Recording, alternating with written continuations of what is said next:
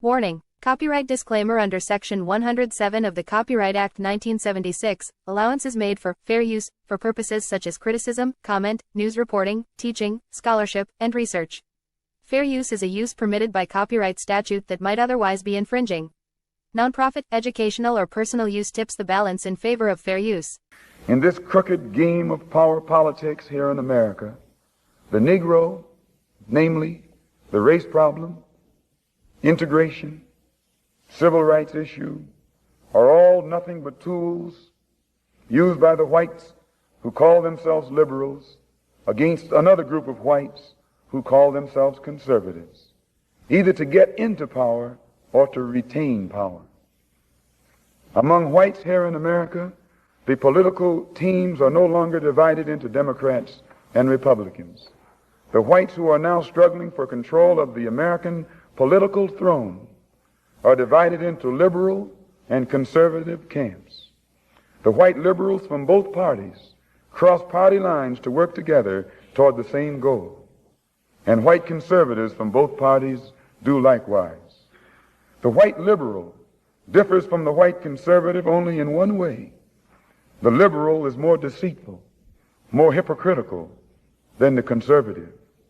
Both want power, but the white liberal is the one who has perfected the art of posing as the Negro's friend and benefactor.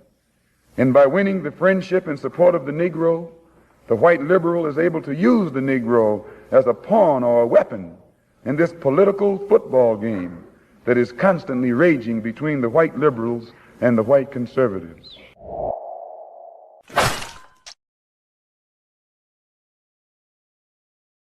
What it do, family and friends? Welcome back to the Church of Black Power. If you're not subscribed, go ahead, hit that subscribe button along with the notification bell so you be notified whenever videos like this drop. Please make sure you're hitting that like and share button so we can beat up the algorithm. Make sure we get this message out to the ears that need to hear. And if you have not done so yet, please click the link in the description. Go to change.org and put your signature on the petition for reparations, as well as clicking the other link in the description, joining the Telegram group to help circumvent some of the shadow banning that YouTube has been doing within the new black media. With that being said, family, welcome back to another Sunday service. I am glad that you all are here. I am blessed that you all are here. And we got some things to talk about today because we got to have a very, very serious conversation here today. For all the people that didn't really like my last broadcast, I understand. You know, I'm not for everybody. I'm an acquired taste. And the fact of the matter is this. There are many people that don't like the fact that we're not here to tiptoe around. There are many people that don't like the fact that we're calling out the party that we've given the most to over the last 60 years.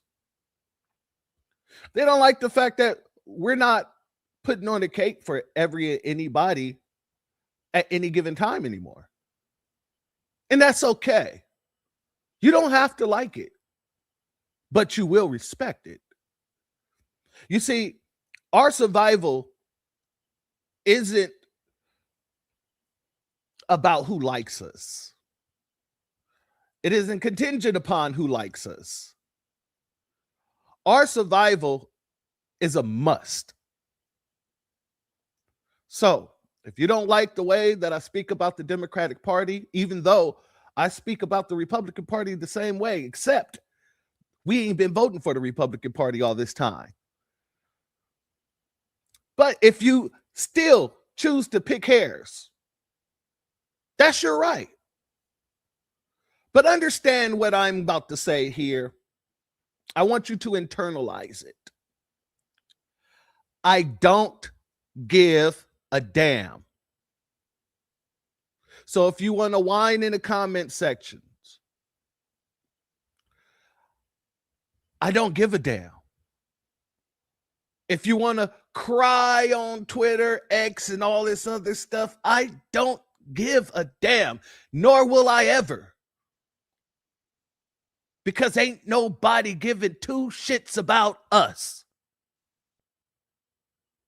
Everybody, when they get the opportunity, spits on us. Spit on our reality and spit on our experience here. That opened up the door for everyone else to have an experience here. Oh, yeah, I don't give a damn. So when people are running around here saying, well, with all the stuff going on in the government, I think that we should be focused on making sure that we have people in there who actually want to do for us while sitting there trying to defend the Democratic Party. I'm going to tell you to shut the hell up talking to me. Because not only are you being disrespectful, you're being disingenuous, and we don't have time to play around. I don't have time to tiptoe around the subject. I don't have time to sit here and play like I want to be friendly with a bunch of people who have been hostile towards my people for the longest. I don't have time, and neither do my people. So, for all the people who's been emailing me, who went into the comment section of my last video saying a bunch of nonsense, I want you to understand it's your right to complain. I don't have a problem with you voicing the difference of opinion. But here's the difference between me and all these other folks that, for some reason, give you the attention 24 hours a day. I'm going to tell you, if you do not like my content, please unsubscribe. Please walk away, because my content will not change. My content is my content for a reason. There is nobody out there speaking for foundational Black Americans except for the foundational Black American Black grassroots, except for the new Black media. So if you're so concerned about everybody else who has representation, and not just have their own representation, but seem to have the people who's supposed to be representing us as well representing for them, then I need you to walk away. Because this isn't changing.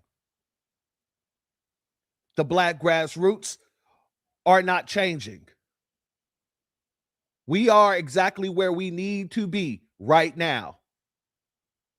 And that's speaking for us.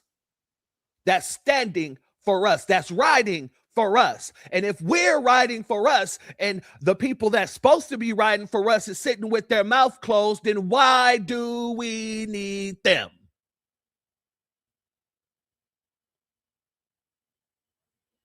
If you care so much about James Clyburn's seat, then contact James Clyburn and his campaign and let them know you need to start speaking for foundational Black Americans in the way you're supposed to, because I want you to keep your seat.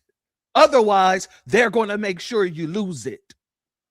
If you care so much about any Democrat and them keeping their seats, then you need to be talking to them about getting on a good foot.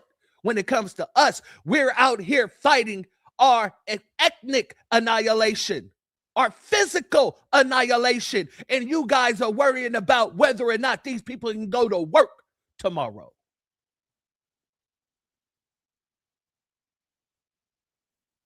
I wouldn't give a damn if every damn seat in the Congressional Black Talkers flips over and they lose them all.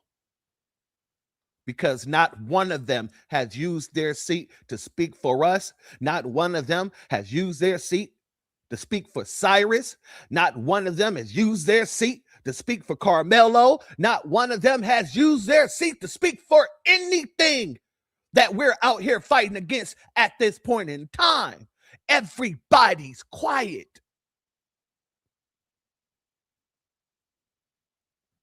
As church mice pissing on cotton. So the Most High told me today, I'm just going to have to lay it out flat. If you care more about these people keeping their seats than you care about foundational Black Americans surviving in a country that their ancestors built, just walk the hell away from this page. This network is not for you. This is the Freedmen Media Group. This is the Church of Black Power, also known as the Church of Black Empowerment. We're not here to empower a selective group of people so that they can live the high life while the rest of us sit and burn. No. We're here to make sure the next generations don't have to deal with these same things we're dealing with here today.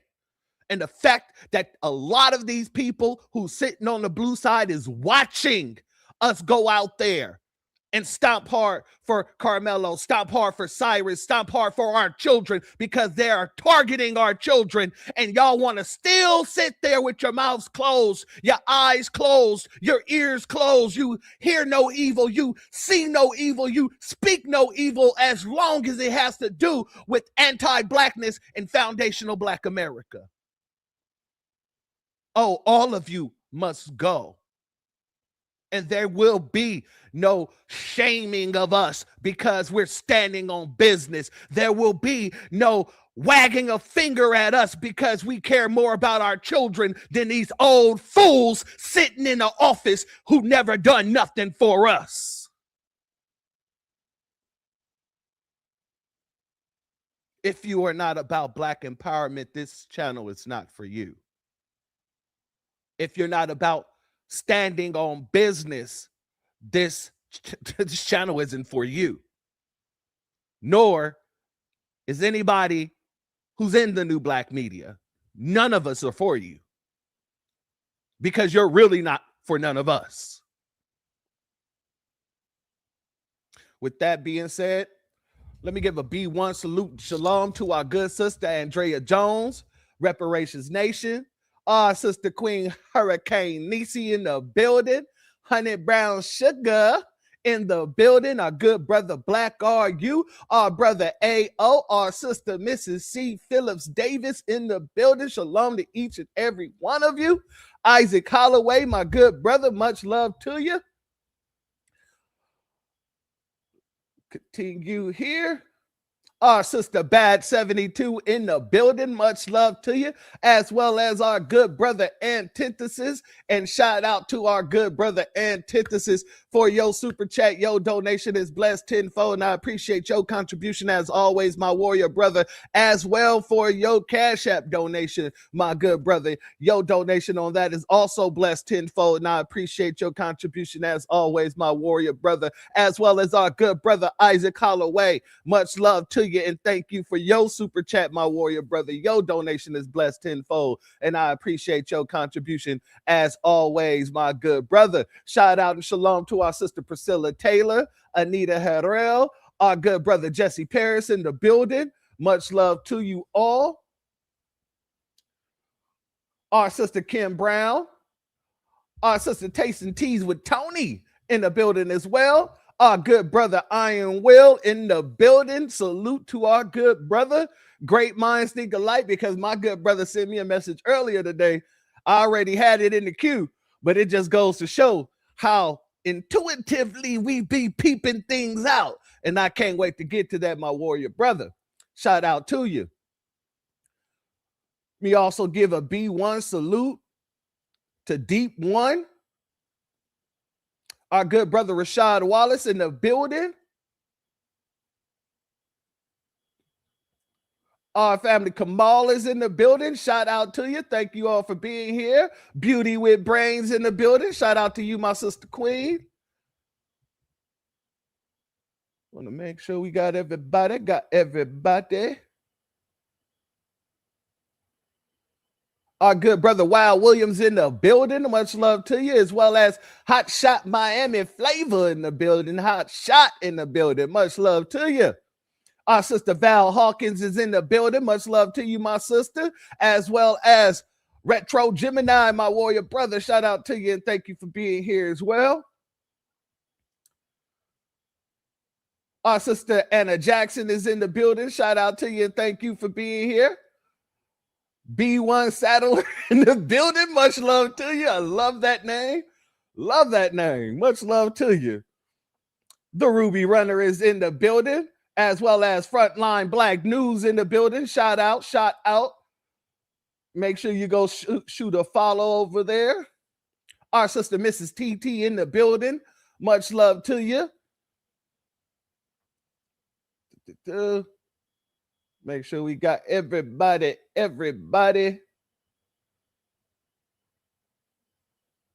Looks like we got. All right, looks like we got everybody for the most part. Let me see. Make sure. Exactly, Miss Nisi. Reciprocity. That's what we're going to be needing if these folks want to keep their damn seats. You are absolutely correct, my warrior sister. It looks like our sister Renaissance Woman is in the building. Much love to you, my sister, and thank you for being here as well as Robert Taylor, King Youngland, we the people in the building. Much love to you all. Miss Mimi in the building. Shout out. DJ Black 909 is in the building. So I have to scroll a little bit further down. P Yvette in the building. Shout out. Curtis Price, our good brother Och is in the building. Our good brother Cool Keezy in the building. I'm just being quiet. Shout out to our brother Cool Keezy. And our good brother John Son in the building. And for all those who are not in the chat, but who's listening intuitively, shout out to you. And all those who's going to catch this in the playback, shout out to you as well. Now, I want to make sure I get this out because I wanted to go over this interview a few weeks, not even a few weeks ago, about a week ago, because it came out about a week ago. And this is going to prove some of my point. You know, Bojangles, aka Jim Stephen from Django Clyburn, he did an interview with one of the sassiest dudes alive. And we got to talk about it because now Clyburn is out here blaming consultants for the reason why they're taking a hard L in the Democratic Party. They're still refusing to look at the facts. They're still refusing to come on home to reality. And we're going to talk about this. Exactly. He even looked like Steven. I know.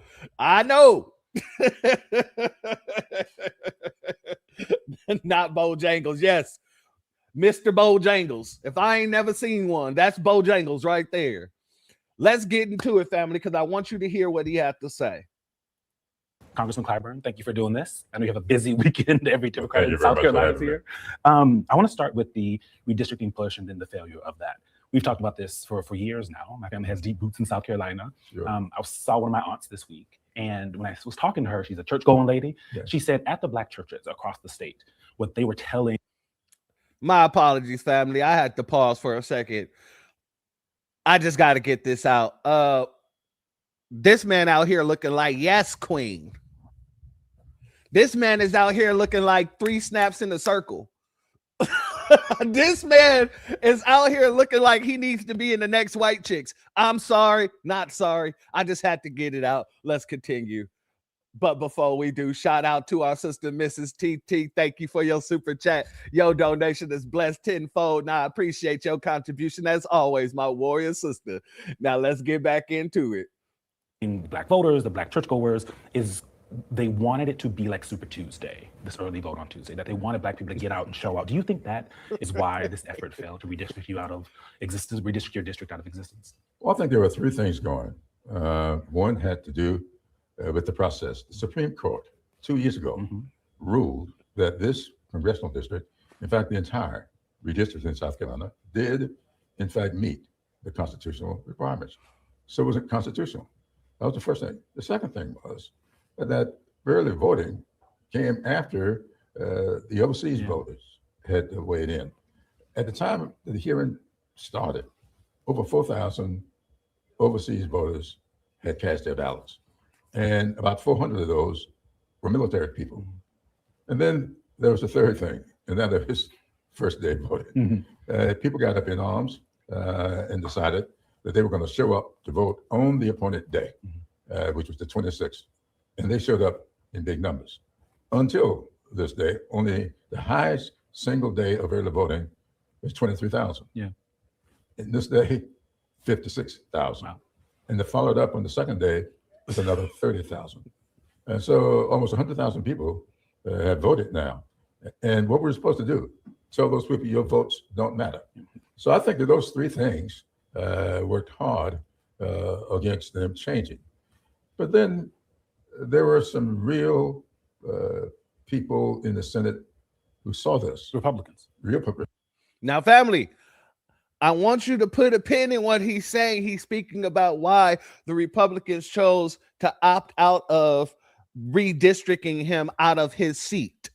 Because if you remember, we reported on this situation where the Republicans said, yeah, you know what, now that we got the right to do so, yeah, we're just going to go ahead and get James Clyburn the hell up out of here. Well, since then, there's been a pause. There's been some backlash on both sides, the Democrat and the Republican side in South Carolina. And the Republicans have decided not to redistrict James Clyburn in this session out of his seat. But wait until you listen to, or wait until you hear why. Sound? No sound? You can't hear me? Put a 1 in the chat if you can hear me. Put a 2 in the chat if you cannot. Or if you are you talking about the James Clyburn video?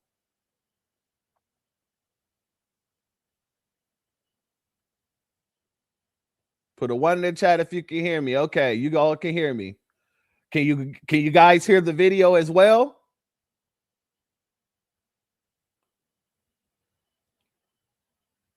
Okay.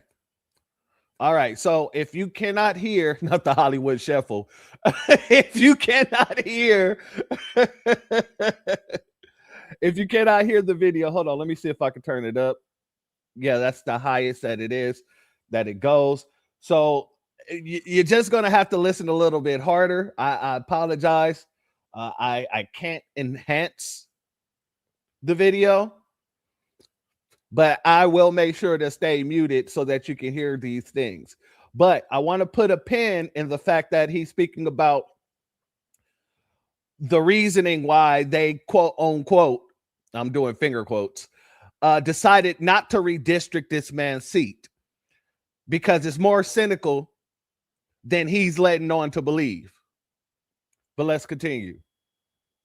Republicans who saw this as a bridge too far. And they argued. One of the gentlemen who I had never met until after the vote, and I met him via the telephone after that, he said, constitutionally, all my conscience won't allow me to do this. And so I think that when you have someone sitting up in Washington, the Senate plan down here that's AI generated, the president tells them they have to do it. Yeah. People resented that. South Carolinians, as you know, your roots run deep in this state. There's a certain independent streak about them. Sometimes you'll like it and sometimes you won't. I didn't like it too much when I read the history of how that independence caused us to be the first to secede from the Union. I loved it when I saw that we were the first to implement the Reconstruction. And so, my brother AO, you might have to drop out and come back in. It might just be on your side. It might just be on your side. A B1 salute to our sister Stolen Ancestors in the building, as well as our sister in Tree. She said they still have Activator out here. Oh, that hits hard. False. Shout out to our sister Patricia A. Jones in the building, as well as our good brother V for Vengeance in the building. Shout out to all of you. Oh man, y'all got me in tears in the in the damn chat right now. Oh yeah. Shout out to JJ as well. But yeah, my brother, if you are having problems, try ducking out and coming back in because everybody else is getting the audio clearly. He just Nah, you're right. He doesn't look or trust he doesn't look or sound trustworthy at the least at all whatsoever. All right, you good? All right, let's continue. They are independent, and sometimes you'll like it and sometimes you won't. The map wasn't killed, though. You even have said that it's likely they're going to come back to it.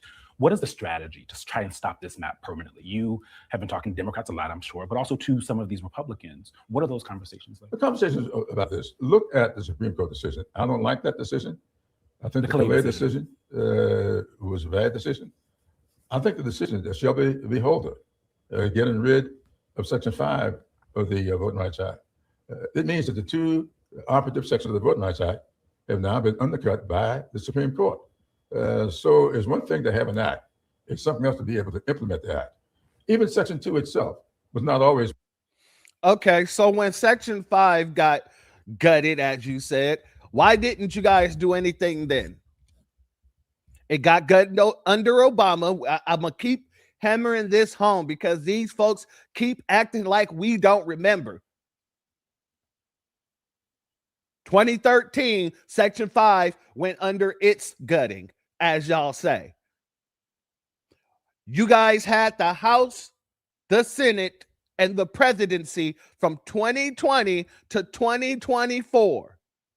Actually, you had it from 2021 to 2025, basically. What did you guys do? Well, let me rephrase that. You had it from 2021 to 2023. 2023 to 2025, you guys was split on the House and the Senate. But what did you guys do in those first 2 years? Did you guys go to protect any of the voting situations? Did you guys pass the John Lewis Voting Rights Act? Did you pass anything to protect yourselves? No, you didn't. Because your eye wasn't on that prize. Your eye was on, okay, now that we're in, let's crack the doors open so we can get as many people into America, so that we can grant as many people as possible amnesty, so that we can give citizenship to as many people as possible, so that we can have a new voter base. This was your doing. This was y'all thinking. Y'all was not worried about the Voters' Right Act. You guys wasn't worried about protecting and codifying voters' rights for Black Americans. That's not where your head was. So now you're using this as a whole, well, the sky is falling situation. You're acting like Chicken Little, but you guys wasn't acting like Chicken Little when you first seen the writing on the walls. The writing on the wall came down in 2013.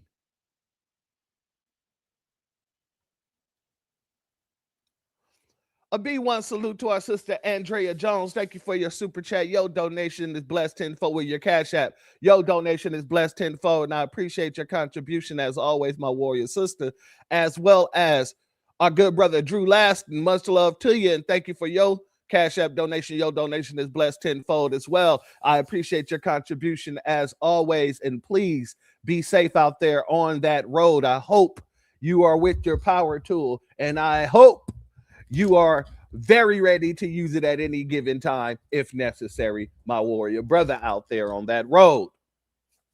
Shout out to you, and let me give a B1 salute to our good brother V for Vengeance for your super chat. Your donation is blessed tenfold. I appreciate your contribution. This guy looks like Cool in the Game. Facts. Facts. Cool Keezy killed me when he said this guy looks like a dirty microphone or something like that, a zesty microphone. That had me in tears right now. Shout out to the family. Let's continue. What it is today. The intent was addressed by the court in a case called Bolton v. Mobile. And that case is what set up the intent test, because Section 2 is based on the Constitution. Well, Congress stepped in back in 1982. I was around at that time. In fact, I testified before Congress. I think it was Congressman Edwards from California. I testified before that committee. And I was testifying in favor of a results test.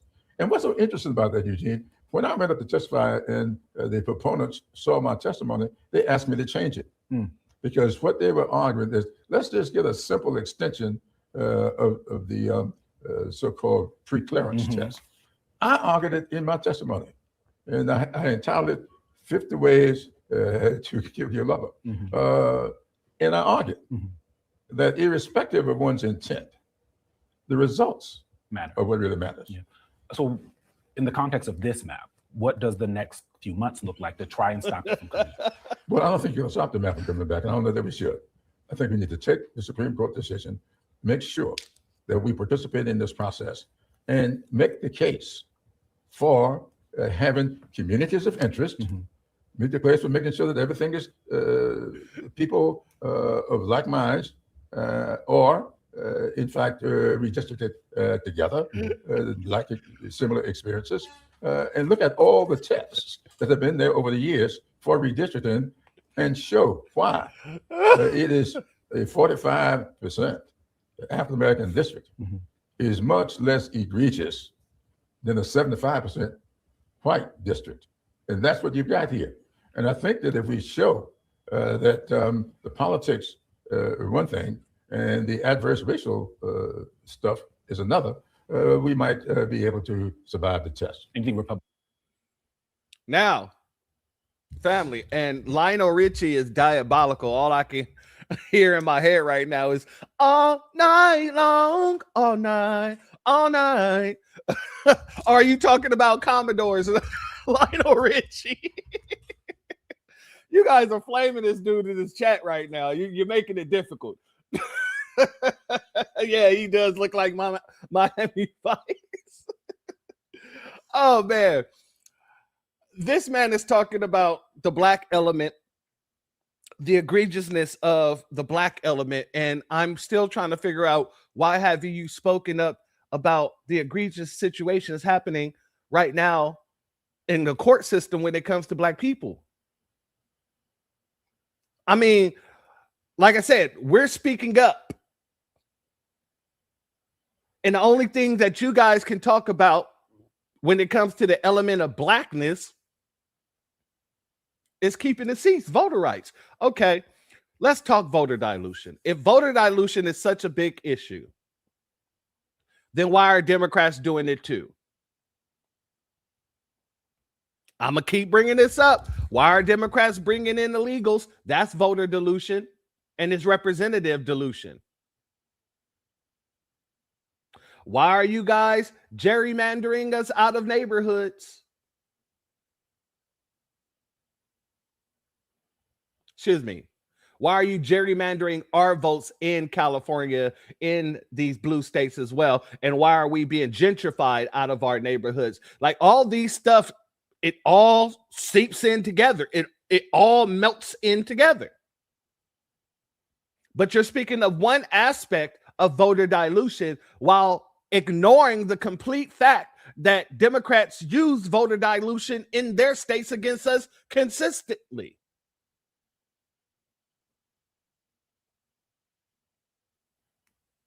Shout out to Only Us in the building. Much love to you, and thank you for being here. Republicans are going to be on board with that?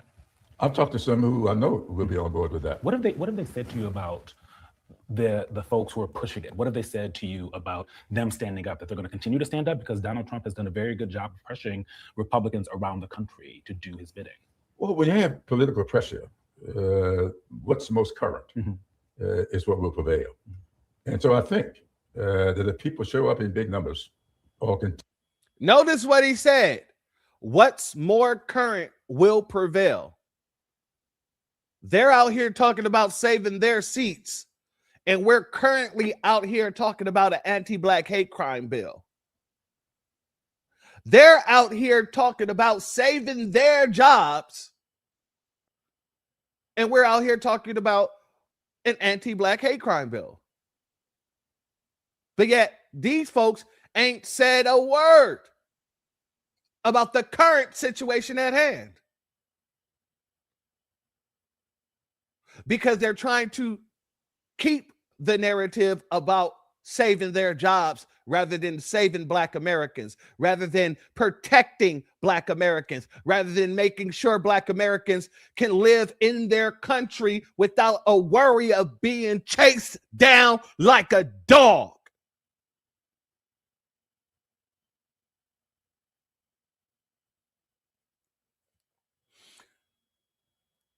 Shout out to Wild Williams. Take a good look and remember. Shout out to our good brother DSB in the building and our good family Hula Gang in the building. Much love to the both of you and thank you both for being here. Shalom, as well as Natural Beauty, as well as Shelly 777 in the building. Much love to you. Thank you for being here. I know it's 777, but I had to throw that 777 in there. Shout out to you all. Thank you for being here. Continue to show up in big numbers because they are already. I think that even the White House will take note of that. Because Senator Massey, in his early speech on the floor against doing this, said, what you're going to do is get people riled up. Right. And they could very well end up, rather than 6-1, it could be 5-2. I'm not too sure it can be 5-3 under the current map. So I'm looking to see what happens with the voting come November. And the people show up in big numbers this November. There may be a big change in the political configuration here in South Carolina, and that will impact the people who will be making the decision. They may have. So what are you doing to get people to show up in big numbers, James? Besides sitting on TV buck dancing for your party, what are you guys doing in order to ensure that there's going to be mass turnout to shift the dynamics of the election?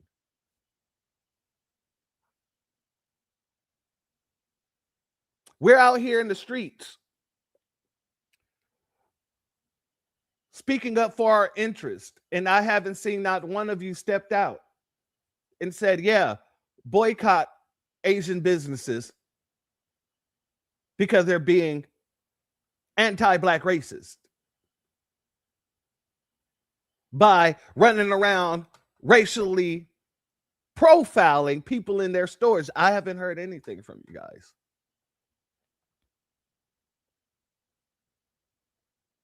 I haven't heard anything from anybody saying, hey, this isn't right. 4 people tried to attack a young brother, and unfortunately, he had to do what he had to do to get away. But Black Americans have the same right to protect themselves and prevent bodily harm as anybody else in this country, and they should be treated as such. I have not heard nothing from you tap dancing, boot licking clowns yet.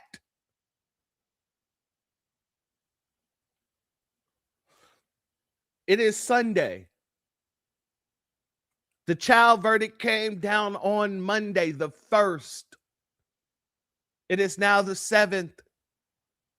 And family, please let me know in the chat, have you heard any of these Democrats coming out speaking about anything about that dang case there? Has anybody come out and say, oh, this is a tragedy we need to look at or relook at the way people look at foundational Black American children in this country? I haven't seen nothing. And the cold part about it is, if it was a Magite that did this, oh, it would be everywhere. It would be everywhere, and everybody would be talking about it. Jim Clyburn, AOC, it would be everywhere.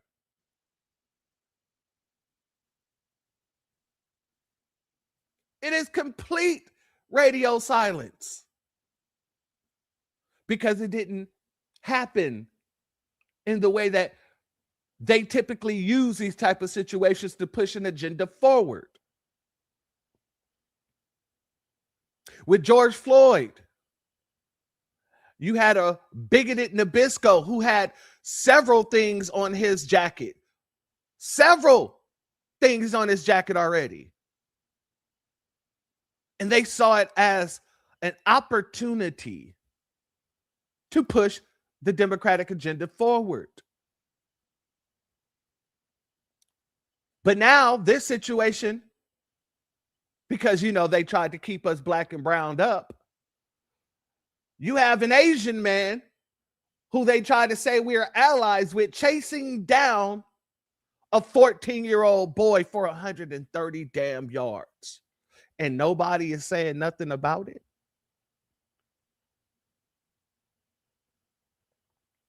Someone said in an interview that I saw the other day, and it wasn't like something I was looking to watch.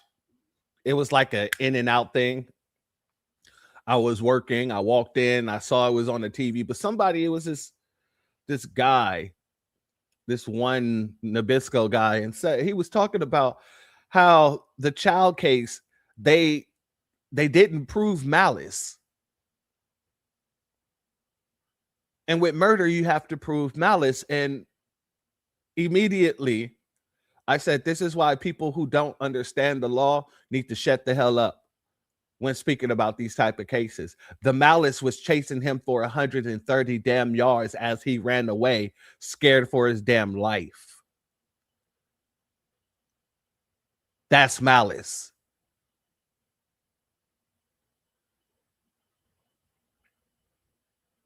And these people are the people that's supposed to be out in front of the cameras speaking about these type of situations, speaking about, yeah, this is a total injustice. These people hunted that 14-year-old boy. That was a hunt.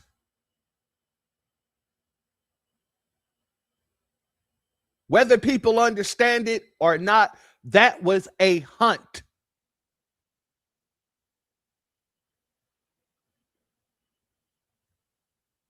And they're concerned with seats.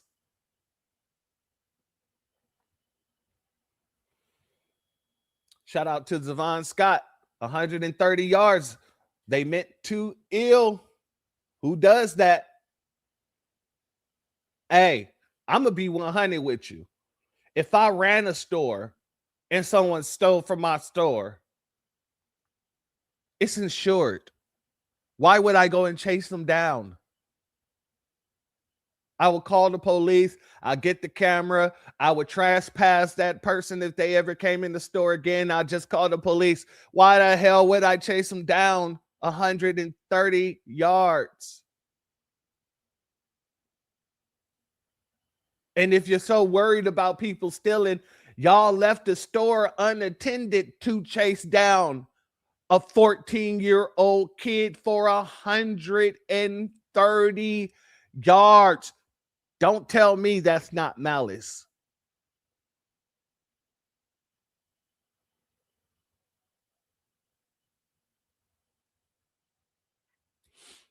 Let's let them continue. Awoke in a sleeping giant is how it's been put to me. Absolutely. A lot. I want to go to your race here. You have been a congressman for 33 years. Right. You were in leadership when the Affordable Care Act, one of the signature Democratic movements, when that was passed. You were instrumental. Some would say you were the person who helped get Joe Biden elected as president. Why run again? What is left for you to do in Congress? Well, quite frankly, I gave serious consideration to not running this time. And people came to me in droves. I sat down with my three daughters. I told them of my intent. And in the discussion with them, they made it very clear to me that people were concerned about losing their seat. People was concerned. I wonder what people. Let me think. Oh, that's right. The Democrats were concerned about losing that seat. The same seat that you and your daughter are running against each other for? Really, Clyburn? Really? Oh, when we get to this next part here, family, it's going to piss you off. A B1 salute to our sister Sharice in the building. Much love to you, and thank you for your super chat. Your donation is blessed tenfold, and I appreciate your contribution as always, my warrior sister. Because it was telegraphed a long time ago that this case was already there. Right. And everybody knew that sooner or later the Supreme Court was going to make a decision about this case. And we'd seen what was going on in some other states. And the question was, who would be best to hold on to this seat? Someone brand new, or you with your record and relationships? And I do have a record that anyone can be proud of. And I have developed relationships over the years. Massa, is we sick, Massa? You's a cool nigga.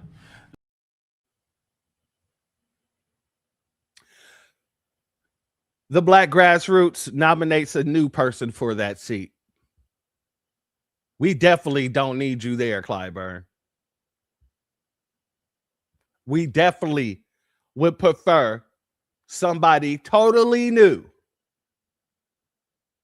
who actually represents for Black Americans. In case you needed that answer from a real one.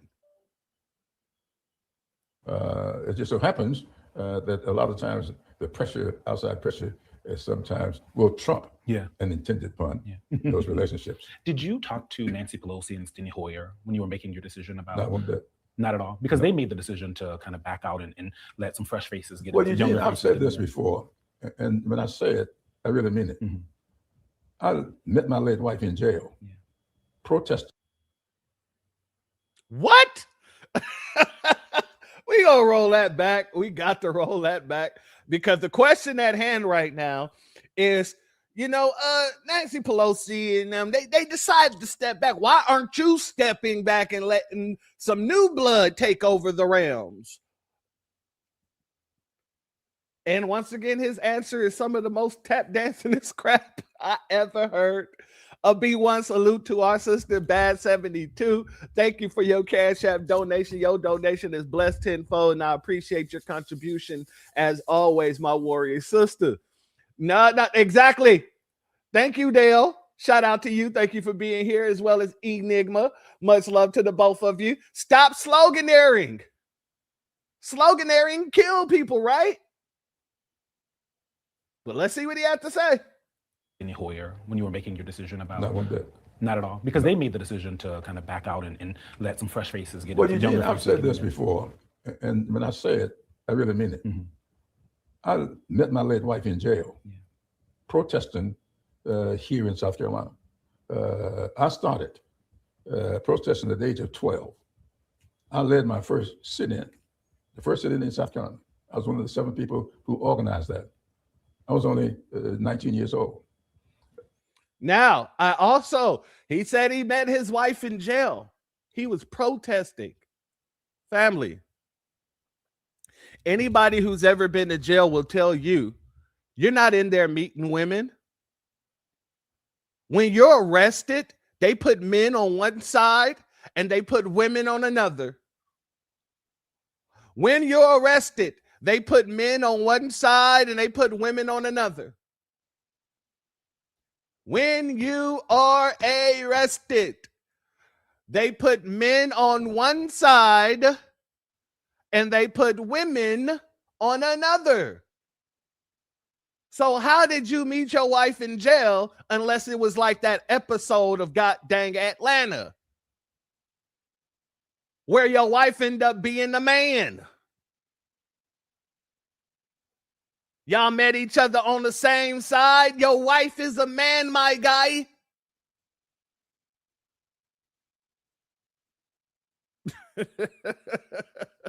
Shout out to our sister Brooke in the building. And if you have some time, my sister, I saw that you have added some things up to the brookcalltoaction.com site. And if you have some time, my sister, please come on up and please let the family know. If not, I'll let them know when we get to your segment, because you got a little snippet in here too, holding it down. Let me know, my sister. Now, like I said, unless this man met his wife and he knew they were both on the same side for a reason, family, I'm going to have to say, I call Cap.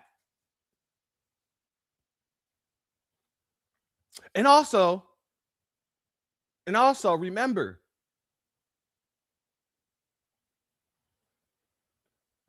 you don't have to get on camera, my sister. You do not have to get on camera. You don't have to worry about that, my sister. You already know. His wife,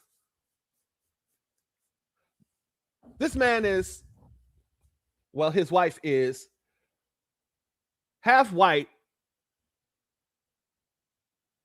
as he said, and she wouldn't qualify for reparations. So I'm trying to figure out, in what sense did they meet each other? That's my thing here. Maybe I'm digressing. Let me go ahead and drop the link for our sister. Hold up. So she can give you guys an update to the site. There you go, my sister. Let's let him continue. I got to Congress at the age of 52. Why? Because it was the first time in 95 years that a black person had a chance to get elected to Congress. Now, no one asked me why I didn't get there when Nancy Pelosi or Steny Hoyer got there. So why do I have to leave when they leave? One of the things that I've heard from some Democrats who are in D.C. Did y'all catch that?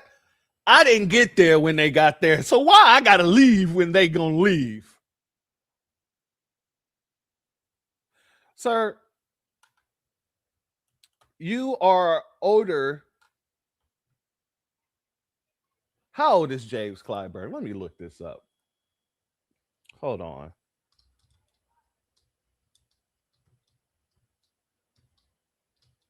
How old is James Clyburn? James Clyburn is 85 years old. 85 years old.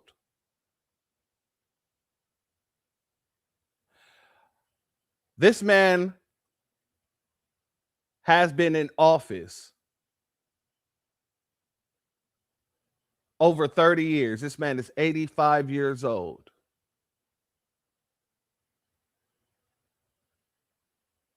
And he's asking, why should he step away from office?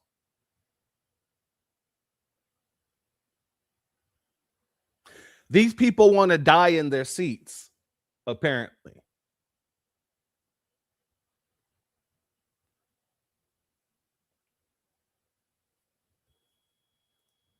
Exactly, Val. He's older than the sitting president. Another good point. The man's been cooning since birth. 85. Family, we might need to be fighting for age terms on this thing here. Term limits. We need to make sure that anybody who's over, and they're going to say it's ageist. I don't care. If you're over 80 years old, still in politics, and you've been there for over 30 years, yeah, you need to be pushed the hell out. You need to go home. Especially if you're not doing anything for our community. It is that simple.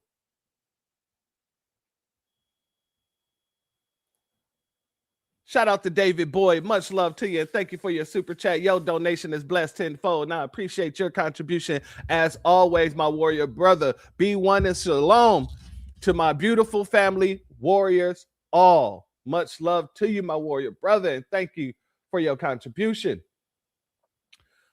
Let's get back over here because he's about to get to this part that I really wanted to play for you guys. Some that are kind of, they consider themselves your allies. They say that part of it is you want to see and help guide Hakeem Jeffries as speaker, if he's to become speaker come November, come January, when you guys are sworn back in. Is that part of your calculation here to Absolutely. make sure that you are there to help guide him as that came up in the conversations with people in Washington, people across the country. I never had that kind of a conversation with anybody here in South Carolina. But certainly, as I travel across the country, there were people who says that if we get the House back, Hakeem Jeffries, if he were to become speaker, will need people like yourself to be there. And so that factored into it. But the controlling stuff was the conversation I had with people here. And one particular conversation I had when a lady said to me, well, what are you going to do? And I mistakenly says, I'm going to sit in my rocking chair and play golf as often as I possibly can. She says, so this is a selfish decision. And that was a tough thing for me to take from her. Yeah. Of course, it's a selfish situation. The whole premise of the Black Democrats is selfishness. Because if they're not getting anything done for our communities, then who are they getting it done for? Who benefits with these people in office? It's not us. So if you're looking at this situation with a clear level head, if you do not see that this is about being selfish and being individualistic, then God dang it, you're not looking with clear enough eyes. What in your career, your 33-year career in Congress, are you most proud of? Well, I'm most proud of? Oh, I suspect my children.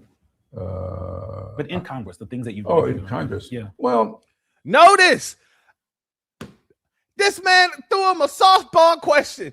What kind of things have you done that you are most proud of? Common damn sense would tell you he's speaking about when you're in office. He's talking about your job in Congress. He's not talking about you as a human being. The first and only thing that he can go to. My children, Negro, don't nobody care about your children. He gave you an opportunity to say, hey, this is what I'm proud of that I've gotten done for the Black American community in my state. And you couldn't even pick that up. He tossed you a lob, in the words of Steve Harvey. He tossed you a lob and you didn't grab it and dunk it. You have to talk about your children because psychologically you knew within yourself there ain't nothing that you've ever done that you could be proud of. There is nothing that you've ever done that foundational Black Americans can say, you know what, Jim Clyburn, he's not really that type of guy that I like, but I can respect that he did A, B, C, and D. There's nobody in the Black grassroots can say whatsoever, well, at least he did this, this, this, and this. Because the fact of the matter is, you kept your constituents as a slave caste to all the businesses in your state, all the businesses in your communities. You kept them economically deprived so that they could be so willing to go out and find work for from every other community. This is why you haven't allowed any type of or fought for any type of Black business boost in your constituents areas. You have never fought to bring funding to your constituents areas. You have always played the I don't hear, I don't see, and I won't speak up for foundational Black Americans game.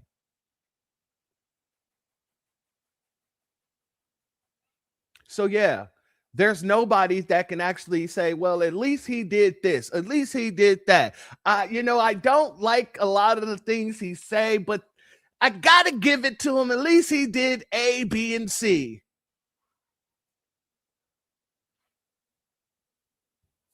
Continue. There's so many things.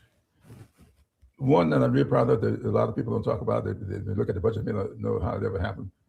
Back in 2009, when we were setting up a process to overcome the crash of September 2008, I argued in a bipartisan meeting chaired by Barack Obama before he was sworn in to be president, that we needed to come up with a funding formula that would allow communities coming back from that recession to thrive and not get left out, like happened back after the 1929 crash. I'm one of those guys who, from my studies, I wasn't born yet. You weren't there yet. But no. Social Security was supposed to be the biggest, best anti-poverty program ever. But when Social Security was brought online, 65% of African Americans were not allowed to participate in Social Security because it did not cover domestic workers, it did not cover farm workers, and 65% of African Americans were working in those positions.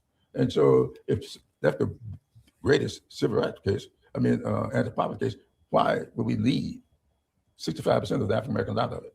So I came up with Family, he's talking about the housing crisis of 2008. And granted, I will say this, the housing crisis was not Obama's fault. I will say that. The housing crisis was not Obama's fault. However, it still was the Democratic Party's fault.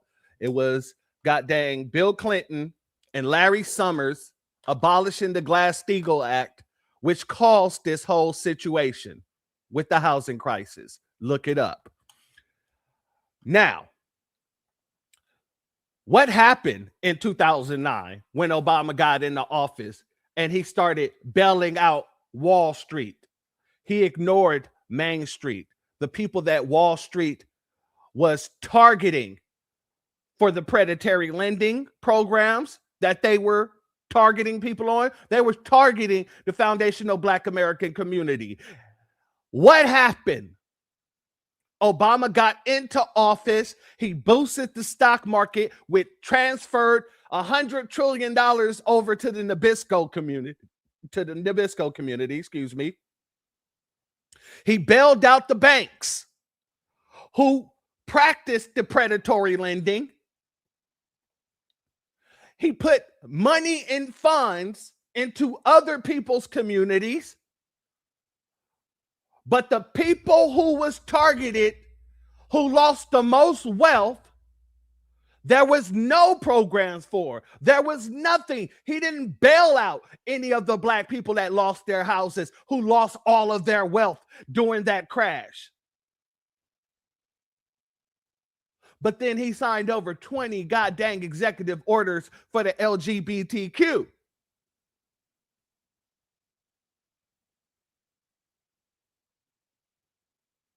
First days in office. The first 100 days, it was about making sure the banks didn't crumble, the LGBTQ was protected, and the police was protected. It didn't have nothing to do with us. So I don't even know why you're bringing that up as a reason why you should be most proud of. I was out here fighting for us. Black people was excluded from Social Security. Black people was excluded from the bailout as well of 2009. Exactly, AO. And still is. Obama ain't did anything for us. You are absolutely correct, my sister. Shout out to Kelly Goodman in the building. Much love to you and thank you for being here. As well as Lunch Eyes in the building. Much love to you and thank you for being here. Let's let them continue. This 10, 20, 30 formula. that says, according to the census, any community where 20% or more of the population has been stuck beneath the poverty level for the last 30 years is a persistent poverty community, and they should get special attention.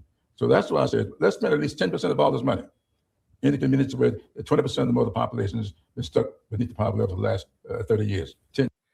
Okay, that's the bulk of Black communities, including yours, Jim. So why do your community your constituents in the state of South Carolina, your constituents in the state of South Carolina, why do their communities still look the way that they look? Why are they still economically deprived? This has been going on for decades, and yet you sat there and had this powerful discussion with Barack Obama, and yet no funding was still put into those areas.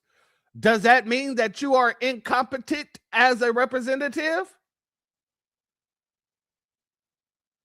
That's what it seems like to me.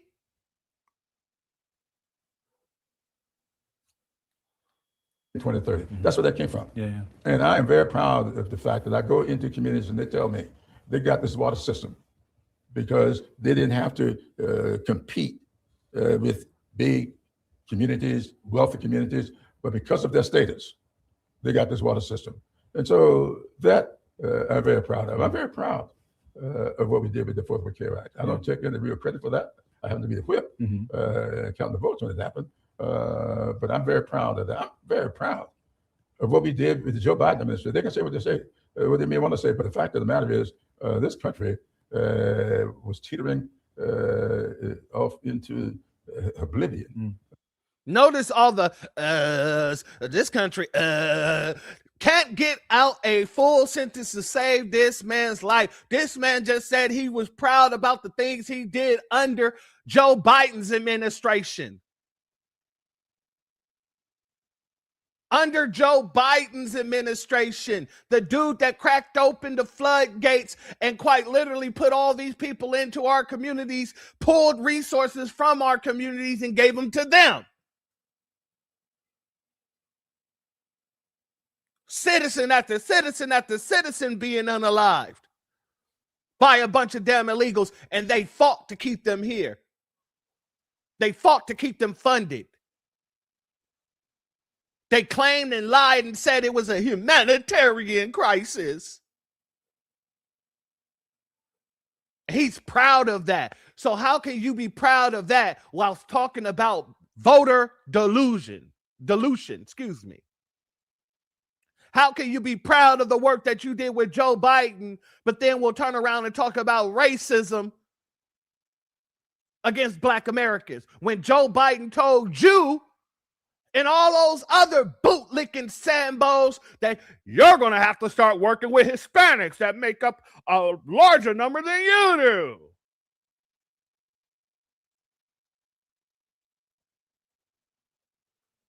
And you're proud of that. Okay. Like I said, family, if we're doing all the writing, why the hell do we need any of these people around?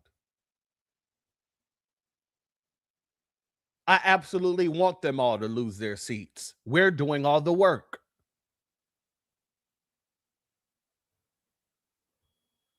And because of that pandemic, all of it wasn't Trump's fault. He had nothing to do with the pandemic. But I think he mismanaged it in a real bad way. And we got somebody who knew how to manage it. And that's how we were able to come back. So I'm proud of a lot of things. You're talking about the person who went around shutting down people's open platforms because they were telling the truth about the pandemic? People such as myself that was bringing information from the CDC and giving it to the public to show that it was false. All the crap that y'all was saying was false. Y'all had me shadow banned. Y'all took away my Black voice. You forced people to go and get stuck with the Jabberwocky and didn't have any type of goddamn information on how it would affect people's bodies or anything like that. You treated us once again like test subjects. You treated the whole of the United States as test subjects, and you're saying he managed it correctly? All the people that was unalived after taking that Jabberwocky. Then, before he got out of office, he just goes and give a straight up pardon to the man that caused this whole situation the way it did.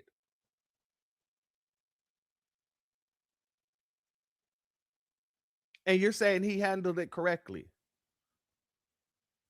The courts had to come back and rule in the favor of all the people who was fired because they didn't want to take that Jabberwocky and rule in the favor of those folks, and told those companies you're either going to have to hire them back or pay them for all the time that they were off. That shows that he didn't make the right decisions.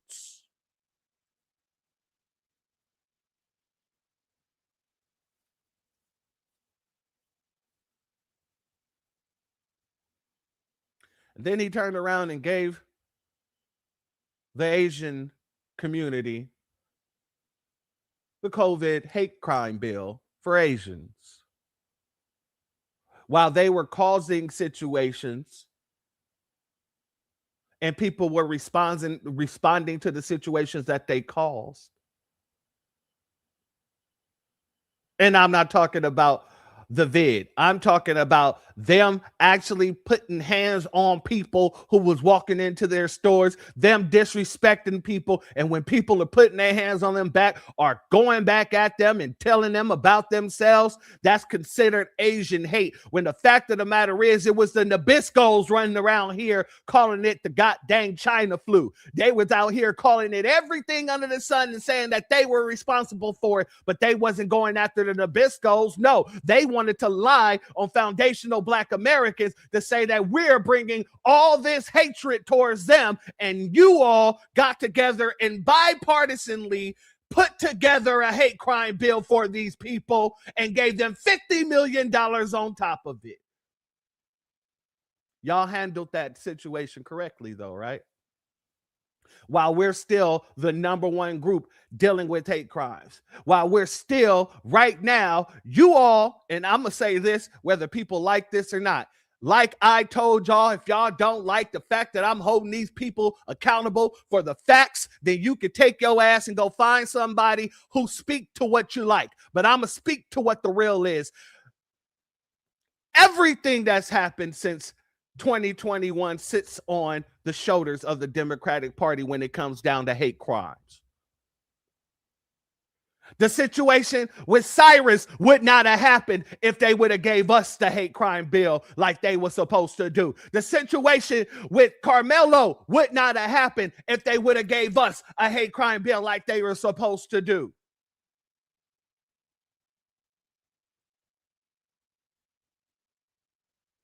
Everything that happens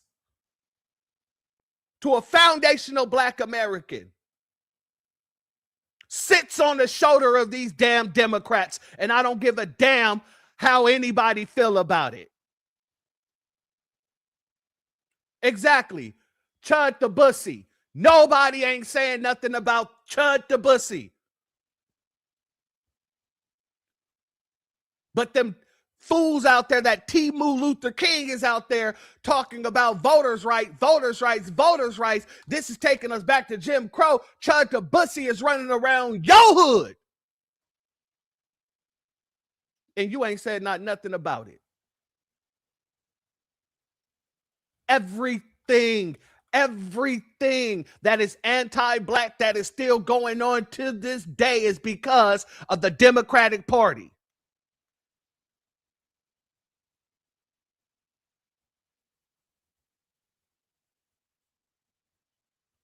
I don't care who likes it, and I don't care who don't. I'm here to speak the truth because it's quite literally proven. You can see with your own eyes these people are not.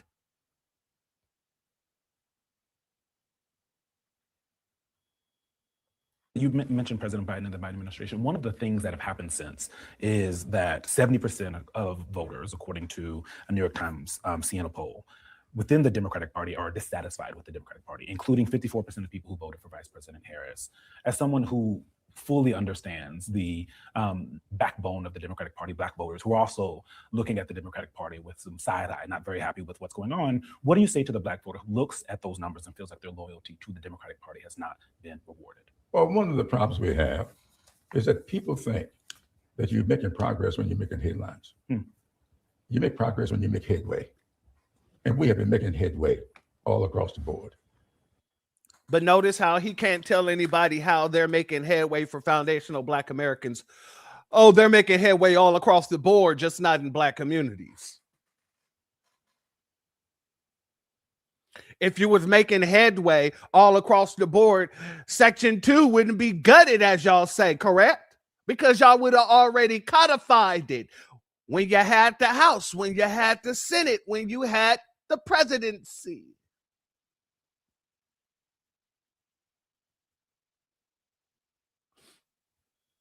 And then we get a lot of criticism because the headlines aren't there. I just talked about 10, 20, 30. I guarantee you, 70% of the people are hearing that for the first time in their lives. They may not even have an idea. Now, you're from a little area famous in Vail called Bucksport. It was not far from Bucksport, Britain's Neck. Yeah. The water system that they tried to get for 46 years, they finally got it because of 10, 20, 30. Now, I didn't have a press conference to announce that. There's been no headlines that say this little community here in Marion County, South Carolina, this little community finally got a water system they've been trying to get for 46 years. You think that they're upset with me? But do you think that Before we continue, family, everybody, give a B1 salute and a shalom to our warrior sister, Brooke Even Melanin in the building. What's up, Sister Queen? How are you doing today? Oh, my sister, I think you muted. Hello, how are you? I am blessed and highly favored. How are you? I am good. I'm trying to, relax a little bit, but the work is never done. So if you want to let me promote these emails, which I've, had a restructuring. I saw. Yes. Yes, I figured, the people are already accustomed to sending the emails. Let's just change why, right? Mm-hmm. And so the legislative session is over. Senator James Sanders has proven to be the East Coast Isaac Bryan, that son of a blah, blah, blah. Mm-hmm. And so, it's okay because the family was so successful. We sent over 300,000 emails, and don't think for 1 second that those emails were not successful.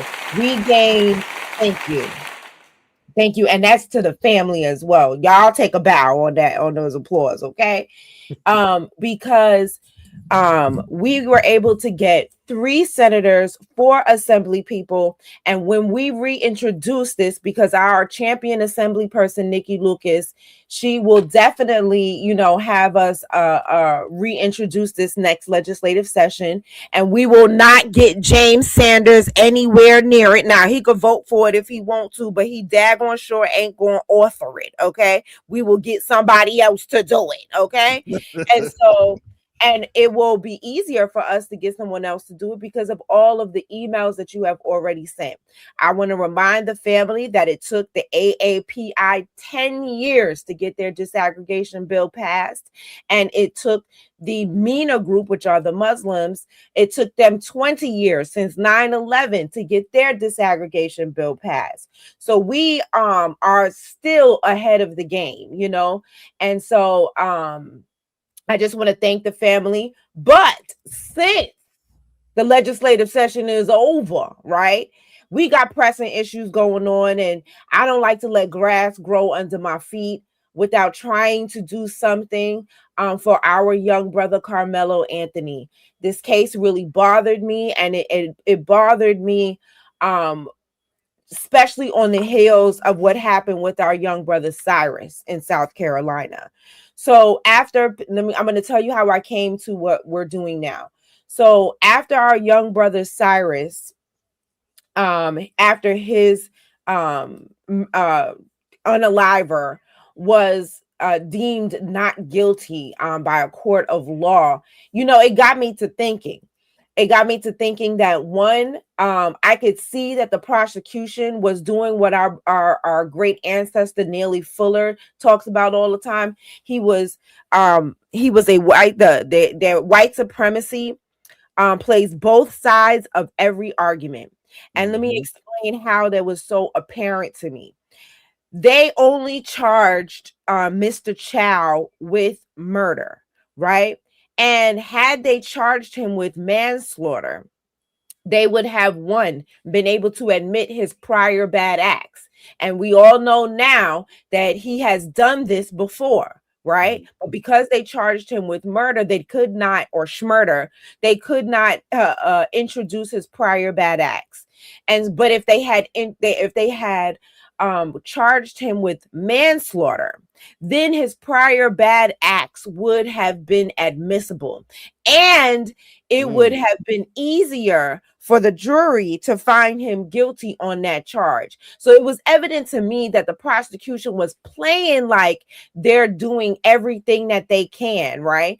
Playing like, oh, we're gonna try this case with vigor, when in actuality they know they overcharged him and did not allow certain things to happen. So I wish I had seen that, and maybe there was, an email campaign I could have done ahead of time, but I didn't see it. And so this time, live on YouTube on my Thursday nights, I'm live on YouTube with my big sis Keisha at Thorough Black Talk, and we were just talking about the Cyrus case, and things just started to hit me, and she said that my big sis Keisha at Thorough Black Talk, she is a student of Ultimatic. See, people don't really know her background, right? She is a student, a protege of the late great Ultimatics. Ultimatics was like oh my gosh, well, I can't think of the attorney you talk about him all the time because you're in law school now. Help me out with his name. Gosh, why am I, he just passed away from a brain tumor. Oh my gosh, I don't know why I'm like having a brain yeah, you and me both. Oh my goodness. Johnny It Cochran. starts with a C. Anyway, yes, Johnny Cochran. Somebody put in the chat. Thank you so much. Johnny Cochran. Johnny Cochran, him, Automatics, Johnny Cochran, they're along the same veins. Charles Hamilton Houston, these are lawyers that are that fought for the people. And so unlike Mushmouth Ben Crump. And so she's a student of Automatics. She was there when Al Sharpton turned his back on Automatics during the Tawana Brawley case, and our late great Automatics ended up losing his law license as a result of that fight, right? And so she said that if Automatics was alive and if this was Automatics's case, he would have asked for a special prosecutor resulting from the jury selection, right? And so that got me to thinking. I said to her, and you guys can watch this happened last Thursday, right? I said, Keisha, could we start if we were to send emails, like who would we send emails to kind of push that along? She said, well, it would be like the state attorney general. Yes, the state attorney general. I said, okay, so while we are live on YouTube, I draft a letter.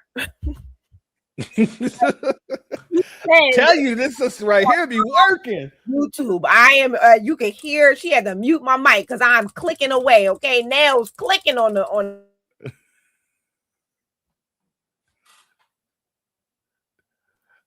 Yes, I don't know if I did that all right, but yeah. So my nails are clicking away on the keyboard. So I draft a letter for us to send. I had her proofread it. I had President Devine proofread it, and then I decided, then after that program was over, President Divine got on the line with me because he's an expert at these, you know, the back end of the letters, right? So we gathered all the email addresses because we sent the email that you're going to send now is going to go to the state attorney general. It's going to go to the state the senators in that district, the Congress people in that district. Is going to go to the bar association in that in the state of Texas. It's going to go to local Texas media, and it's going to go to national media, right? And the reason why I added the media is because I could see when I was looking up, you know, the senators and the Congress people, that it was a lot of Republicans, right? And so just to make sure that they don't ignore the amount of emails, I CC'd the press on it, right? And so we set that up. I think it went live about 2 a.m. Thursday night into Friday morning. And so, you know, we just got this started, and right now we are already at 11,000 emails, and that is only due to the family. And so, so just, you know, send emails. Thank you.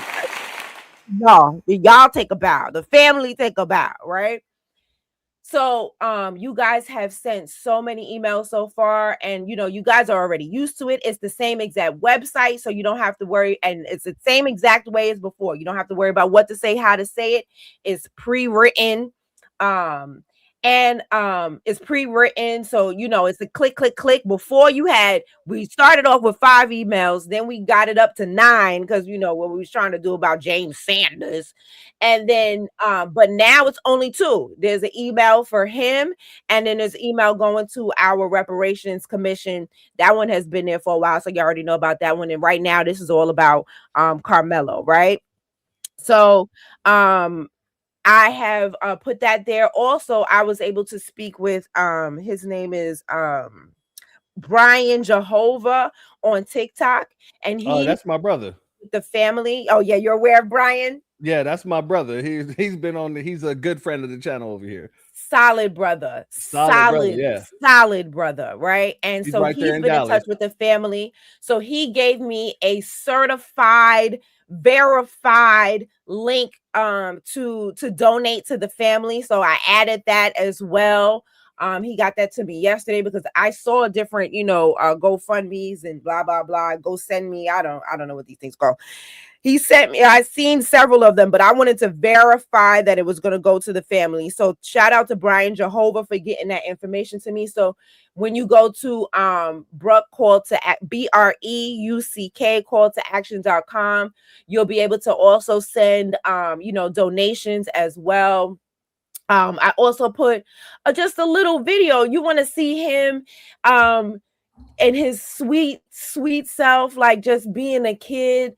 It was Black Vanguard. He put up a really nice video compilation of him. I put that on the site too, so you know we could see him in a different light. You know, he's adorable, right? And so yeah, so I just wanted to be able to do something. I can't go to Texas. I didn't know what else that we could do from here, but we could try to, you know, impress upon the legislators there to do the right thing. And and not only that, but we are also and you know I don't like to talk negatively, but also we are laying the groundwork from what Brian Jehovah told me, that they have an appellate lawyer that is in the courtroom every single day taking notes of what to use in case an appeal is necessary. And the emails will only add to that. You know what I'm saying? It will already, that they were aware. You know what I'm saying? The case was made. The request was made by the people. All of these things. You know what I'm saying? So, so if you guys want to help out and you don't know what else to do, like I didn't know what else to do, send these emails. Send them multiple times a day. Again, when you wake up in the morning, send the emails. When you eat lunch, send the emails. When you pick up the kids, send the emails. When you put the kids to bed, send the emails. When you know what I'm saying, before you go to bed, send the emails. You know, just send these emails to these legislators. And because essentially when you're sending an email, the difference between emails and a petition is emails are you writing a letter to these people, and letters have more weight than a list of names and numbers. And no shade to anyone who has petitions. It's just in my advocacy work, when I shut down the nail shop in 2018, I was told all I needed was 3,000 signatures to get it shut down. I got them 9,000, and the nail shop opened back up after the election. So after that, I see that, you know, these legislators wipe their behinds with petitions. So, you know, no shade to anybody else, but that is why I strictly focus on emails. Soon, if I get some time today, I'm also going to put their phone numbers, like the phone numbers to the legislators and the state attorney general. I may not do the press, right? Because I don't think it's necessary for us to call the press. Or maybe I will. I don't know. I'll think about it. I'll see, you know, what the ancestors tell me to do. But later on, I'm also going to add call numbers. So if you guys want to call and be annoying, these are the things that actually create change. You know, these are the things that I don't want to say that the white supremacist establishment puts into place to put pressure on their legislators. And so we're going to use the same tactics, and that's it. You know, just send those emails. And like I said, if you're sending them every single day, you'll see the update where I'm going to add the phone numbers for you to call them, or it might be a link to a different page that has, so it doesn't look so convoluted. But yeah, it'll have a call and then a script for you, so so you don't call and don't know what to say. I'll put a script there and everything for you to know exactly what to say when you call. So, you know, I appreciate like all the help that you guys have given. And so now, like I said, I just want to keep it going, keep that momentum of sending the emails. You guys are already in that practice, and let's just keep it up, and let's do it for our young brother, Carmelo. Oh, one more thing. I know that we are on the right path. You know how I know we're on the right path, Church? How you know? Because the white supremacists are in my Twitter mentions like crazy. Every time I open my Twitter is 99 plus mentions. Okay. They are so angry about this email letter writing campaign. And I'm like, it's just emails. Why are you so mad? They are calling me all type of N-words. They got all kind of cartoons of me. They got cartoons of they sending me cartoons of Carmelo. Telling, you know, I mean, they are very, very, very angry about this. And so that and I keep telling them, you just letting me know that I'm on the right path. Like, because you wouldn't be so mad. There wouldn't be such a concerted effort to try to get me to stop if it didn't matter. You understand what I'm saying? Facts. And Absolutely. So, you know, that to me was confirmation that my big sis Keisha has us on the right track of what we are doing. And so y'all just continue sending them emails, because it's making the white supremacists real mad. They got their panties in a bunch. I'm talking men, women. Oh, they are I mean, the male in my mentions is just thick. I mean, it really is crazy, and they really think that it bothers me. I don't care how many N-words you call me. I'm just gonna started reporting their pages. You know, I antagonize them. You know, I made a little y'all go on my Twitter. I'm not gonna say what I put up, but y'all go on my Twitter and take a look at, because I ain't posting that nowhere except for just, you know, using it to get back at them. But y'all gonna see some of the things I've been making AI cartoons of my own, okay? So you got AI, I got AI. You know what I mean? So Absolutely. yeah, so y'all just keep sending those emails, because it is making them really, really mad, and that must mean it's working. My sister, I got to give you a certified B1 salute. Man, like you said, you just be working. You just get to work when it hits your mind, and I love that, especially when you say you're on live and you just got to type it. That's what I mean by when I say if we're putting in all the work, what the hell do we need any of these people for? Yeah. And absolutely, like you said, it's working. It's definitely working, and I know that it's working not just because of those Mayo mentions that you were talking about, and I'm gonna use that the Mayo mentions. But I might make a cartoon with that. Yeah, you might need to make that make that a whole goddamn brand for you. Put it on Even Melanin website, Mayo mentions. Right. But we all have to keep in mind that when we send those letters, don't think that these people that we're sending the letters to don't have their little supremacists on the lower ground. Yep. So they might be calling up on they might be putting out a call to their little supremacists because they can't be publicly saying the things they want to say to Brooke. Right. They can't be publicly out there talking to people in the way that these mutants can. And so I truly believe that it absolutely shows that it's working because they're not going to come out and say it themselves. Trust me when I say they're going to send out the little minion, the Mayo minion, to do the dirty work. Yep. And honestly, that's a great sign to show that it's working. I love it. Continue to do that. Because like you said, it just shows that we're on the right train and the right track. We ain't on the right train, but the wrong track. We're definitely on the right track. Yes. And they did put out a bolo. Like, it was like, I saw whatever, I should have probably taken a screenshot of it, but it was like one of the mentions was like, let this woman know how we feel. I was like, oh, you mad. So they, they got my mentions popping right now. Lord Jesus. Hey, with all those popping mentions, just know they're helping you go viral. That they are, and every time I respond to them, I respond with the link again, so that other people, and then you can't edit the letter, so they can't do nothing about it.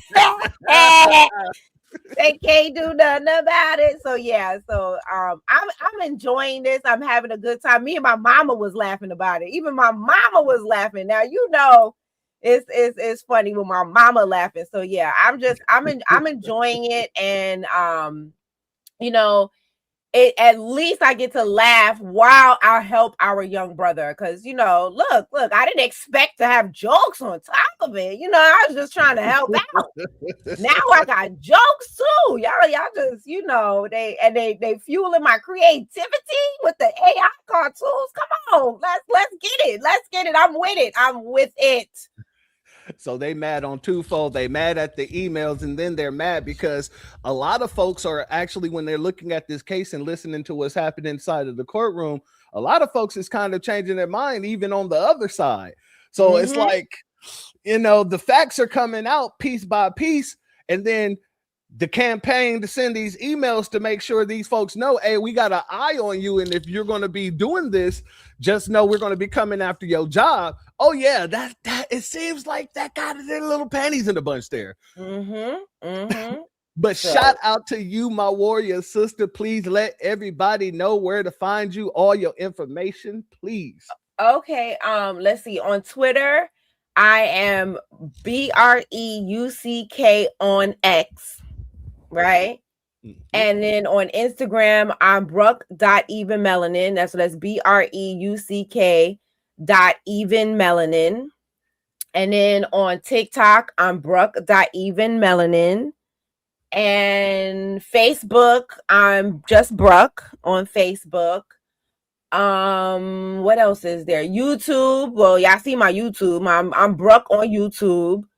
I think that's it. Yeah, that's all of them right there. And then of course, go to the site where you could download where you can send all the emails, the pre-written emails, so you don't have to worry about what to say, how to say it, by going to BREUCK calltoaction.com. Much love, my warrior sister, and I'm gonna continuously thank you Thank you for all that you do in front of the scenes and behind the scenes. And I'm glad you didn't get too far into your 2018 video clip, because we're going to be touching on that in just a few here. Oh, okay. That's what I was saying. Yeah. I was just glad because as soon as you started talking about it, I was like, I hope she don't go too deep. I hope she don't go too deep. Okay. All right. So do you want me to stay around to talk about that? Oh, you definitely can if you like, my sister. All right. Well, because that is, oh man, listen, that there's a lot to tell about that one. And I look forward to hearing from you. Give me a hot second and I'll pull you back up as soon as we get there, my sister. Okay, no problem. All right, much love. Shout out to our sister, Brooke. And when I say, why do we need these people? Why? We're doing all the work. These folks are getting all the publicity for a bunch of work that they're not doing. These folks are using the publicity that they are getting to talk about a bunch of work that has nothing to do with us.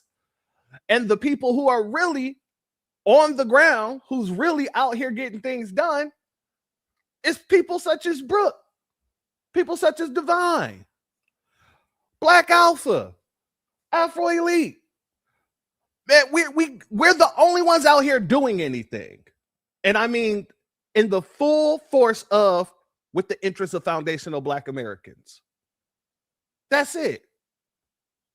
I want to get to this clip right here because we got a few more things to get to before we get to the Cyrus situation. And a lot of it has to do with style. When I first started in politics, I remember the guy I read, I picked up a line from a guy named John Gardner, who happened to have been a Republican. I think he may have been Secretary of Education. He was something, and I believe maybe Eisenhower, but I know he was a Republican. He said something one time that I have never forgotten, and I use it a lot. And I said this to Joe Biden: there is no substitute for substance. That's not quite true anymore. James Clyburn, I need to ask you a question. What is your definition of substance? What is your definition of substance, James Clyburn? You said there is no substitution for substance.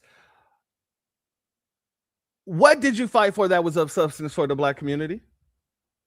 What have you done that brought anything substantive? Because substance should be tangible.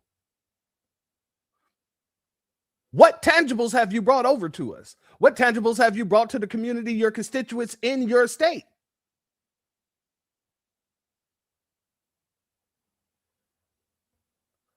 Oh, okay, my sister, I got you.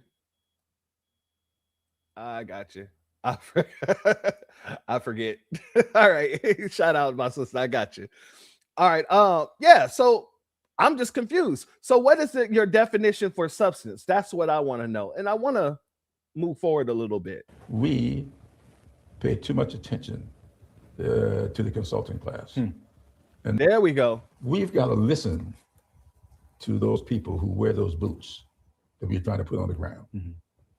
I don't think we listen enough to them. I've said this, and I really believe it with all my heart. We pay too much attention to the consulting class. Now, family, here you have Stephen from Jago Clyburn saying exactly what we've been telling these bootlicks the whole time. You're not supposed to be telling us what we need to be doing. You're not supposed to be telling us what we need. We're supposed to be telling you what we need. You're supposed to use your position to go out in front of all of those people behind those microphones and amplify what we tell you we need. This is your job. Your job is to get out there and amplify what your constituents' interests are. And when we came to you, you asked us why we always effing with you. When we came to you about reparations, you said, hell no, you're never going to get it. You're never going to get it. What about my wife? My wife who don't qualify for it. and she couldn't get an education, but they needed education. They got education. This was you. All of a sudden now, things have switched. Things have changed. Things have came back around. And you're saying, well, I've been long saying we need to listen to more of the people with the boots out there. I've long said that the boots on the ground is more important than the consulting class. It doesn't seem like it to me. The boots on the ground keeps rushing you people. Boots on the ground keep coming to each and every one of your events, keep coming to where you are when you come to our community. The boots on the ground is out here actually saying, hey, this is what we need. And you guys keep coming to us saying we need to vote. It'll be a disgrace upon our goddamn ancestors if we don't vote and all this other crap. But this is what we need. And you guys keep ignoring it. You keep putting your hands over your eyes, keep putting your hands over your ears, and keep putting your hands over your mouth. This is what you guys have been doing. So when you say that, yeah, we put too much stake in the consultant class, whose fault is that?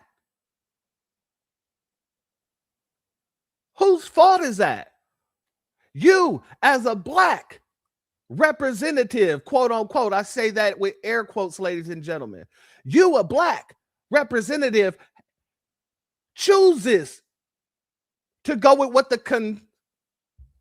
consultant firm and the think tanks tell you to say and do, rather than actually listen to the people on the ground who's explaining to you that we need your help. Hey, you're in this powerful position. Why don't you use this position to push our policies forward?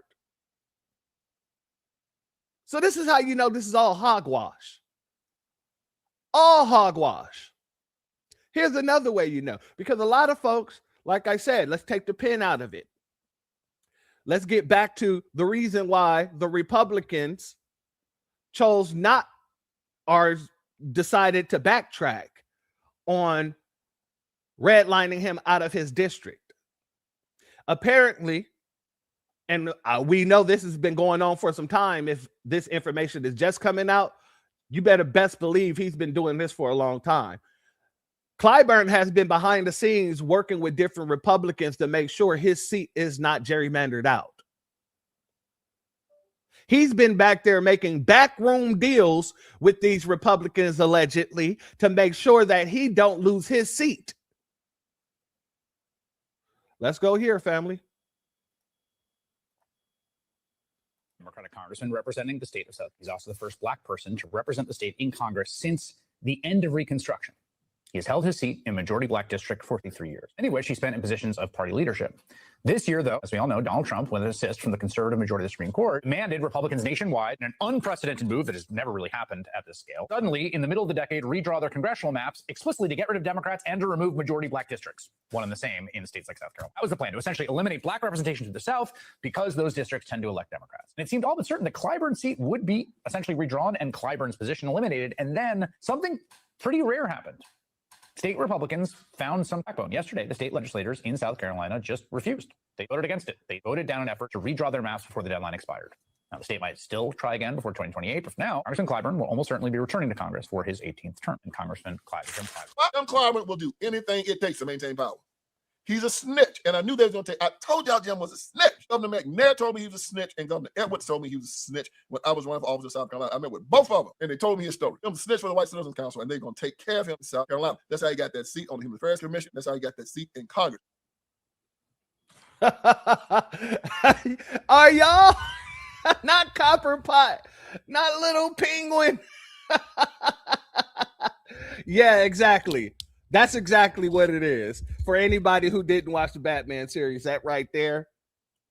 Yeah, that right there, that Penguin series there, that basically explains a lot about Jim Clyburn perfectly. Yeah. So that's what's happening there. So I have to ask the question, what are all these other Democrats, what have they been talking about since the child case came down on Monday, on the 1st? Well, here's AOC, the woman who says, we need to pull up to the South. The North need to come to the South, and the North need to show out because, you know, they tried to mess with black people's votes. A child was just unalived after being chased for 130 yards. And this is what she's doing. Hey, y'all. Greg Casar, Congressman for Austin and San Antonio and Spurs fan.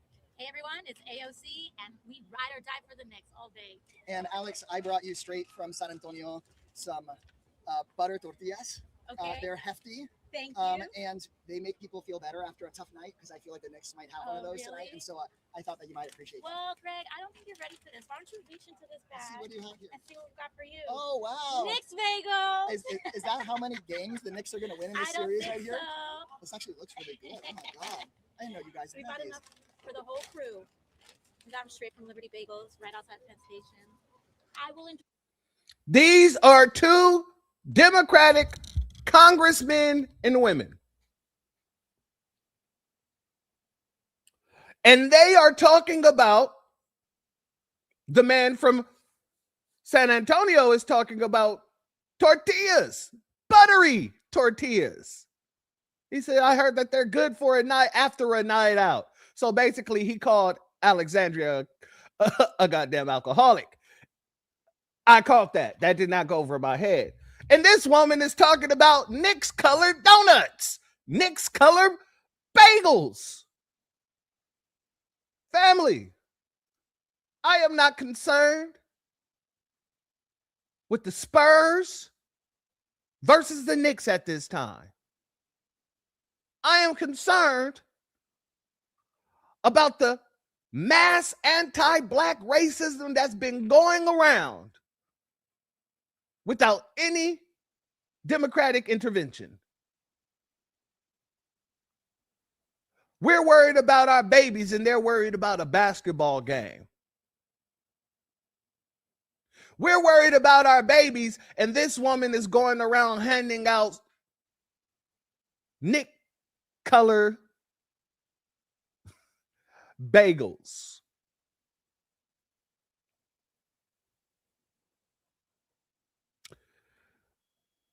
This is where their heads are. On the 31st of May, Hakeem Jeffries was concerned about this. Here in America, immigration enforcement should be fair, just, and humane. That's not what's going on here at Delaney Hall. We spoke to several individuals, none of whom has a criminal record, many of whom have been detained here at Delaney Hall for months. This is not America. The lack of access to quality food, that's not America.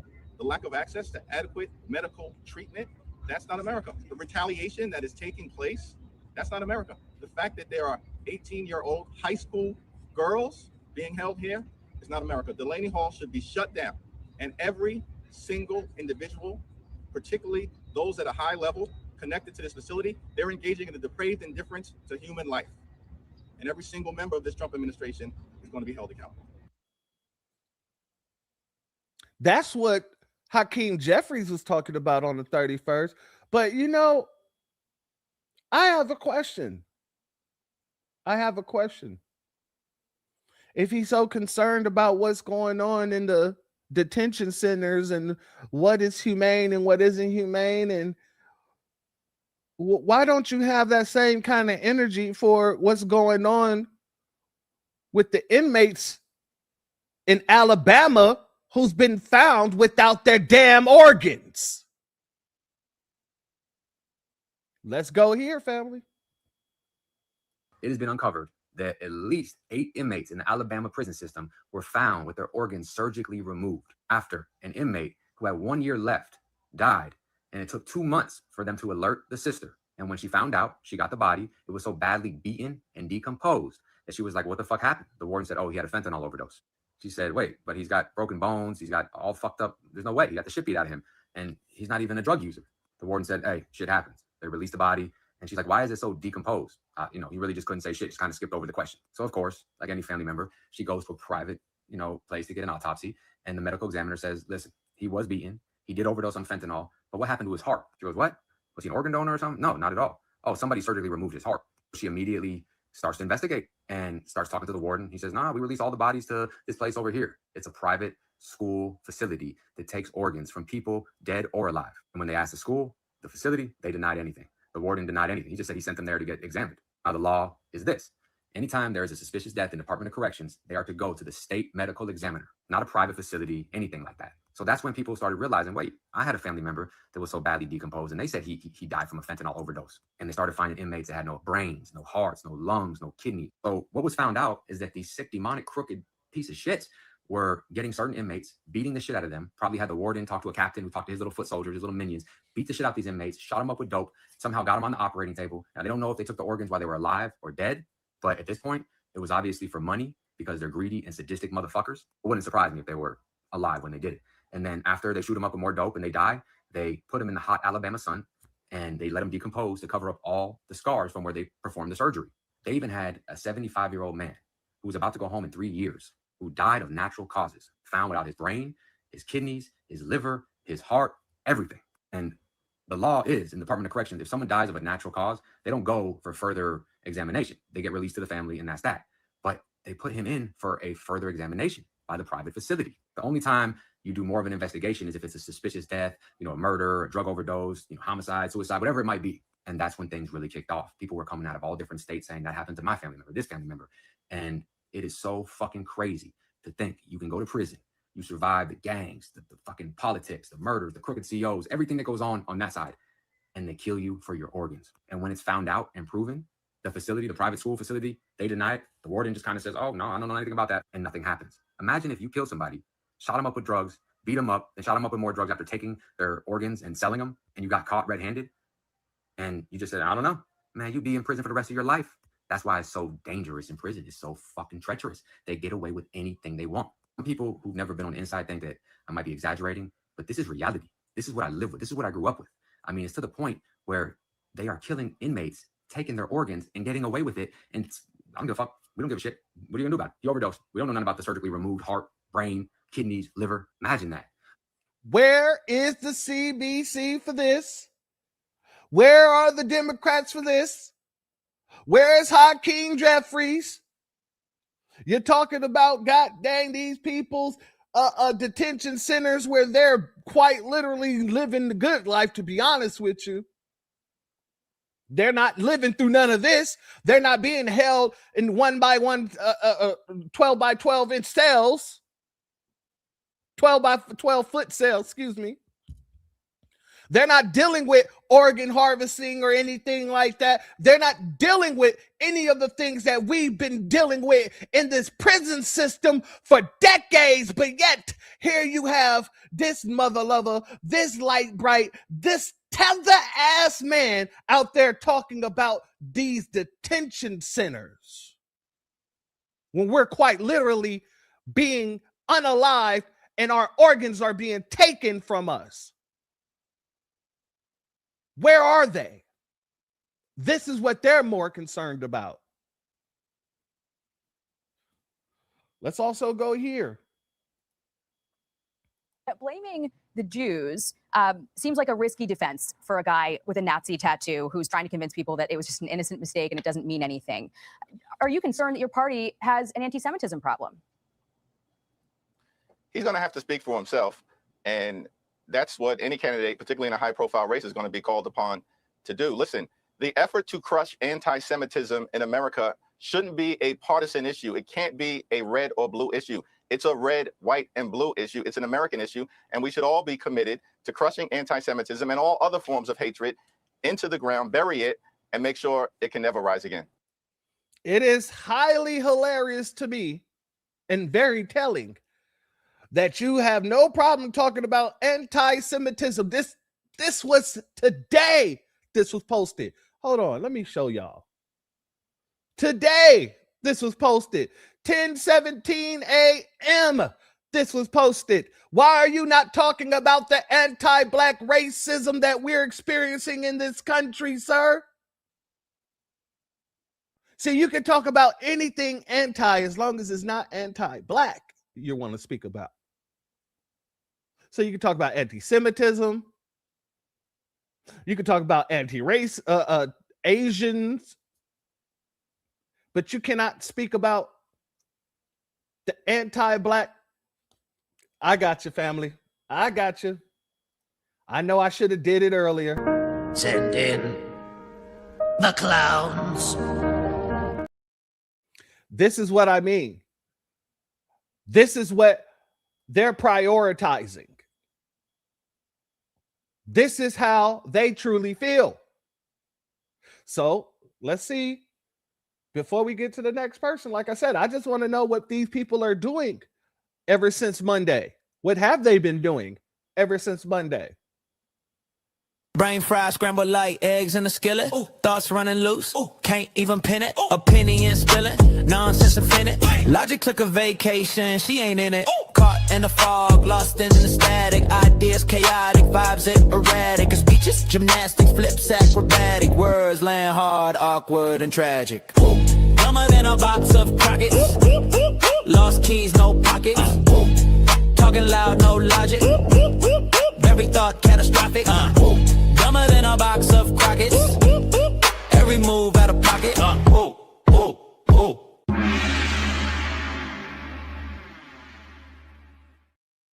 Now let's see what Jasmine Crockpot has been talking about since the first and the reading of the verdict of Rick Chow. You see, the reason that y'all want to do this right now isn't because you're afraid that we are after a power grab. It's because you want to lock in this racist agenda for decades to come. Because that's exactly who this court is. This court is racist, this court is immoral, and this court lacks any semblance of ethics. The fact that this court just on last night decided that they want to go after yet another Alabama seat, and then they decided to throw out the votes of the voters in Louisiana because they decided that they wanted to go after yet another black seat in Louisiana. The fact that Virginia decided to stand up and fight back, and it was this same Supreme Court that decided, forget the will of the people and the fact that they voted, we're going to throw that out. This isn't what democracy is supposed to be. So let me be clear about a couple of things. Number one, the court absolutely needs to be expanded because it's been expanded in the past. And yes, it makes sense. If we have 13 circuit courts, then we should have 13 judges. She's talking about expanding the Supreme Court. What happened to all the tears that you had for Renee Good? What happened to all the tears that you had for Daniel Penny? Excuse me, not Daniel Penny, but the other guy. I'm spacing on his name. I'm spacing on his name. Family, put it in the chat. Put it in the chat. But I don't see the same tears that she had for Renee Good, for Cyrus. I do not see the same tears that she had for Renee Good, for Cyrus Carmack Belton. Now, do we?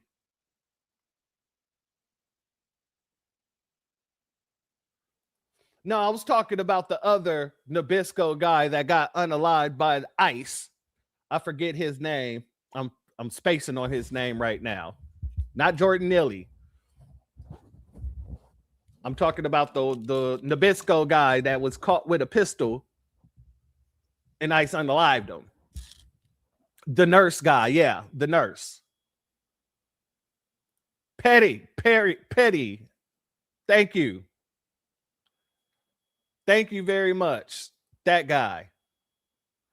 I don't see the same type of crying that I seen for them. Alex Petty. Thank you.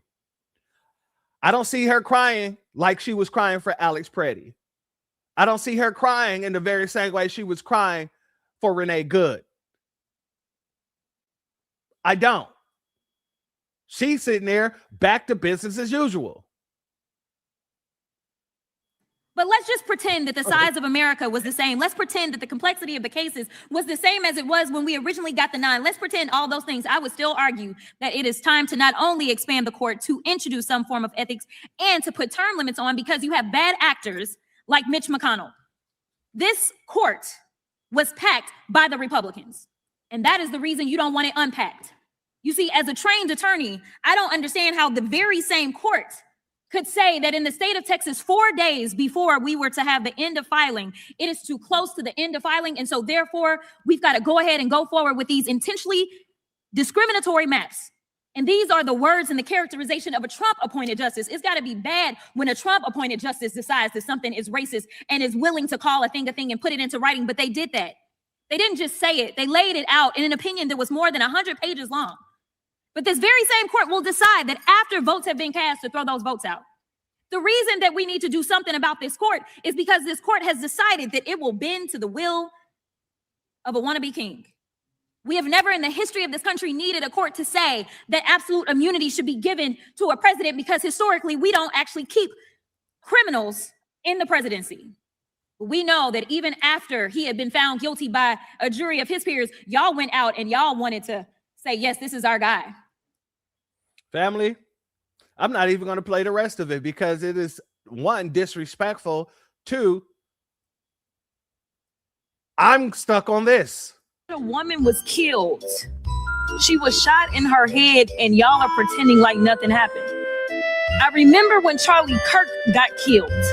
Do you remember what our response was? Our response wasn't to sit there and pretend like it was okay. Is it okay because you have a badge? Because the last time I checked, allegedly no one is above the law. Can y'all not just have a little bit of courage and humanity? A child.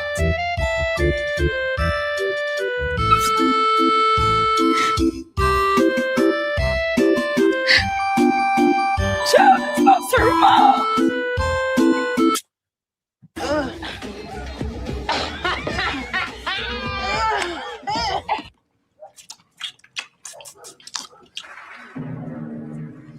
And the Oscar goes to that bitch.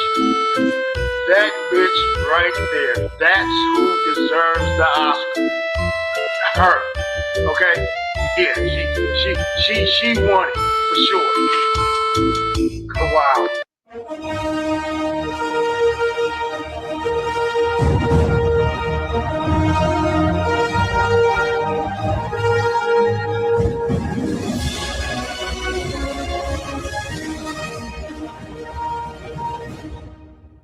The fact. Shout out to whoever put that clip together, but the fact of the matter is this: I ain't seeing no tears for the mother who lost her baby. You're out here crying, talking about a baby lost her mother when the mother knew she shouldn't be putting herself in the middle of certain situations, and she quite literally did. She quite literally used her vehicle as a weapon against a sitting officer of the law.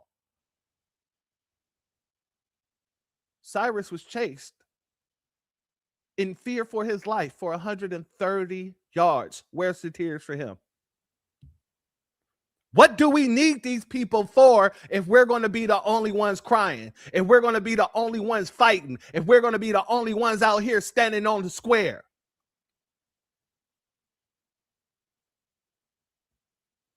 So for everybody who's been in my inboxes talking all this nonsense, what do we need these people for? I am happy to have a conversation, but you got to put some real to the table. You can't come here and live in a delusion and think I'm going to jump into that delusion with you. Tell me what we need them for if we're the ones doing all the work.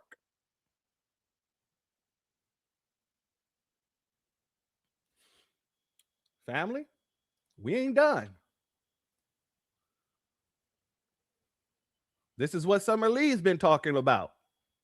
If they can discriminate, if they can profile you because of your accent, the language you're speaking at that time, your skin, your complexion, then why wouldn't they come and get Black folks eventually too. Every rule that they use against somebody else, they are gearing up to use against us too. So I don't believe that Black folks can afford to stay on the sidelines right now. So you're talking about profiling from ICE, but you're not talking about the racial profiling from a Chinese man that chased down a 14-year-old boy for 130 yards. What do we need them for? She's still out here talking about ICE and how Black people couldn't be next.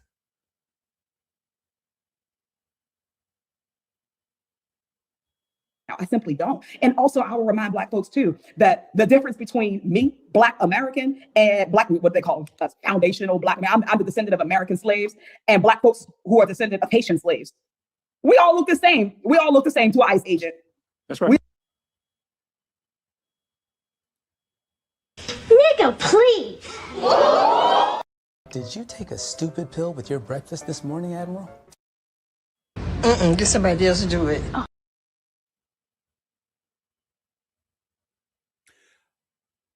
One, you're a tether. And two, we already done with all that nonsense. But I see you're still on the same damn playbook. Like I said, we're out here putting in the work and they're out here saying the same old, same old. The same old, same old. Even Lizard Luke. This is what he was on just the other day. And that's why Broward County is ground zero to that. And I expect this CDC to stand up. I expect Leader Hakeem Jeffrey to stand up to her and say no. And then I expect her white counterparts to say no, because you can't just figure out, Debbie, you can't just go in and you and Jared Moskowitz get in a room and say, Jared, I'm not going to run against you, but I'm not going to run back for re-election. But I'm going to go over there into the Black district because I know the Black candidates don't have as much money as I have, because I got $15 million in my pack. I got $33 million in a slush fund, and I can go in there and take their seat. No, Alcide Hastings is rolling over in his grave right now. Rolling over in his grave right now, because this is happening right now, but not on my watch, Vic. Like I said, they're more concerned about them seats than Black children being hunted down in this country. But they have no problem sending out there, once again, their bootlicks to try to make it seem like you're going back to slavery. Let's go here. So the Louisiana Senate is trying to bring back slavery in every definition of the word in a very, very Republican move. They just passed a bill that makes it a crime to be homeless. House Bill 211 would force unhoused people to choose between jail or involuntary treatment. Oh, and also they would make the homeless people pay for it. If they can't pay, they would be forced to perform unpaid labor. I made a video recently talking about the racist anti-Black vagrancy laws and how historically being poor and Black was criminalized. The bill stands on the shoulders of Louisiana's long history of white supremacy and is a continuation of the Jim Crow laws that shackled our ancestors.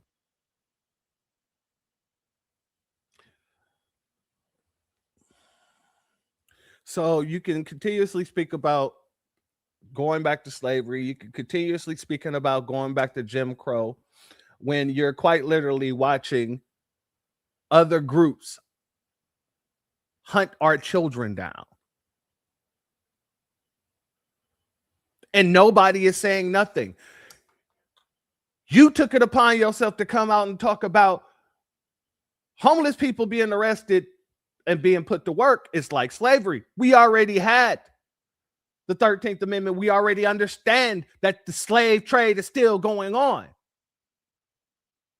So what you're doing is you're making a situation a little bit bigger than it actually is, because of the fact we already know your average person who gets arrested is taken and put back into slavery. Do you see what I'm saying, family? These people, they are trying their hardest to move away from one conversation because we're making the conversation so damn big and undeniable. And we know that we are. They know that we are. Shout out to our sister C. Terry in the building, because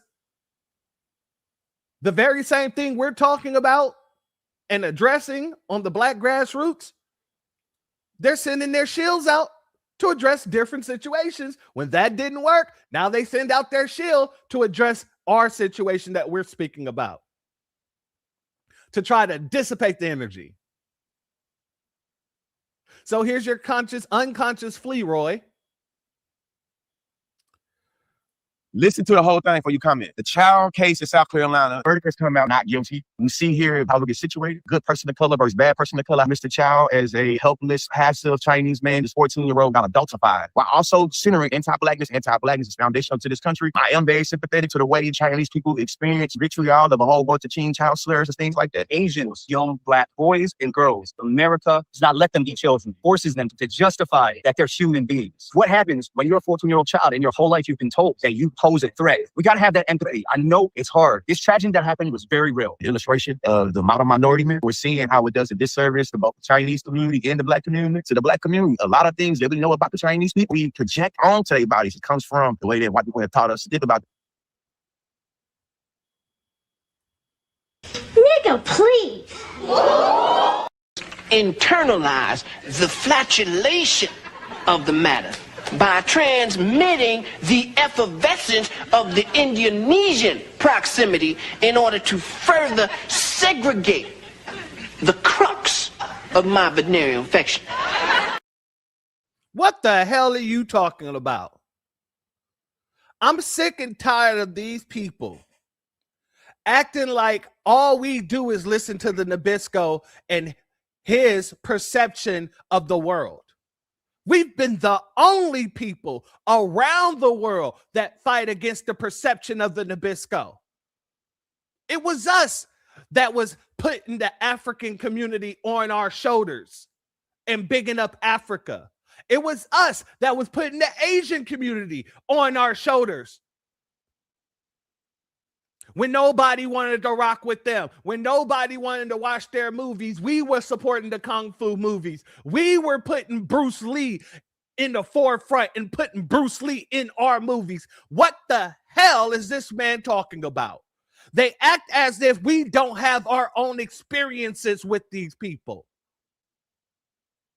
They act as if we haven't lived with them in our community for all this time. They act like we don't have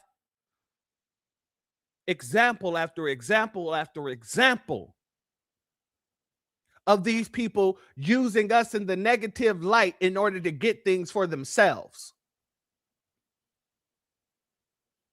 They act like we don't have example after example after example of these Asian folks in our community consistently racially profiling us just to do it.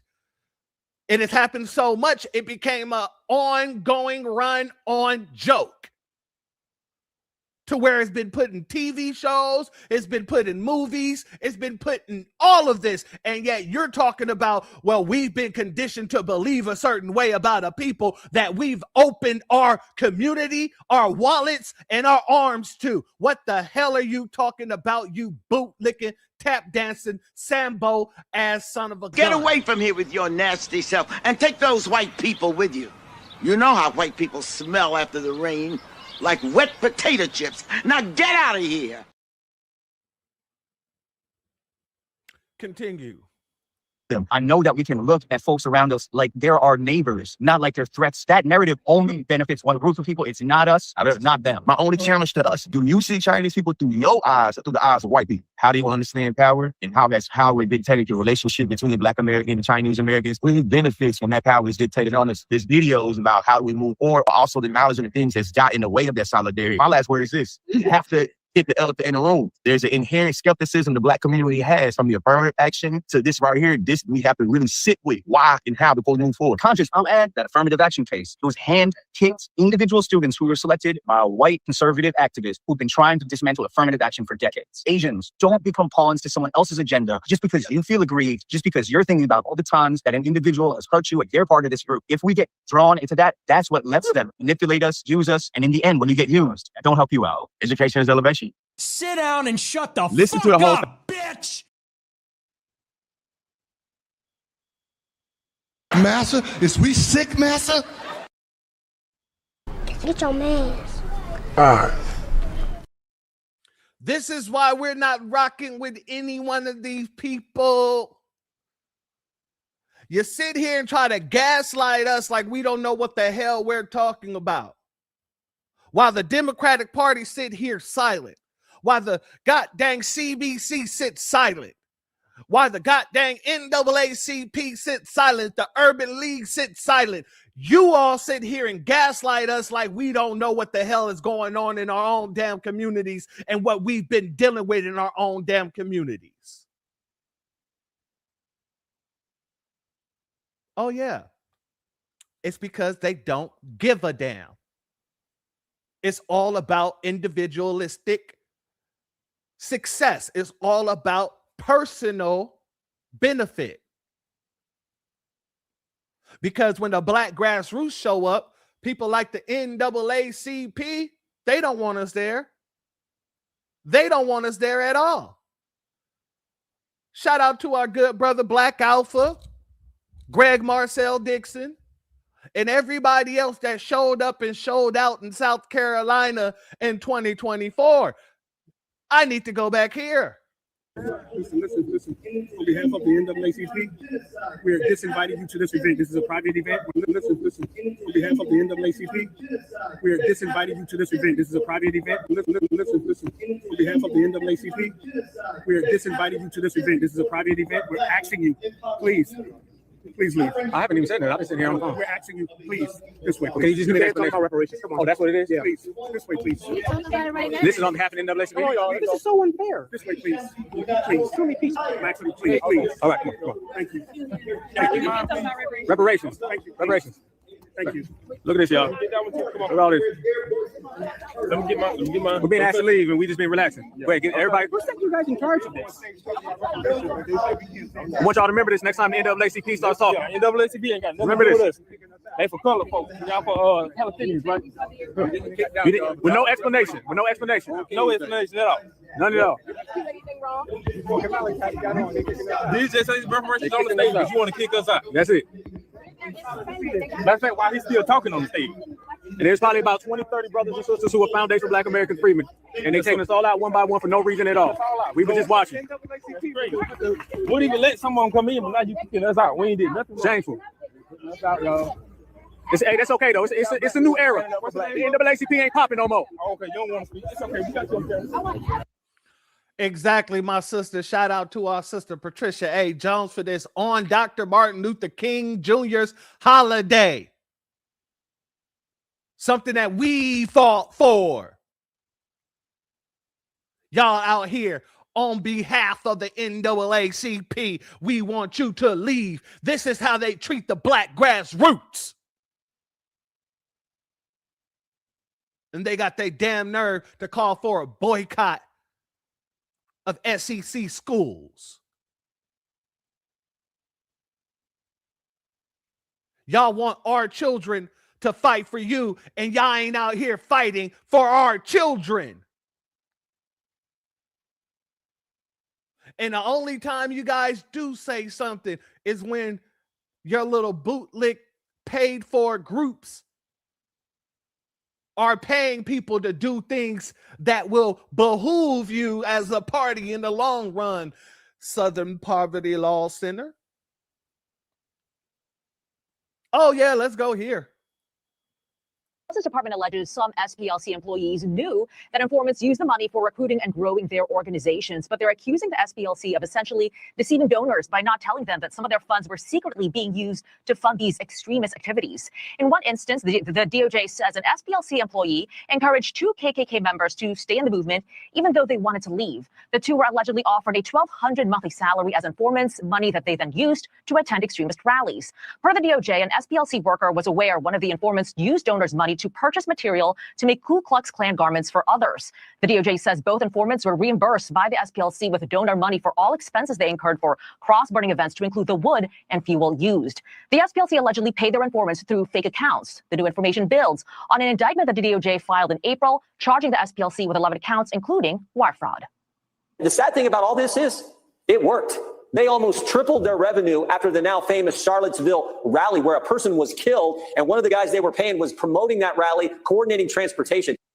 Attorney Abby Lowell, who represents the SPLC, says this apparent superseding indictment attempts to shore up the flaws in the initial charges, but it changes nothing.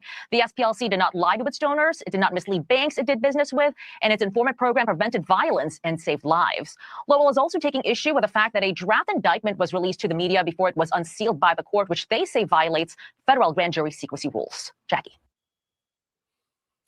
This is when they will come out and speak. When behind the scenes, their little NGOs are actually putting together political theater. You heard the woman say these people wanted to leave the KKK and was paid to not only stay, but reimburse for anything they spent when it comes down to cross burnings and things like that.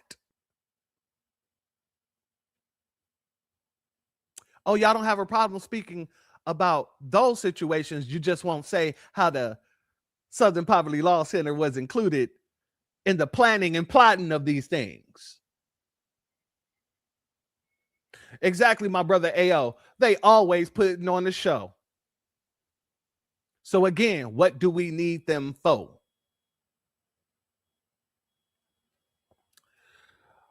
It's been us out here bringing stuff to light. It's been us out here making sure people knows what's going on. And let's talk about the Sean Kent guy for a quick second, because it's time for us to get into our brother Cyrus. We got to get back into it because we're jumping from this over to Carmelo next. Family, when I spoke about Sean Kent and I brought forth the information about his wife, and we were trying to figure out whether or not he was foundational Black American.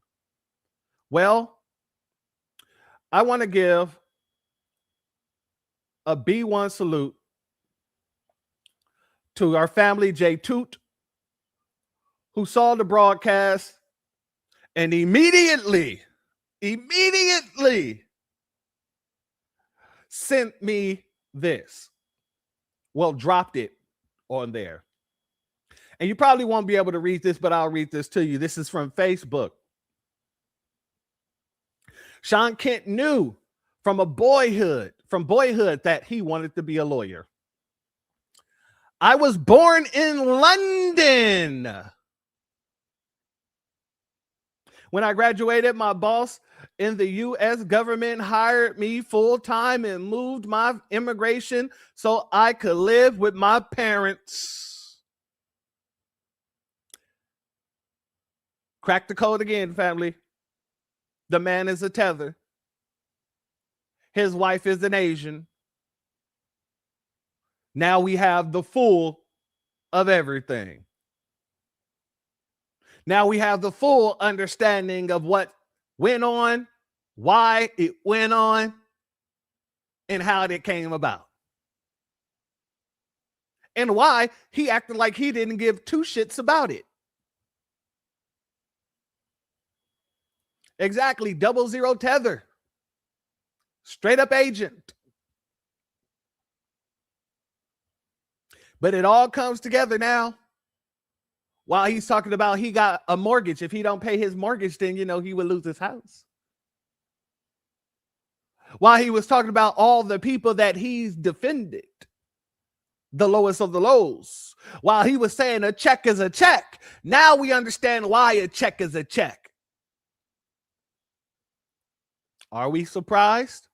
No, not at all. You are absolutely correct on that. We're not surprised whatsoever. I was just waiting. I knew it was going to come out one way or another.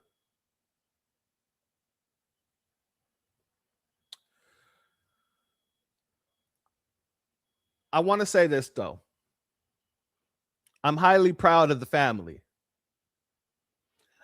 Because when this situation happened and nobody else was speaking up for us, the family understood the assignment. The family understood the assignment. We're out here standing on business. And this is what they're afraid of, to be honest with you. This is why they're not saying nothing about it, because they know if they say something about it, they have to say what they're going to do to make sure we are protected.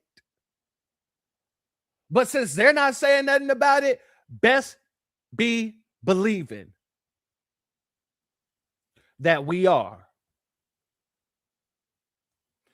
Let's start out here. Realistically, this should be our final civil rights movement, because everything that we missed in previous generations, we're going to get it right this time. That's everything we missed with 1866, 1875, and 1964. But we're not waiting on Congress to pass a Civil Rights Act this time. This time, we're going to take matters in our own hand. And phase one is going to be a boycott of all Asian-owned businesses inside of the United States of America. And this is not from racism or racial stereotyping or anything like that. It's really simple. You don't want us in your businesses, we won't come inside your business. We will take those billions of dollars that we have put into Asian businesses over the years and instead put them into our own communities. Phase two, look at all of the so-called leaders and media people who are not joining in on this boycott. We're going to get rid of misleadership once and for all in our community. We no longer need people who practice the art of leading us to nowhere. That is ending. So if you're not talking about economics and real protection, then you're out of here. That starts with the bought and paid for journalists, as well as the NAACP and the Urban League. It is time to take back what's ours. And we don't need a congressional Black caucus. We need a foundational Black American caucus who gets things done. And I know it's coming next, a bunch of gaslighting about Black on Black violence. So we're going to take those billions of dollars, keep it in our community, and then that will help to drop the violence that you guys are so concerned with. You can't have it both ways. You want to talk about all these Black stereotypes. Family? Do it seem like the family's starting to get it? Damn starting. Do it seem like the family get it? But you don't want us to maintain the money to fix them. And as a former immigration services officer, I know these people well. I know who funded them. I know who protected them.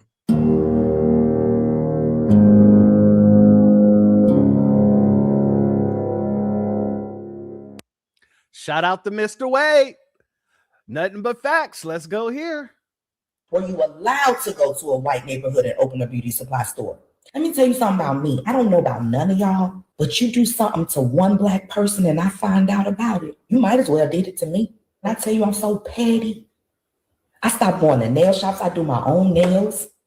Because remember when they threw acetone on them Black women in New York? Almost flew up there.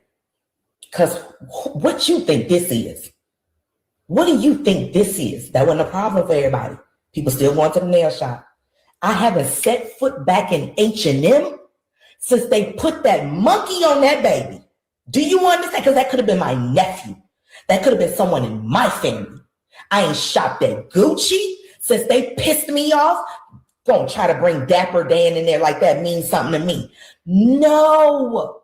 Target has saw their last dollar out of me forever. I would tell children I don't have not to go to Target. Do you understand what I'm saying? Because that's what your choice was. You told me you don't appreciate my money or my dollars, and I accept that. I don't have to spend money with nobody who don't respect me. And that's why you see the nail shops going out of business. That's why you see the beauty supply store. I went to a beauty supply store. It was years before I went to another one. Then when I went into a whole attitude and changed. Hi, welcome. It was on the verge of bankruptcy. You saw Black people going over to and getting that supply chain themselves and starting to create their own and starting to figure out a way to not need you. Because you got the loan and they made sure that you use the business loan in our neighborhood. Because did you go to a white neighborhood and open a beauty supply store? Were you allowed to go to a white neighborhood and open a beauty supply store? Were you allowed to go to a white neighborhood and open up their gas stations? No, you were not. Because they don't want to see you. They don't want to talk to you every day. They don't put no buses in their neighborhood. They don't put no trains. You can't get there by car. You don't need to be there is what they think. Why you got to use our money to do it? Because we have $1.9 trillion spending power. And that's what we're going to bring it home because it's always a bigger picture. Y'all don't like us, but you love our money. You love how we just spend so frivolously. You love how we don't have any discipline and how we just spend with whoever, doing whatever, getting whatever. You love that about us. That's why you're in our neighborhoods.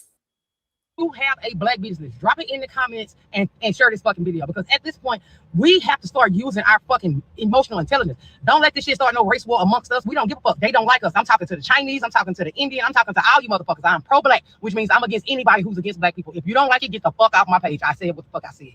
I have a 6-year-old that is 52 inches at age 6. He's going to be huge. Anybody can mistake him. He's autistic. They can mistake him for being aggressive at any time, and they like to use that shit. The facts of the case is they charge him with murder, which they should have charged him with a lesser charge. But why would they charge him with a lesser charge? Y'all gotta understand the prosecution knew exactly what the fuck the outcome was gonna be. Because when you charge somebody with first-degree murder, it has to be proven beyond a reasonable doubt.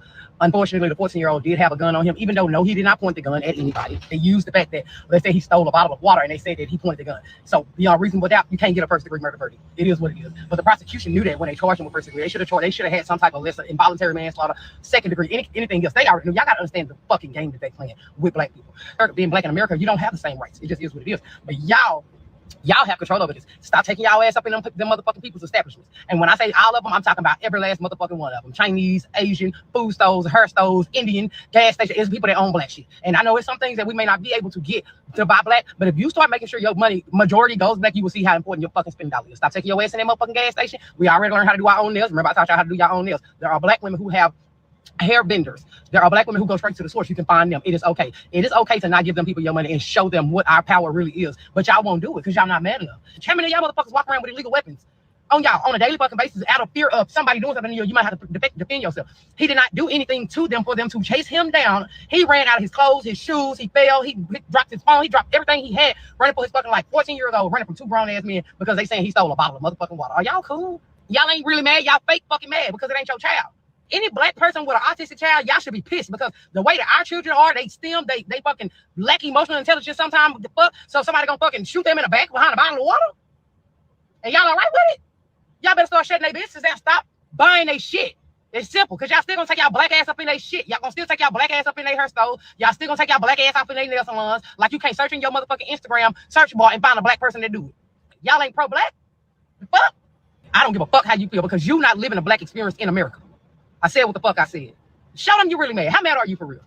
Because it could be your child. Trust, especially if your child autistic. Especially if you got an autistic black boy in America. If you have a shout out to that sister, and it's hard for some people to hear because sometimes you got to let people know you just trying to be mad for the second because everybody's mad. But we need this to be permanent. We need this to be real. We need you to understand how real this is. Our lives are on the line. Our babies' lives are on the line. And for the real ones who really understand it, that's why they're speaking in this manner. It's all fine and dandy to be mad right now. Yes, it is. What are we going to do to make sure this never happens again? So while we're out here talking about boycott, and really it's not even a boycott. Boycott insinuates that we'll come back to the table if they come with something correct. No, this is a FBA blackout. We're putting people on the shit list. And if you are on the shit list, guess what? We will not be doing business with anyone on the shit list. And see, when the Latinos was out there and they were sitting there acting real freaking supremacist-like, they know that when we say, oh, we're done, we're done. All of them really knows that. But no one more than the burrito guy. No one more than the Mexican. Why? Or the Hispanic. Why? Because those are the people, for the most part, that was put in our community as well. And they've seen us just pull back from them, especially when it comes to the deportations and immigration situation. So our whole situation right now is even touching some of them, and they're like, oh, you know what? I'm gonna join this blackout of Asian restaurants. And don't be confused. They're only trying to do so because they know they're on the chopping block too.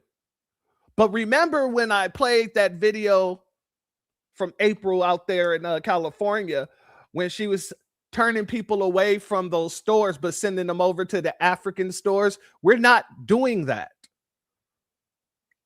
We're not shutting down one group of people to send our people to another group of people. So with this person that I'm about to show you, you can quite literally see that that's his intent. Listen to what he says. He says he's not going to be going to any Asian stores anymore. If he wants sushi, he's going to go get Mexican sushi. Let's go here. After that Asian man got away with murdering a black teenager, this other Asian man came on the internet and said that it's impossible for the black community to boycott Asian businesses. And let's just show them that nothing's impossible. Because from now on, I'm not buying anything Asian. If I know any business that is Asian owned or Asian people will get benefit from it, I will not be buying from them. And I hope people make lists of businesses that are Asian owned so we can start boycotting them, because the disrespect to not only get away with murder, but to come on the internet and taunt the black community saying that it's impossible for them to boycott you. Yeah, we're not going to tolerate that. Or as far as me, I'm joining in the boycotting. Like, I am not going to be buying nothing from Asian business. If I craving sushi, I'm gonna go to the Mexican restaurants who make Mexican sushi and I'm gonna eat some Mexican sushi. But I'm no longer supporting Asian businesses. You guys suck. And you guys not only suck for like getting away with murder and joining in the white people for this systematic racist system, but you guys are dirtbags to even think that you can come on the internet and taunt black people like that. Like, how fucking dare you? And trust and believe, we will boycott you. Family, after that, let me show you how disingenuous this person is. George Zimmerman.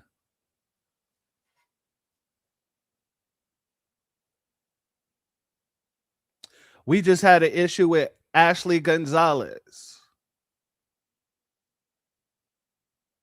And these very same people was out there saying we're not all the same. I didn't see this guy come out saying, you know what, I'm boycotting Mexican businesses. You know, I just don't like. We had people coming out disrespecting us who are Mexicans for the longest when we talk about reparations, when we talk about Juneteenth, when we talk about everything in the black community. We got some sort of Mexican or Hispanics coming out trying to put themselves, insert themselves into our business. I haven't heard you come out and say you were boycotting any of them. You see, family, these people think we're slow. But yeah, they're the ones that's slower without, like a car without a motor. We could pick up on this stuff quickly. Exactly, Lunch Eyes. Nobody wants your dirty Mexican sushi. He threw that out there to let people know, because there's a lot of black folk that I know that love sushi. I ain't gonna lie. I don't know why, but I do know a lot of black folk that love sushi. He's one of those type of people that's like, well, hell, look, if I want sushi, I'm gonna go get Mexican sushi. That was basically a dog whistle to say, hey, anybody who really likes sushi, Mexicans make sushi too. I can't stand sushi for any reason, because I don't like the whole, what is it called? The leaf that the sushi is wrapped in. I'm spacing on the name of it. Seaweed. I don't like seaweed whatsoever. I hate seaweed. It's salty. It's undesirable. It's just not for me. Infamous said, I like sushi. Yeah, but I don't like it's not for me. And yeah, so yeah, he threw that out there as a little dog whistle just to say, hey, in case you guys want some sushi and you know you're boycotting them, Mexicans have sushi too.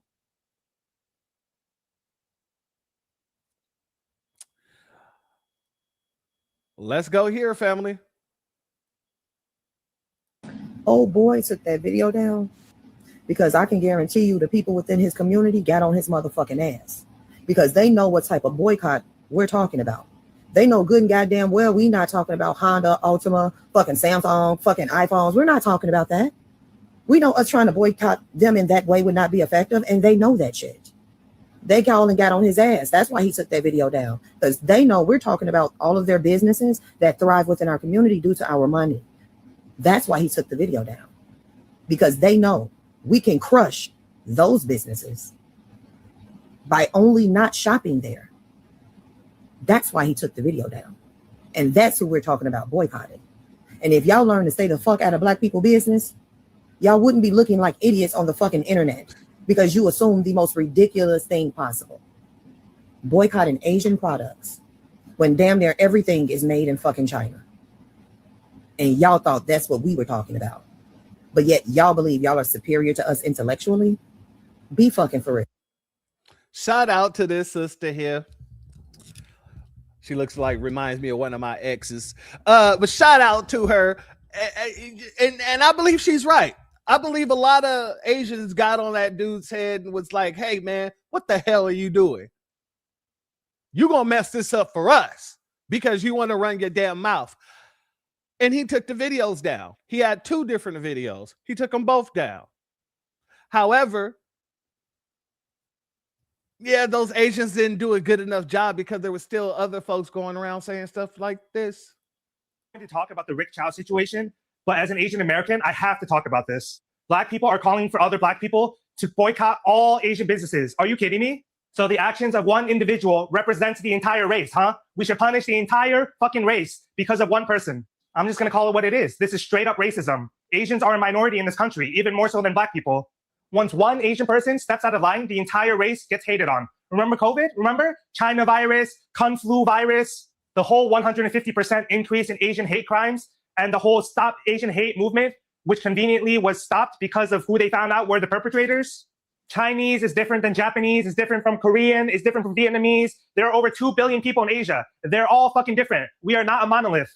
As Asians in America, we are only tolerated. They like our culture, they like our food, they like our music, they like what we make for them, but they don't really like the people. I mean, can any of you even name 5 famous, fully Asian American celebrities? No, you can't. All right, that's one. Let's go here. Let me try this Rick Chow shit again.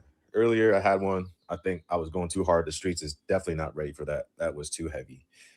So I'll give you this. You know how all these uneducated Black people trying to push Asian people down, boycotting their businesses, talking shit about us just because there's a criminal incident that happened, and then now the oppressed people, the pick-me victim people starts coming out, showing their true color, how racist they are, how low IQ they are, how stupid they are, saying like, oh, why don't you open businesses in white neighborhoods? Do you know white neighborhoods overheads are 3 times or probably 10 times higher than opening up in the hood? Maybe learn about simple economics before you open your fucking mouth. Let me try this Rick Chow. This is them, family. This is them. So the only people holding these people accountable, only people that's out here actually putting people's feet to the fire is the Black grassroots. You hearing these people speaking up loud and proudly, ignorantly, talking about we're at fault for taking our money away from a group of people who have historically racially profiled us and caused issues in our communities. So we're at fault. We're stupid. We're the dumb ones. Shout out to our brother Alfonso. I'm going to go ahead and let him get into it. I know Asians feel singled out right now, right? But it's not just about y'all. It's about everyone that comes from an immigrant background in the United States of America. It's about white people too, but white people going to be fucking white people, right? Not excusing it. We just know the type of people they are. But it's very disappointing and disheartening that our ancestors, not even our ancestors, some of our grandparents, some people's parents, depending on how old they are, fought for y'all to be in this country, and y'all spit in our fucking face and y'all disrespect us. We fought for y'all to be here, not the other way around. We're not running to y'all country. Y'all running to America to live the American dream that we fought for y'all to be here. And all of y'all look down upon us. But you want to know how I know white people are more fearful of black people? All of y'all have these businesses, Asians, Arabs, Africans, Caribbeans. All of you people from immigrant backgrounds have these businesses. Y'all not getting y'all businesses bombed. Y'all not getting y'all buildings destroyed. Not saying it hasn't happened here or there, but at a mass level of what they did to us in places like Tulsa, Oklahoma. That's not happening to you guys. This happened in multiple communities in multiple cities because we were thriving without white people. They don't fear y'all. They use y'all and implement y'all into our neighborhoods because they fear us. You are pawns to stop Black Americans from succeeding, but we're tired of it. Enough is enough, and we don't care who's upset about a boycott. And it's not even a boycott. This is some forever shit. I've been seeing a lot of black people on the internet saying, oh, we got to boycott the Asians and the Chinese people. Like, bro, y'all sound stupid as hell, bro. Most of y'all, like, why you got beef with the Asians and Chinese people? By the end of the weekend, I promise, more than half of you guys are going to be going up to the Chinese buffets and ordering shit from China. So who the fuck are you kidding? Saying, oh, they hate us. They want to get rid of it, blah, blah, blah. Have you ever thought about why they hate you motherfuckers? Why everybody hates y'all motherfuckers? Because y'all don't know how to behave. Damn. You gonna learn to mind your motherfucking business when some shit ain't got shit to do with you. Taco, burrito, chalupa eating bitch. Fuck you. You think we give a fuck about motherfuckers hating us and not liking us? All y'all low self-esteem, no racial pride having ass motherfuckers use black people to make yourself feel better.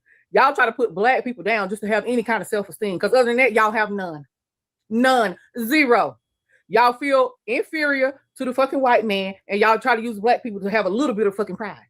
You see how we are? We're black and we're proud. We proud ourselves. Nobody can never steal our joy, bring our spirit down. We know who the fuck we are. With the whole world hating us, we still got a smile on our face. We still got joy.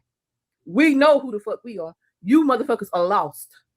So don't be talking, oh, everybody hates you. Who gives a fuck? And we still the greatest of all fucking time. Always have been, always will be. With this black skin don't mean shit. You motherfuckers got to use skin color to try to make yourself feel better. Man, fuck you. And then you're going to say somebody don't know how to behave. Somebody don't know how to behave. You think we didn't see the videos of y'all little prisons, especially that little Venezuelan prison, got y'all locked up in that bitch like sardines, ain't never getting the fuck out. Can't read a book, can't watch a TV, can't do shit, just trapped in that motherfucker till you die. That motherfucker full of y'all because y'all are monsters in your fucking country. Complete monsters the way y'all go around and kill each other with all that gang shit and the drug lord and all that. Monsters in your fucking country. Motherfucker go over there and get murked quick. That's how bad y'all ain't talking about. Somebody don't know how to behave. Oh, because y'all come over here with the white man and act like a good little boy. Some of y'all come over here and still be fucking bad. Turn on the news, immigrants doing all kind of shit, unaliving people left and right, raping people left and right. Like you fucking good. Please, we don't see the videos. We seen your prisons. We don't. Uh-oh. What is happening here? Oh, yeah, she was eating a little bit too much. Hold up. You know what? I'm just going to hit it off. When the god dang clip just stops and it won't let me. We don't see the videos. We seen your prisons. We don't. Look at it. Look at it. Yeah, the sister was cooking a little bit too much. All right. We'll pull this down for a hot second since you want to be like that. Like I said, we're the only ones out here really giving them the business about what needs to be said. Exactly, my sister telling too much truth. They interrupted that whole damn feed. Okay, cool, whatever. But you know it's a problem when we're out here holding people's feet to the fire. The Democrats ain't nowhere to be found. The Republicans ain't nowhere to be found. Well, excuse me, not the Republicans. The Democrats ain't nowhere to be found. The NAACP ain't nowhere to be found. The freaking Justice League, excuse me, not the Justice League. Oh, the Urban League is nowhere to be found. Nobody's nowhere to be found. And so we're sticking up for ourselves. And in turn, you have all these other groups of people now coming out trying to sound like they on team Foundational Black American with this. Even the Nabisco. Oh yeah, let's go here. Let's go here. And hopefully it works. Jury got it right in the Rick Chow case, and I'm going to tell you why. The jury yesterday came back with a verdict of not guilty on murder in the Rick Chow case, and I am a criminal defense attorney, and I'm going to tell you why that was the correct verdict. Yeah, tell me you have no idea how to fucking prosecute or defend anybody on the fucking planet with this fucking bullshit ass take. Let me tell you guys something. In order to assert self-defense, bro, there's 5 factors that go into it. Innocence, imminence, proportionality, reasonableness, and avoidance. You need to at least have a couple of those to even assert self-defense. Okay, so let's break this down. Were Mr. Chow and his son innocent? No. Why? Because they falsely accused a kid of stealing a bottle of water and then chased him out of a store for 130 yards. Escalation by their own actions based on a falsity. So they're not innocent. Imminence. Was the conflict imminent? No, because the kid should have just been able to walk out of the store and he shouldn't have been chased because he didn't take anything. So they lose that factor too. Proportionality. Is it proportional to chase somebody outside of a fucking store over a bottle of fucking water? Is that reasonable and proportional to the actions that you even think that were false? Could apply in that situation? No. Was it reasonable? No. Now let's talk about avoidance. Now you're saying, because when they got to the point after they fucking chased him, they said this kid had a weapon and Mr. Chow was just defending his son. Except the reason that they were in the situation is because all those 4 fucking factors failed, which means you don't have the right to defend yourself, but Cyrus had the right to defend himself. So how do you know he wasn't doing that to deter them? You don't. But the only reason they're in this situation is because of their fucking actions. You cannot justifiably unalive somebody because of that. And in South Carolina, under the statute, murder is the killing of somebody with malice, either express or implied. So you're saying he did it in a defensive action. He doesn't get that standing to be able to do it. And the malice, express or implied, is proven by the reason they were in that fucking situation. These fucking NPC racist pieces of shit wanted to unalive the kid over a bottle of water. Express or implied. Hey, Asians, it doesn't look like the Nabisco is too much on your side on this one. I think he called you an NPC. That right there, yeah, if I was you, I don't know if I would take that. You know what I'm saying? He out here calling y'all NPCs. But whether or not I believe him, what he said was absolutely correct. Point by point. He made 5 points and he proved 5 points. All 5 of those points are right on point, to be honest with you. Actually, I gotta say, okay, Nabisco, go do your thing. Go ahead and get at your fellow Nabiscos and get them back on point. Get them right. I'm all in agreement with that. That is not a problem. Let's also go here. Now, notice some of the Asians. Yeah, they kind of feel it already, and they already know where this can go. So you're getting a lot of this. Protect your Black friends because they're the ones that have always been warning you about what the fucking white man does when it feels like it cannot get caught. Protect your Black friends because they're forgiving you already for how fucking stupid you are, for allowing this continue to grow and infect other people. Protect your Black friends because they are the ones that never had people go to their part of town and understand what they were carrying, how they brush off the disrespect and the inhumanity and still show up and perform better academically, spiritually, emotionally, naturally, Not because they're trying to prove something, because they are this. And white America and everybody that comes to America with white conception of America protects that, defends the white dominant story, which means that black people are inherently need to be held in suspicion. Protect your black friends because they've experienced this demonization for 400 fucking years. And they'll still pray you do something else. Protect your fucking black friends.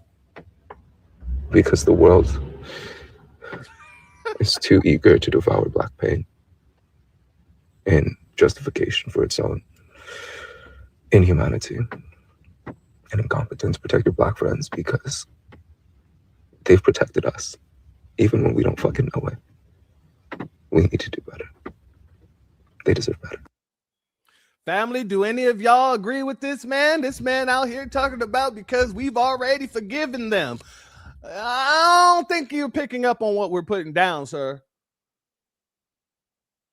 I don't think you're picking up on what we're putting down. Protect your black friends because, you know, they're the ones that was protecting you without you even knowing it. Protect your black friends, said from the same community that chased down a 14-year-old boy. And no one said nothing about it until we started getting up in arms. No one from your community came out checking people until we started saying, okay, since y'all don't give a damn, neither do we. Boycott everything. Blackout everything. Now all of a sudden it's protect your black friends. Because without them, we wouldn't be protected too. Protect your black friends. When you guys use the black community in order to get the protection that you do have today, you lied on us. And somebody put it in the chat, and that was a fantastic comment that said, let me see if I can find that comment. Basically, the comment said, if you didn't have that hate crime bill, they would be attacking you right now.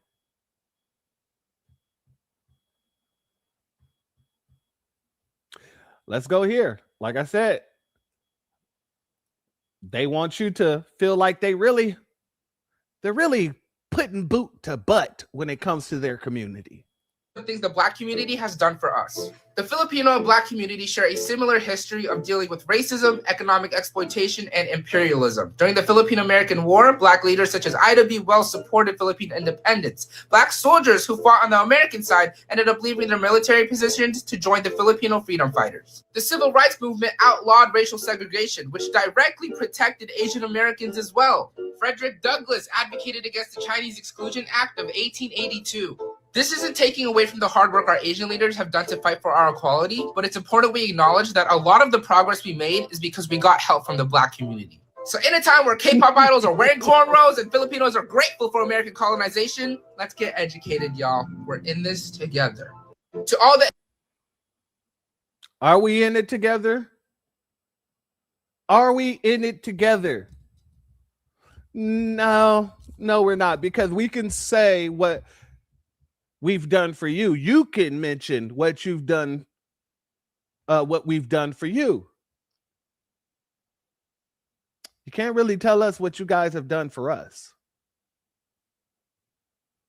I want to give a shout out to the Tethers of the TikTok for this video clip here and this compilation.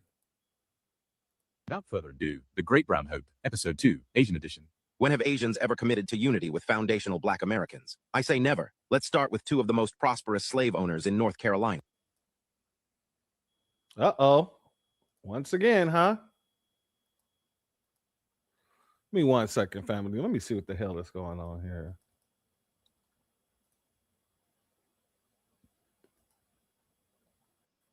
This is wild. They just really don't want me to cook on them. Okay. Well, you're going to get cooked. You will be getting cooked here today. Let's start this over. Let's go back. The Great Brown Hope, Episode 2, Asian Edition. When have Asians ever committed to unity with foundational black Americans? I say never. Let's start with two of the most prosperous slave owners in North Carolina. Conjoined twins Cheng and Ing Bunker were born in 1811 in Siam and later inspired the popular expression Siamese twins. In 1829, a merchant brought them to the US where they began performing as curiosities and freak shows. But the Bunker twins felt exploited and cheated by their managers who pocketed all of their earnings. No doubt dreaming of a better life, they decided to strike out on their own. For the next 7 years, the brothers toured independently, but once they'd amassed a small fortune, they did something unexpected. They quit performing and settled in North Carolina, where they eventually became plantation owners. It was quite the rags to riches story, the Bunker twins now living in luxury. They purchased slaves, married a pair of sisters, and fathered 21 children. However, the Civil War severely disrupted their lifestyle. The twins lost their slaves and a lot of money, and they had to return to the stage in 1869. Black people looked past that and even helped Asians during their lowest moments in America. I'm not gonna help nobody get something my Negroes don't have. If I'm gonna die, I'll die now, right here fighting you. If I'm gonna die, you my enemy. My enemies are white people, not Vietcong's or Chinese or Japanese. You my opposer when I want freedom. You my opposer when I want justice. You my opposer when I want equality. You won't even stand up for me in America for my religious beliefs, and you want me to go somewhere and fight, but you won't even stand up for me here at home. Civil rights organizations of every kind came forward, as well as individuals. We have been drawn together by death, an unplanned family reunion. Our hearts are made heavy by a mother who sits here with us, whose son was brutally killed just because he was. What can we do in the aftermath? Those who live, we must redefine America so everybody knows everybody fits in the rainbow somewhere. Fuck Jesse Jackson. Vincent Chin, a Chinese-American draftsman, was killed on June 23, 1982, after being struck with a baseball bat by Ronald Evans in Highland Park, Michigan, 4 days earlier. The Justice Department launched an investigation into the case, examining whether racial discrimination laws were violated. After a retrial, Evans was cleared of civil rights charges, igniting protests over perceived lenient sentencing and anti-Asian sentiment in Detroit. This catalyzed the Asian-American activism and civil rights movements. What has occurred had not your group and other Asian Americans gotten involved and brought pressure to bear here and around the country? I don't think any civil rights trial occurs unless there's pressure. Where were they during Jim Crow? A better question is, how did they show their gratitude? I'm alone in the store. She come in. I always thought maybe she steal. I don't know, but she come in. Of course she steals. She's black. She's so. Not everybody steal like that. This girl I know. Continue. Story was basically she was stealing orange juice, and then she was asked to put it away, and then she beat the fuck out of this woman. Shit. Yeah, she beat the crap out of this older lady. She's like in her late 60s. This is the story they've been going around telling about Latasha Harding. And then she's 14, but she's a big 14-year-old girl, you know. So she beat the crap out of her. So the lady kind of, I guess she says in the court transcript, she says she kind of lost her mind because she didn't know what to expect, what was coming next, because she was turning around and she felt like she was come back. So she pulled out the revolver and pulled the trigger. And they're saying that the revolver was stolen at one point and the trigger was modded. So when she got it, it was actually a lot lighter. Who gives a fuck? Yeah, exactly, right? So, but anyways, who gives a F that this woman had an illegal pistol? Because when you mod a pistol, it makes it illegal. That's why you can't put a goddamn switch on a goddamn 9mm. It makes it illegal. But yet, when it comes to their community, who cares? But when it comes to a 14-year-old boy running away who may or may not have something on him, oh no, that is the whole situation right there. We got to look at the accountability, don't you know? Let them talk. she got shot. And then because of that, the black community was upset because of that. And then the year after, you had the Rodney King. So it just all culminated into what happened with Rodney King, and that's where everything just kind of blew up on Wednesday. A merchant guarding his properties. You got anybody out there or just a shot? Out here. All of the merchants here are not going to wait for the National Guard or police or anybody else. You talked about guerrilla warfare, and it's right here. In the February of 2017, the Asian American community was upset because Officer Peter Liang was convicted for the negligent homicide of Akai Gurley. And they were saying that this was unfair treatment against Asian Americans because if Peter Liang was a white police officer, he probably wouldn't be facing any consequences. And I definitely think that's true. My wife is Black American. I am Korean American. And yes, my parents do run beauty supply stores. I worked for them in the past. We have seen some of the absolute best and unfortunately some of the worst of our clientele. That's just the nature of business. With the demographic of that clientele being majority Black, did that affect the way I perceive Black people? Especially now my wife? Maybe. Am I going to unpack that dynamic today? No. Yeah, okay. Here's my point. I'm gonna say this. There was a young lady from our community that came in the store last week. She had her granddaughter in a car seat. You all thought she was stealing. She wasn't stealing. But the owner roughed up a young child in a car seat, digging in the car seat, thinking that the parent stole something. She did not. She did not. He didn't even apologize. What he did was he said, all black bitches steal and get the fuck out of my store. When y'all left the Shell station, was he trying to get away from you two? I'm not sure why he ran. Did he ever stop and ask to shake your hand? No, sir. Did he ever run towards you? No, sir. Okay. He was running away from you, right, Andy? I can't speak for him. Was he running towards you?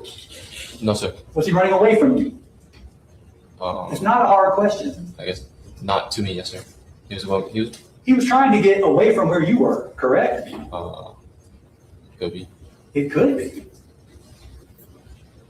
You and your dad are yelling at him and running after him. I did not. Outside of the store, I did not yell at him. You yelled at him in the store.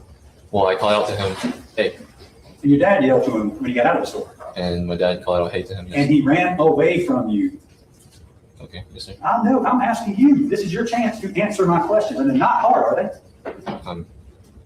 He ran away from you and your father, did he not? He did run away from me. Okay. Thank you.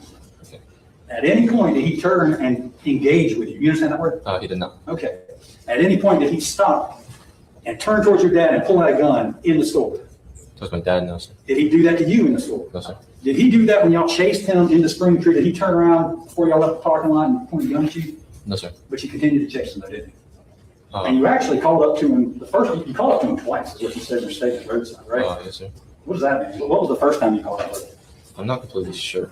Okay. So you catch up with him, and then he keeps going, and then he falls, and then you catch up with him again, and that's when the gun thing happens, right? Yes, sir. He pointed the gun at me. Okay. And you said he fell, he took 1 to 2 steps after he got shot and fell down? Yes, sir. Or yeah, kind of ducks to the ground and stays on the ground. Please tell me, what fucking coalition do we have with these people? They don't build relationships with us. They don't invest in our community, and they don't care about our children. It's time to treat the model minority as an absolute threat to our community. Fuck a coalition. Shout out to the Tether, the TikTok for that compilation. And I wanted to play it in full. I know I stopped it once or twice, but I still had to play it in full because he put together such a wonderful compilation showing all the times, for the most part, we've been sitting here either fighting for them while they're lying on us, or they know they're lying on us and continue to do so.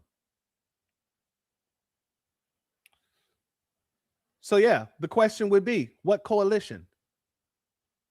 Moving on, we got to talk about this clip here. I'm going to play this. We ain't even going to play it all, but we're going to play some of it.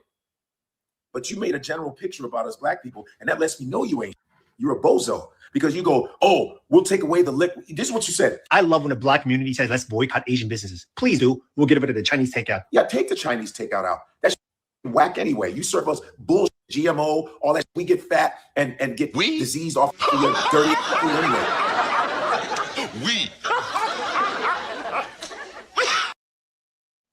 Yeah, Tether Godfrey is back at it again. Remember when I told you one of the major things that I do not like about Godfrey is he will quite literally say some messed up stuff about foundational Black Americans, or he'll bring a Tether onto his platform to say some crap, straight up lies about foundational Black Americans, and he will agree with it, laugh with it, all this other nonsense. But every time someone comes out talking about the Black community, he inserts himself. He's out there basically saying a few good things so that he can let a bunch of his Tether buddies say a bunch of dumb shit. And I don't care who likes Godfrey or not. This man is a goddamn Tether. I'm going to finish letting this play and then we'll be back. Because the food that's in the hood is not good for the black people. There is good Chinese food, but the you serve is usually trash, all right? The dry cleaners. We'll be fine. A black man invented dry cleaning anyway. We'll be fine with the dry cleaning. We will find another place to get our dry cleaning at. The laundromats. We'll be fine with that. Let's get rid of the liquor stores as well. We don't need liquor. See, all the things, a lot of stuff you were naming is that has been killing us anyway. So we need to change up our anyway. Liquor. I don't even drink anyway. And a lot of people should stop drinking liquor anyway. So shame on you for that. Get rid of the Jordans you guys wear, the Nikes you wear. Michael Jordan, he's not Asian. He's a black dude. Okay. And I think that he can go somewhere else to get his shoes made. All right. The shower caps. Please. Out of here with that. The Hyundais, all your car electricians. That's Japanese. There's no Japanese in the black neighborhoods anyway. And you said car electronics. Listen, there's certain things, of course, a lot of stuff made in Asia. That's fine. But guess what else? Asians do. Copy black culture. That's what you do. So you should stay the fuck out of black culture too, sir. And then you say, a lot of us do go to college. You're being outworked by immigrants who barely speak English. And you're not embarrassed? Black women have the highest degrees in America. Black people go to college too. And you had the nerve to say, go to the bank, start your own businesses, and deal with your own people. You know how many black people try to get loans, try to get money for businesses, and banks are so racist they don't give it to black people? You jack. And by the way, the reason why you guys have the right to come into black neighborhoods to open stores is because white folks didn't want you in their neighborhoods, so they sent you to the black community. And you said, we have our own Chinatown. We have our own Koreatown. You think we really need you guys to benefit off and make money? Chinatown was a ghetto where they put Chinese people in a certain area. Of course, you guys worked hard and built it up. That's facts. All right. I played enough of that, family. I wanted y'all to hear how he sounded. And a lot of people would say, well, what's the problem? You know, he was telling the truth. Yeah, that's true. He was telling the truth. Well, he was, defending the black community. I don't know about that much. Because then right after that, you get shit like this. Do you think this will help to bridge the gap between African Americans and Africans? Because there's always been a little bit of that, and I call it misunderstanding. Yes. Because of the cultural differences, because of the lies on both sides. Let's just call it what it is. Yes, the lies. Yes, thank you. The lies. The It is propaganda. not even about cultural differences, because go to New Orleans Right. and show me some food Yeah. that reminds you of food that you've had in Thank Nigeria. you. Yep. Show me some customs, some religion, some thank belief you. systems Dances that, and oh my culture. gosh, You're that like, what? harken right back to the continent. So it's Man. not about a cultural difference. It's just lies that we've been Propaganda. told. So we're like, oh, they don't like you. Right. By the way, they sold you. Yep. So you can't trust them. Those people. Yep. Right. And so we're believing them. Yep. Like, we're all just gonna believe them. Yep. And let them tell the story. Yeah, family. This is what they'll do. This is what tethers do.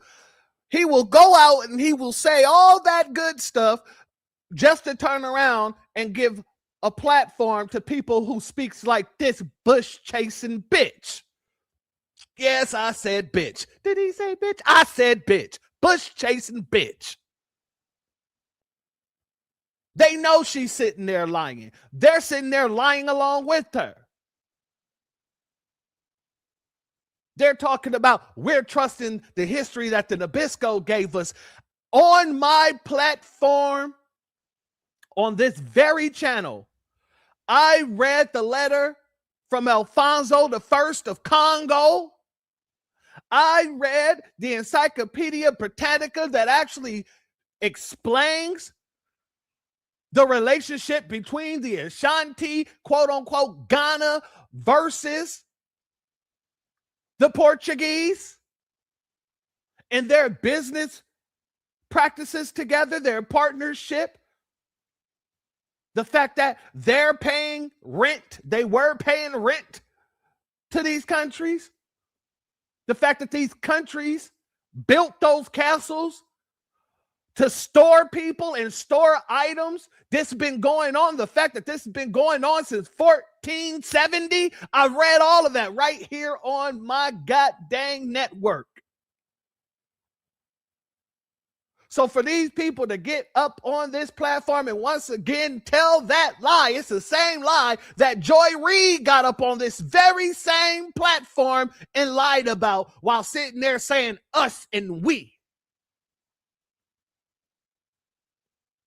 Yeah, I don't give a flying care who likes Godfrey. The man is a straight up damn tether. And he needs to be treated as such. He needs to continue to be ostracized by the community.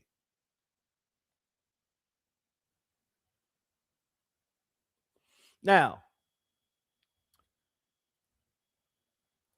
let's get into the blackout, shall we? Because as we spoke on this previously in another broadcast, we started calling for the blackouts, and I mean real blackouts, and they started really getting it in. Let's go here. I'm calling for the blackout of all Asian businesses for foundational Black Americans. A boycott means that we have room to negotiate. A blackout means we don't fuck with you no more. All Asian businesses are now on the blackout list for all foundational Black Americans. Do not go to their businesses. Don't go to their nail stores. Do not go to their hair supply stores. Do not do any business with Asian people anymore forever. This is the fucking end of any type of relationship that we could have possibly had. There is no negotiation. There is no talks. There is nothing. This is the fucking end of any type of relationship that we could have possibly had. There is no negotiation. There is no talks. There is nothing. They are our ops. They are our fucking enemy, and you will treat them as such. I am calling for the blackout. Shout out to this queen. Notice this was not a request. She made sure that she put in at the end right there, they are our ops, they are our enemies, and they will be treated as such. It was nothing timid. Do you guys think that we should be treating them like ops? No, she put that conviction behind her voice. She put that goddamn spirit of the Most High behind her voice, and she said they will be treated, as our sister said, economic castration. Oh yeah, we're getting there, my sister.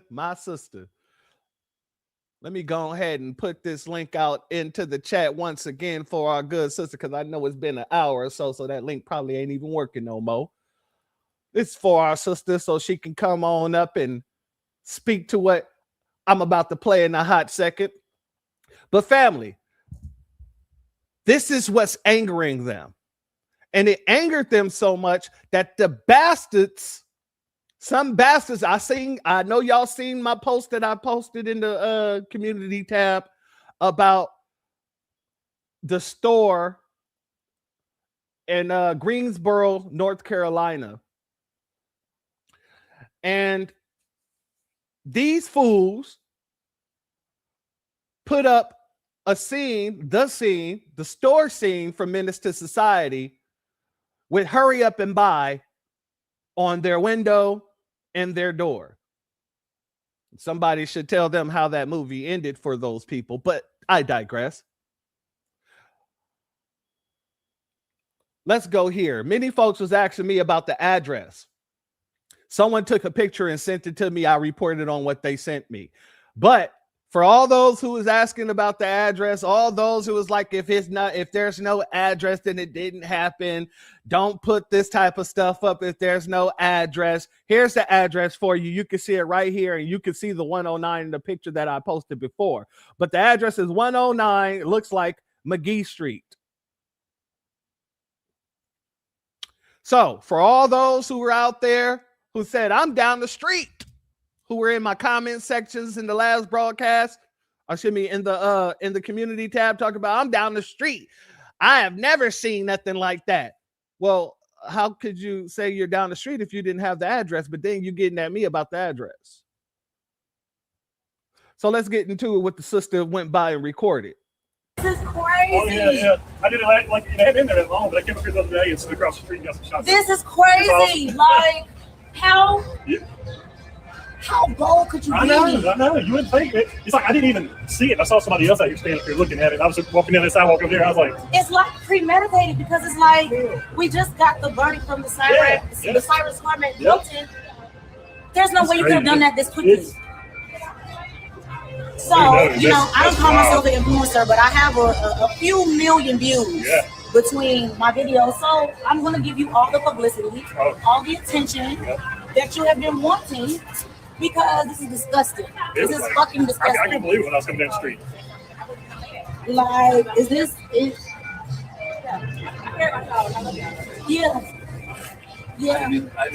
Yeah, you don't unless you really look at it. Hurry up and buy it. My car right there. Yes, sir. Hurry up and buy. The two little black boys and an Asian man looking like hurry up and buy. Yeah. Man. Shout out to that sister that found out about it and went up there and started recording it and putting it out there. Like I said, somebody walked by and sent me the pictures. All I had was about this area of the window and door. They didn't include the top part here. However, that was more than enough for me to just show the family. I already knew somebody was going to go out there and record it. I already knew. So shout out to this young lady for going out and doing so. Family, you got to be a damn fool if you keep shopping with these people. Shout out to this sister. The way that we are on y'all's minds unprovokingly has to be studied. Baby, the rent must be due. So after the whole Cyrus situation, another establishment in Greensboro, North Carolina, decided to go and post the Menace to Society whole framework inside of the window of their store with the words on the door, hurry up and buy. And we all know that this is racially profiled. When do we burn it down? Today or tomorrow? Let me know. And I hope the boys from Menace to Society see this and sue the fucking bricks off the building. Because I can guarantee you the last dollar in my bank account that y'all did not get approval from them to do this. And I can damn sure guarantee you that they will not approve of this bullshit. But this is what they're doing in Greensboro, North Carolina at the current moment. The way that we are on y'all's mind. Shout out to her. And yes, I hope whoever owns the IP to Menace to Society comes out and sue the brakes off these folks. You got to be slow in the head if you still want to spend money with them. So I want to show this clip as well. Y'all come with me on this good Saturday morning and let's see how this Asian beauty store, nail store, food store boycott is going since they dared us, since they said they want to see us not support them, since we need them so much. This is what I saw at the first stop. They standing outside. They like, where the black people at? So I rolled over to the next place where I usually shop here. I'm not even gonna lie, this is my favorite place for the last 10 years. But let me show you, this is not normal on a Saturday morning. No, ma'am. All of that over there is usually filled, okay? It's even usually going into other people's parking spaces, business parking spaces. This is not normal, y'all. So good job. Even the nail salon down the street is empty. It was a few coons in there, but for the most part, empty. And because this is a predominantly black neighborhood, of course, there's more than one hair store. So I went across the street to check out the other nail salons and the other beauty supply stores to see what type of Saturday this Saturday morning. Empty. Love to see it. And as I was going to the next store, I met this woman coming out and listening to what. For some reason, the sound of us talking went out. So let me just recap what the conversation was about. For one, she didn't know anything about Cyrus being shot. She didn't know anything about Rick Troy being on trial and I'm found not guilty. She didn't know anything about the Asian boycott or about what that Asian man came on to the internet saying that he dared black people to boycott because we need them, yada, yada, yada. And so I gave her some information. And I also told her about some black-owned beauty supply stores that was close to us. And like I told her, Google black-owned whatever, and whatever's in your local area will come up. It's not hard to find. You just have to be intentional about it. But we had a good conversation, and she thanked me for letting her know. So then I went around the corner to this other one because I was like, one more on this.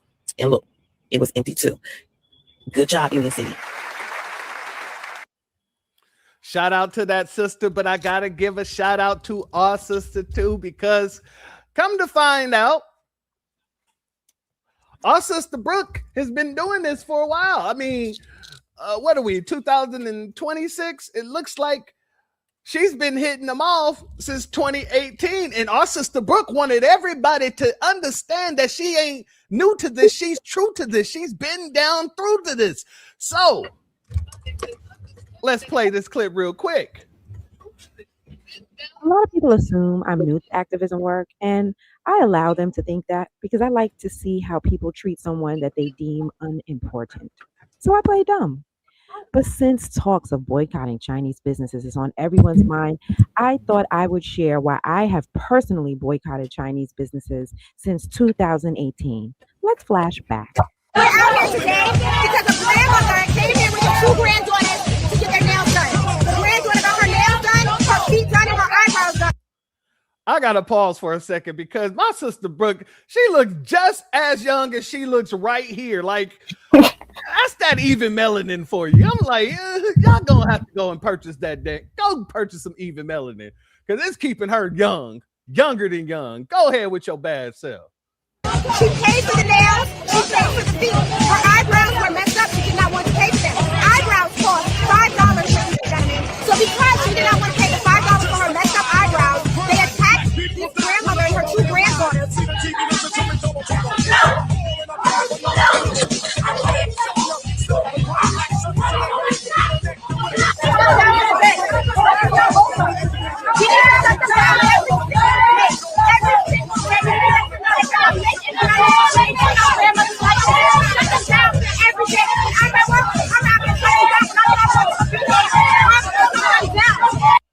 And since we're flashing back, I thought I'd show you the exact moment when I knew I was no longer a Democrat. 1426 Nostrand tried to open back up last night or yesterday.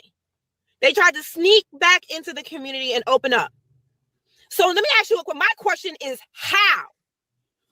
The community board assured us that once we got a certain amount of signatures, that this business would never open again. The black politicians assured us that once we got the signatures and the support of the community, that this beauty supply could not open up again. So my question is how? How are they back open? How? And this is why I don't believe in petitions. I only do letters, calls, and emails. Where are the black politicians that made assurances to us? So you want to know why people don't want to vote? That right there. We just had an election, and y'all serious? Y'all gonna wait till after the election and let these people open back up? His wonderful sign that he put up. Ciao, bye. We don't want you here. Don't come back. We don't accept your apology. We don't accept. We will never accept. You are not okay. Do not come back. And they never did, and it's 2026. But the boycott's still on. Shout out to our sister Brooke. God dang, hold up. Where we go? Where we go? We're here. We're here. Let's go.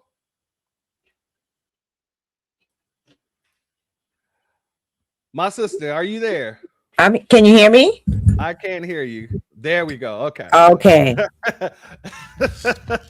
All right, my sister. Shout out to you. God dang it. And I love the way that you did a straight timeline of events. Just to show folks, this is where it started. And in 2026, we're still here today with the storefront. Absolutely. Let me pull that back up. Still closed. Yes. Well, it's another business that's there now. But like, it's a matter of fact, this is about the second business because it was a bakery there, and it was a West Indian bakery, and I was actually, because this is before delineation, I was actually going to promote for that bakery because I was just happy to see that that the Asians had left. He didn't want nothing to do with it. So he closed down. And then somebody else is there now. I don't even know who they are. I'm out of it. As long as the nail shop don't come back, I'm good. So I want to ask you a question about how this started, because it from my understanding, you got it all popped off and other people came and started supporting you.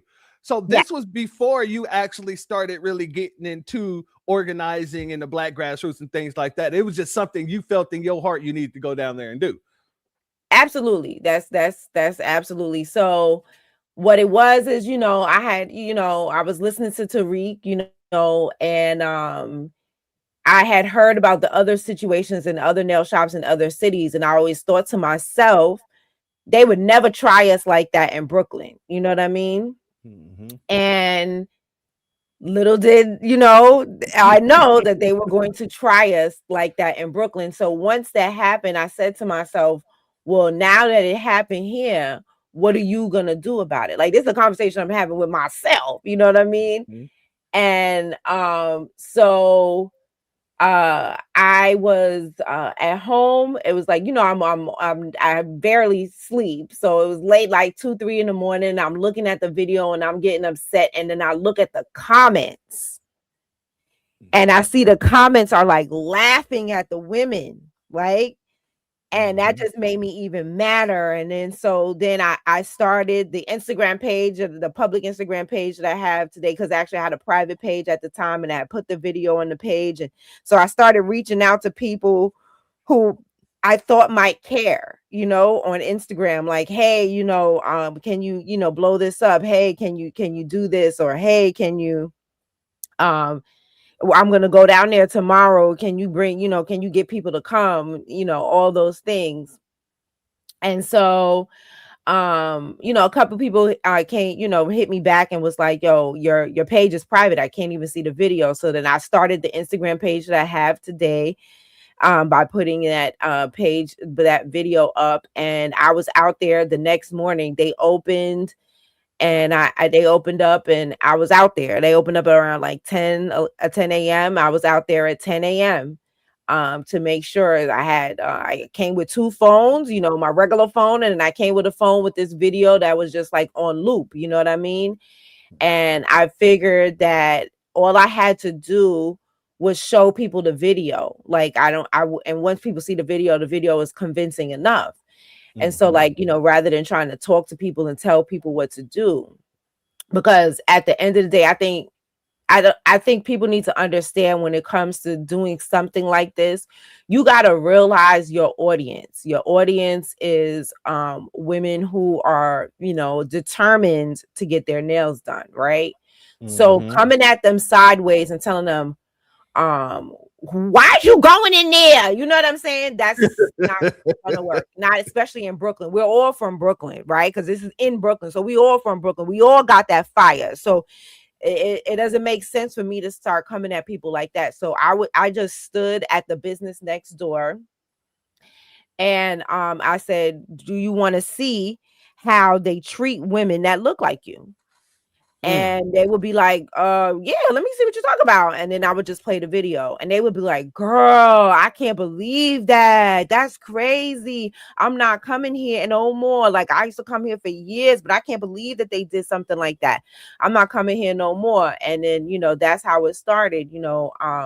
A few people came out and, full transparency, the neighborhood is very Caribbean. I didn't make no bones about the neighborhood that I grew up in. I grew up as the only American, you know what I mean? So, so it was a lot of Caribbeans that stood with me, but it was me who got it started and nobody was going to do anything. And in fact, one of the people, one of the guys that came out to support me, he was like, oh, I heard about what happened. And when I heard about what happened, I knew that nobody was going to do anything. And I reached my hand out to shake his hand. And I said, well, hello, my name is Nobody. Right. And I'm here to do something about this shit. You know what I mean? And so that is, how everything got started. One of the influencers that came out, her name is Empress AK. I believe she's from St. Vincent. She came out for a little bit. She lended her platform to get people to come out, for people to know about it. Tiana Smalls, she came out as well. She got the word out. So it was, quite a few people who came out, but it was me who started it, and it was me who was there, especially the whole day in the beginning. And it was very hot. It was August. It was very, very hot. But the community did have my back. They would bring me water and smush and slushies and all types of things to keep me cool while I was out there. The same gentleman who said nobody was going to do nothing, he was like, well, what can I do to help you? I said the Asians are trying to intimidate me, right? Because it's a man that works there. I was like, he's really trying to intimidate me. I said, but I understand that nobody really want to get in the camera. I was like, but can you make sure that the brothers are around to, just kind of let them know that he can't put his hands on me, right? And he did that. And so, the hood was out. They was outside, you know what I'm saying, backing me up.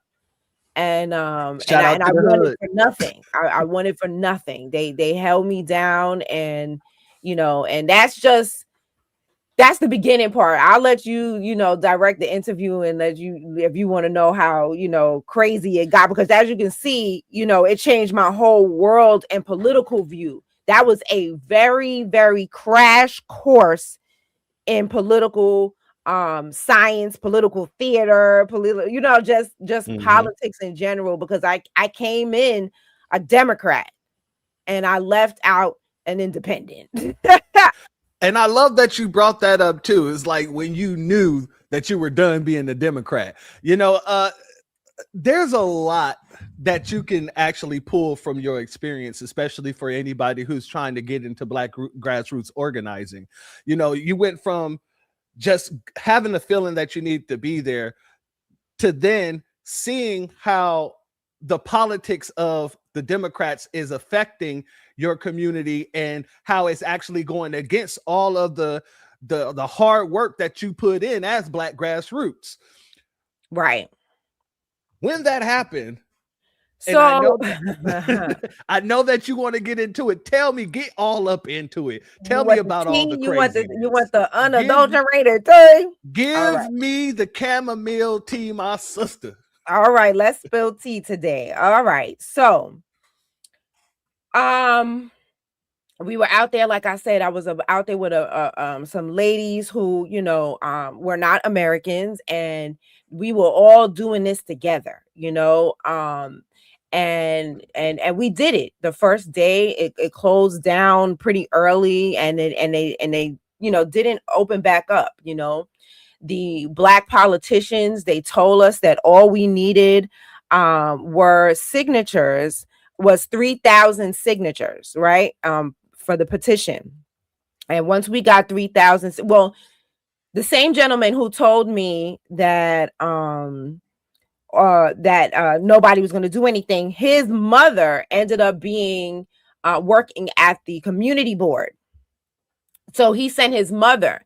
So his mother was able to get in touch with the politicians, and they lied to her as well and told her that all we needed was 3,000 signatures, and we would have the nail shop shut down, right? And that it wouldn't come back because the community has said no. And I don't know if people know, but not too far from that area, a few years prior, well, maybe a little bit more than a few, but when I was a kid, I would say, my mom was telling me that there was a Korean grocery store that had beat up a young girl, and so this neighborhood has had similar instances in the past. So when they told us that that's all we had to do, we believed them. When the Black politicians told us that. Eric Adams was the borough president at the time, which is why I never took my foot off his neck. Even now, like, I still can't stand him. Like, I will hate him till he dies, You and so I'm sorry. right. He was the borough president and he ignored us. De Blasio was the mayor. He ignored us. Everyone did everything they could do to ignore what was happening, but they shut down. And like I said, they did not open back up. And because they told me I needed 3,000 signatures, I got 9,000 between in-person, online signatures. So that was probably like that, not even probably, that's the first campaign I've ever done. Right. And I never called it a boycott. I called it an economic castration. And that's what it is. And Go so, ahead. yeah, the media didn't really like that very much. And so because I said I was there to cut their financial balls off, right? That's I was a lot younger and I can look, I've edited my speech a lot for online, okay? But I'm a New York, okay? Hey, So, I feel you. Go ahead. I'm a true blue New Yorker, right? So I was like, yeah, I'm trying to cut their financial balls off, right? And so, yeah, so the media didn't like that, and that was it, right? So the next day, or I'm not sure if it's the next day, but like maybe the next week, I think it was the next day. Then Diana Richardson, who was the assembly person at the time, she is now married to Senator Myrie. She now married because she lost her seat, her assembly seat, and then she married Senator Myrie. Okay, he is, I believe he's from, I can't remember what his background is, but he's not a foundational Black American, right? And I should send you a picture of what he looked like. But anyway, you know it. If you got time while I'm talking, Google Senator Myrie at the George Floyd protests and see what pop up. Okay, so that ought to tell you what kind of beard she is. So anyway, she was the assembly person at the time. She had a broken foot, and so she really ain't want to be out there. And they decided that they wanted to organize some protest. They had found out that they owned another nail salon, or they think that he owned another nail salon like down the block, right on the same street. And I really wasn't with that as much, because I wanted to focus on getting the charges dropped on the Black women that were victimized, and I wanted to focus on getting them lawyer money, right? But at that time, I am unaware and unsavvy at this. All I got is passion, so I didn't know how to direct things, and they kind of took it over from me. Tamika Mallory and my son came, and I was a little starstruck too, because I was happy to see how big it had gotten. So and I at that time I respected Tamika Mallory, and I thought she's pretty, you know what I mean, and I respected my son as well, and so at that time, and so I was happy to see them there. And so this is what they wanted to do, and they had more experience than me, so I guess this is what we were going to do. But I knew that something wasn't right, because they wanted to orchestrate this march down there at 6 p.m. When I started to shut down, organize a march at 6 a.m. Or 6 p.m. Excuse me. It doesn't make no sense, because they worked all day. They about to close. Why would we go at 6 p.m.? Yeah, but the point is to disrupt. You can't disrupt anything when they're closed. When they're closed. But for them, that's not the point for them. The point for them was to, make a show of it. And see, I'm not really about shows. I'm about business. I'm about action, right? And so but I go along with it, because I'm like, okay, you're not gonna do anything without me. You know what I'm saying? I'll go along with it. So I don't want to be fighting with my own people. I don't want to be, I don't want to cause problems, So right. I go along with it. All right, fine. You was trying to be we marched a down compromisable there. person. Yeah, I feel you. Right. And like I said, these people have more experience than I do at this, at that time. This is my first time ever doing anything like that. So we organized the march, and it was this guy, and I'm gonna name names, okay, honey? Name them names. His name is Q Butter. Q Butter is somebody who he's not a foundational Black American. He owns a school so they say he owns a school, not they say, he does. He owns a school here in New York, right? In Brooklyn. Or at least he did.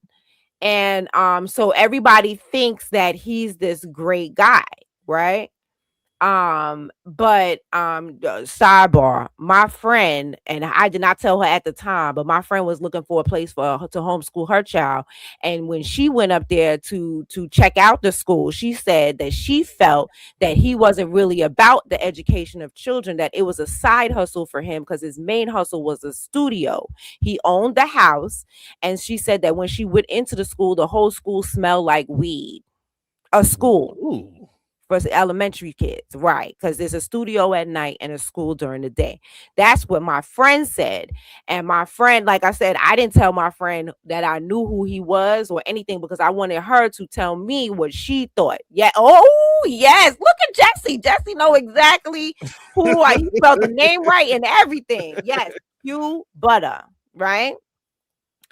So Q Butter, so what we did not know was that Q Butter had already went down there. And let me tell you something. Okay, so when I started the economic castration campaign, um I know people in the police department, and so I was like, what can I do legally and what can I not do legally, right? And they were like, legally, you cannot go inside. So I'm saying this so you guys can know the rules. You cannot go inside. You cannot block the door, and you cannot physically stop people from going inside the businesses. Those are the rules, right? So now, when I got there, the Chinese people. So I'm going back and forth. Sorry, as I'm remembering. So when I got there, the Chinese people called the police on me. But when the police came, because this is pertinent to the story, when the police came, a white police officer came, and he said, "Yeah, I know why you're here." He was like, "You hear about what happened the other day?" I said, "Yes." He said, "Look, they could call the police all they want, but there's nothing that we could do as long as you don't block the door, stop anybody from going inside. Essentially, all you're doing is standing out front and telling people that they're not nice. That's not against the law. And so there's nothing that I can do. Keep it up." And he left. Okay. So that is what happened with me and the white police officer. Okay. He said, keep it up. Keep it up. And he left. He said, because what they did was wrong. Right. And then he left. And so that's why the Chinese people were so mad. So now fast forward. Q Butter goes to the second nail shop before we get there and goes inside and starts filming. Talk about, yes, he did. So by the time working against you while you're there, that is wow. Well, I'm just telling you the series of events. You come to your own conclusion. Well, that's my conclusion, goddamn. That was my conclusion as well, honey. And so by the time we got down there, they already had like their purses on their shoulder. They was pulling the gate down by the time we got there. Isn't that interesting? So now we're out there. They're doing this pomp and circumstance rally in front of the nail shop. I had put out a call to the brothers to come and show that we're not just a bunch of women, a bunch of angry women, mad about nails, or eyebrows in the case, because that's what happened. They took off our sister's eyebrows. She was pissed about that. And I'm telling you for a fact that I seen it. I seen the girl did not have an eyebrow. Now I don't talk about their names because she don't want to be known for that. And so I respect their privacy. But yeah, they took off her eyebrow. That's a fact. I seen it for myself. And so as a person who knows a lot of women, who knows about women and their eyelashes and eyebrows, that is one thing you do not want to do. That's a violation. You should walk around one eyebrow. A straight violation. And then you want to make her pay for it too? Hell nah. So yeah. So I was like, yeah, come out and show force with us. And so Diana Richardson took over. She's talking. Tamika Mallory took over. She's talking. My son talked. At least he's a guy. And as I did ask for guys. But then when my son started talking, here come the feminists. Not the feminists. The feminists take over, tell my son that he shouldn't even talk, and tell the brothers that they shouldn't even talk and they shouldn't be there because this is about women. I ended up getting so angry. And then Q Butter's friends picked a fight with the very gentleman who sent his mom, who went to go get his mom, which worked at the community board, who sent all the guys to look out for me. One of Q Butter's friends picked a fight with this dude, not knowing he knows the entire hood. You know you did messed up, right? Exactly. You know you did messed up, don't you? And so, and he ended up being one of my homegirl's cousins. Like like how small it became was crazy, right? He ended up being my good friend's cousin. And matter of fact, I was talking to her on my drive out there, and I did not know I was going to meet up with her aunt and her cousin.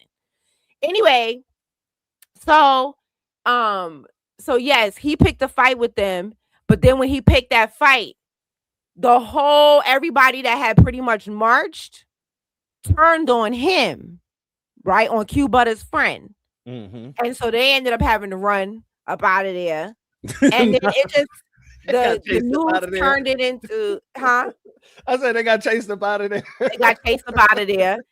And then at this point, I'm so mad, I'm cursing. What the bleep? This is not what I bleep and wanted. How they turn my shit into this? How the hell you do it? Like I'm pissed at the feminists. I'm pissed at Q Butter because now the news is reporting that there was a fight. You understand what I'm saying? Instead of what it should have been, which was a show of force. I'm hot as fish grease, and this is why now I don't let anybody. And then I will look behind the scenes. I've had to talk to some people. Okay, I don't do it in public, in front of the public. You get some straightening in private. It's okay. Oh, I have done some straightening in private with people of the lineage. Understand? Because nobody will ever do that to me again. That will never. And let me tell you, as long as I breathe, that will never fucking happen. Oh, excuse me. I'm so sorry. No, that will never happen to me again. I will never allow it. I learned that day. Never keep your mouth shut because you don't want to cause problems. Never. If you feel, if my soul is not with it, my soul ain't with it, and I'm not doing it, and I'm gonna call you out on your shit. I don't give a fuck who's watching, who's listening. I don't give a damn.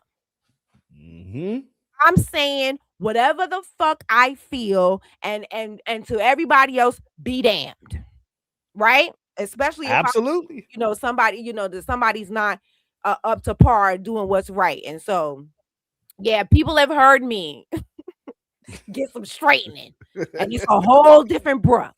Okay, so that happened.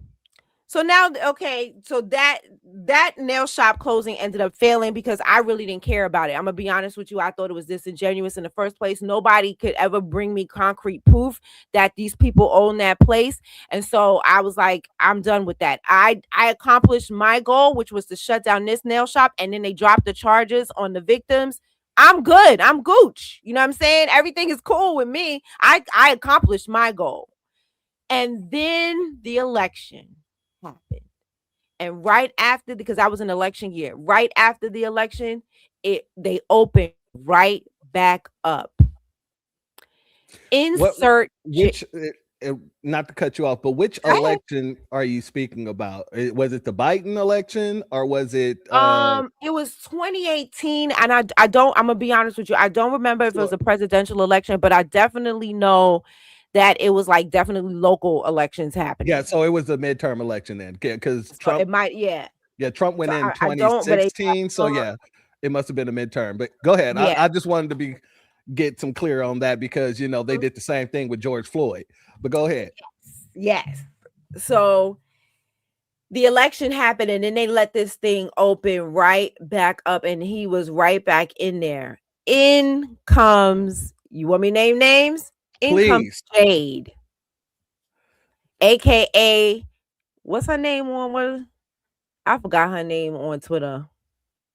Empress something or something Empress, something like that. Whatever, right? In comes Jade. At the time, I'm thinking Jade was an ally because I wouldn't have even known that it was open at the time if Jade hadn't posted the video. But I'll just keep going with the story. So I see that it's back open, and then I come, lioness crown. There we go. President Divine is in the chat. Okay. Divine is in the chat with the facts. Come on, President Divine is in the chat. Okay. If So you want I love it. like he always got my back. So Lioness Crown. She comes into play. So she puts up a video, saying that how they open back up, blah blah blah blah. So I come, the next day, right? I believe it was a Sunday or a Saturday, whatever day it was. Like I came the next day. So when I meet her, I'm like, "Hey, girl," you know what I'm saying? She's like, "Oh my God, thank God you came." Blah blah blah. I'm like, "Yeah, everything is cool, everything's wavy. I'm happy to see her." She's like, yeah, she tells me that, that she is, now check this out. She told me that Diana Richardson, I forgot something. She told me that Diana Richardson was her mentor. Really? The assemblywoman at the time. Now, what I forgot to tell y'all, shucks, it's so much, right? It's back the first day that everything ended. We ended up going to the victims' houses. Me, Diana Richardson, Tamika Mallory. I don't think my son was there. And Tamika Mallory had a whole staff. It was like 5 or 6 people with her. And I remember thinking to myself, I had to take off work to do this. How did she do this? Who's funding her? How did she fly all across the country and be at all these protests and she ain't got no job? And then there's 5 or 6 people with her. I had to take off work. So I was incurring financial, you know what I'm saying, subtraction, okay, from my check because I was taking days off from work. So it just made me think, like, you got 5 or 6 people. Who's paying for your Ubers? Who's paying for your hotel? Who paying for your food? Right. I didn't have the answer to that, but it ran across my mind though when I saw her with all these people, right? Okay. So we at the victim's house. Diana Richardson and Tamika Mallory just kind of like pushed me to the side and pushed me out. They didn't really want me to be involved. Diana Richardson was extremely rude. Her assistant at the time is Monique Waterman. She just took over God dang it, what's his name? Nick Perry's seat, right? In East Flatbush, Brooklyn. She just took over Nick Perry's seat because Nick Perry does something where he's like, I don't know, like maybe like an envoy for Jamaica or something like that. So she took over Nick Perry's seat, but at the time she was Diana Richardson's assistant. So she comes at, so when I'm at the front of the nail shop where we're shutting it down and everything, she goes, yeah, the assemblywoman is coming and she's excited to meet you. And I was like, oh, okay, great. Now I was a fan, I'm doing that light air quotes, fan of Diana Richardson at the time because she had done this wonderful testimony, or what I thought was wonderful testimony in the assembly, talking about, you know what I mean, how when drugs was a black crime, how they treated it, and now that it's seen as a white crime, it's seen as mental illness. So I thought, you know what I'm saying, I'm like, oh great, I get, because I reposted that testimony, I'm like, oh great, I get to meet Diana Richardson. When Diana Richardson comes up to the nail shop with her broke foot, she was so freaking nasty to me. I'm sorry, I didn't mean to laugh like that, but the way you said broke foot, that just hit me hard. I don't know why. Go ahead, I'm sorry. I know how I am sometimes, so I get it. I'll be dead ass though. I'll be dead ass. She come up here with her broke foot. Oh man, go ahead. Yeah, what she did, she had her boot on. No pun intended, President Devon. I'm sorry. So yeah, she came up there with her broke foot, and she was so rude to me. So she was so rude to the point where Monique Waterman was embarrassed because remember she had come up to me and kind of like prepped me. Diana Richardson's coming, and I looked at Monique like, "Yo, what's up with your girl?" And Monique that looked at me like, "I don't know," right? Okay. Fast forward, we at the people's house, and they like totally, you know, pushed me out and wouldn't let me speak. I ended up, look, when I'm in situations like that and there's children around, I end up playing with the kids, right? Because I felt more comfortable with them than I did with The adults, Diana yeah. Richardson and I get it. and Tamika Mallory, because their spirits were off. Right. They were fake. And And the they were children were very genuine. fake. Yeah. Right. They were very fake. So so then, you know, I see a bunch of kids and then they coming up to me, so it ends up me with like 5-6 kids around me. You know what I'm saying? Like if there's kids around, they gonna find me. You know what I'm saying? And then we gonna be end up sitting there having deep conversations, and parents be like, "What the heck?" Harthor I love children. Shout out to Harthor Ma'at, who says maybe she saw you as competition. Competition and uncontrollable. Because that, I believe that's why they were sent. They were sent to get control over the situation. Right. Because it was with me. I'm over here using words like economic castration.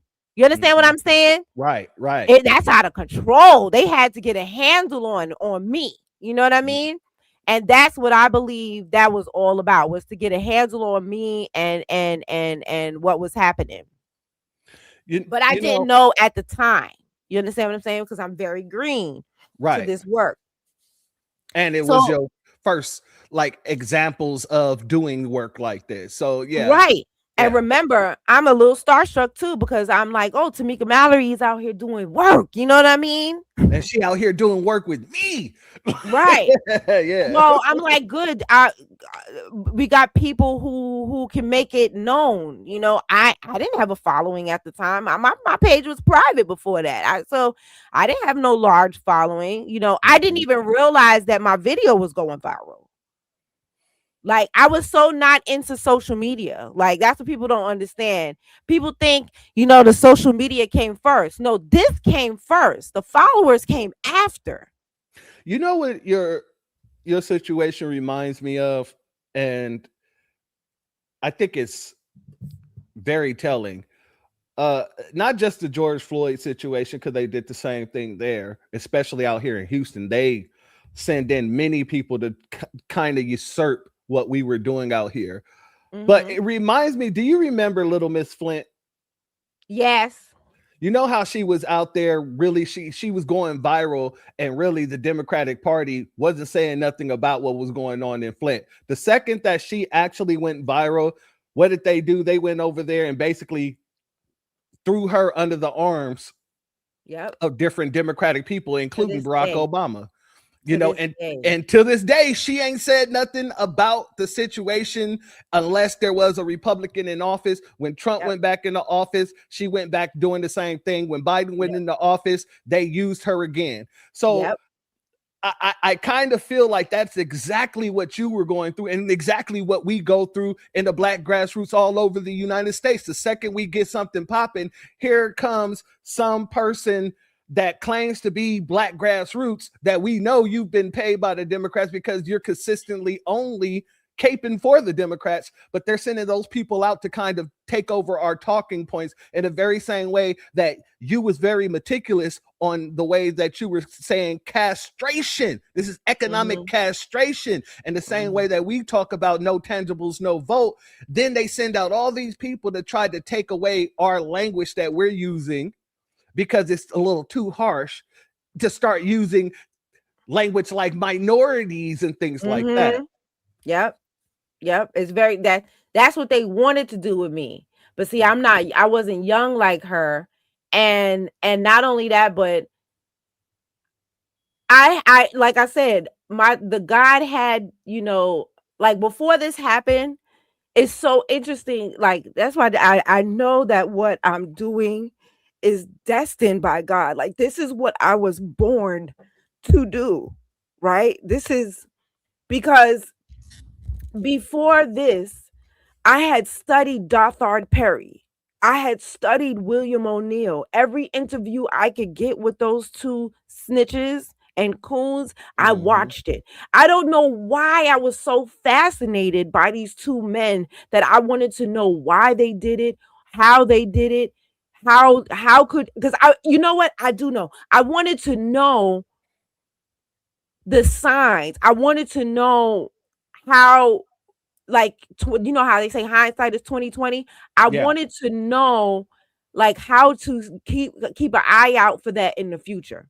I did not know though that I was going to end up doing what I was doing at the nail shop. So even though I had a respect for Tamika Mallory and I was a Democrat, my eyes were open enough that I was asking myself questions like, how is she affording this? My eyes and my spirit was open enough that I knew that, you know what I'm saying, I didn't particularly care for these women. You understand what I'm saying? Once I met them in person, it hit you in the chest. Like, yeah, what I thought was not what I saw. Right. You know, It what is wasn't that matching saying? up. It Never wasn't meet your matching up. heroes type thing. Yes, absolutely. Yeah. Absolutely. And so so now let's fast forward back to the second nail shop. So that was ended up being a bust. That nail shop is still there. I didn't give a shit because I accomplished my goal, which was to shut this one down, to make sure that there was no shrine to whooping a Black woman's behind open in my neighborhood where I grew up. That was my and that the charges were dropped on my sisters. You know what I'm saying? I was good. Like I didn't really care about anything else. And so so now we're back to the second nail shop opening back up. So we back to Jade so Jade, now, like I said, she told me that she was Diana Richardson's protege. So, and even then, I didn't mince words with Jade. I say, "Oh, you mean her and that broke foot?" And rolled my eyes even then. And she looked at me like, yeah, I was like, I said sorry if you like her. I was like, look, I said she wasn't very nice to me when she came out here the last time, right? So she was like, oh, okay. Instantly, Jade starts saying, we should march to the police station. I said, why would we do that? Because at this point, right, the police didn't have no, like I told you, the police didn't have no problems with what I was doing. They gave me no problems, no friction, nothing, right? They were probably just happy that it didn't involve them. You understand what I'm saying? For once, you know? And so they had I'm just gonna throw up this picture of Diana Richardson. Yes, there it is. The broke foot. That's actually a good picture because she looked worse than that. You want a worse picture? I can give you a worse picture. I want you to find a picture of Senator Myrie from the George Floyd protest. That's what I want you to pull up. I want everybody to see who she married so you can understand why I call her a beard. Okay, I'm gonna pull it up right now. Continue, sister. I got you. So yeah, I want you to pull that picture up. I love the way you said that. I call her a beard. I just, I want people to see because you won't question it after you see that picture. He got on a lime green t-shirt. Okay. So all right, I'm pulling it up right now. Okay. All right now. So so she says we should march down to the police station. I said, why would we march down to the police station? Can the police close the nail shop? She was like, oh yeah, you're right. So again, I'm not paying attention like completely, but I'm not swayed. She ain't swaying me off my square. You understand what I'm saying? And she sees that. She sees she can't control me. You can't tell me what to do. And like I said, now this time I'm a little bit firmer than I was the first time because now like that happened in August. Now we in early December, late November. So now I have had time to think. I've had time. You understand what I'm saying? I've had time to talk to people. You know what I mean? All regroup, all these things before I came back out there. So she wasn't gonna convince me to march to the because the whole point is, And that's the thing. You can't let people sway you off your square. If we left from in front of the nail shop, then that's going to allow people to come in and shop at the nail shop. No, you got to find it at the George Floyd protest. Yeah, I might need you to find that one because I was sitting there looking. I'll find it and put it in the private chat. Yeah, it isn't coming up on me. Like I'm looking. Okay. All right, I'll find it. Yeah. So she we'll leave this up while you're talking. I forgot because I'm typing and we're not at the same time. Where was I? Oh yeah, she's trying to get us to go to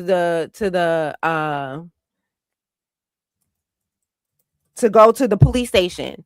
But I knew if we walked away if we're not in front of that nail shop, people are gonna forget or they don't know what's happening. And they're gonna go inside and spend money. But as long as we're in front, no one's gonna spend money because we're gonna show them the video. We're gonna, all of these things, and so they're not gonna spend money as well. But if we walk away and go to like what she wants us to do, go to the police station, it's gonna be fair game.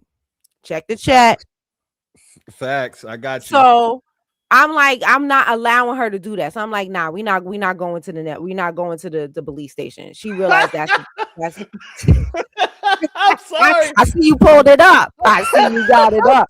Oh, family, you in for a treat. I'm gonna stop talking right now so he can hold up. Let me pull it up this right is here. I show everybody this picture. Oh my Divine already know what picture it is. I can't. I'm sorry. What is going Huh? What you say? I love it. What you say? Can you What hear you me? say? What you say? Okay. Here's what I don't understand. Now he put that picture up himself on his own Instagram page. I can't with these the picture with him. I don't know if y'all know what y'all seeing. Let me see if I can find you a bigger one. I don't know if you know what you're seeing there, right? That is Senator Myrie with a tight ass green t-shirt on. Oh no, I'm trying to find a bigger picture for you. Go ahead, keep talking. With a tight ass green t-shirt on. He has been sprayed with pepper spray.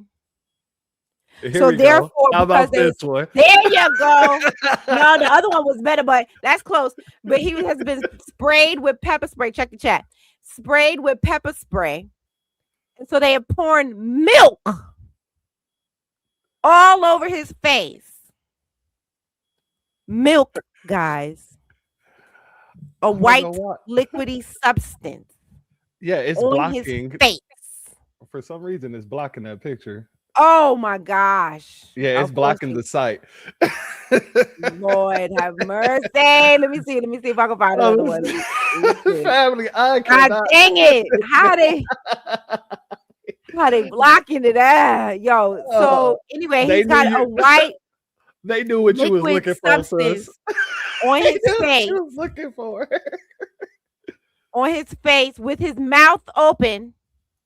Okay. All right.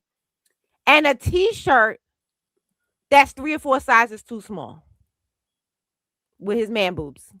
Hold on. I might be able to do this. Hold on. This is what we'll do.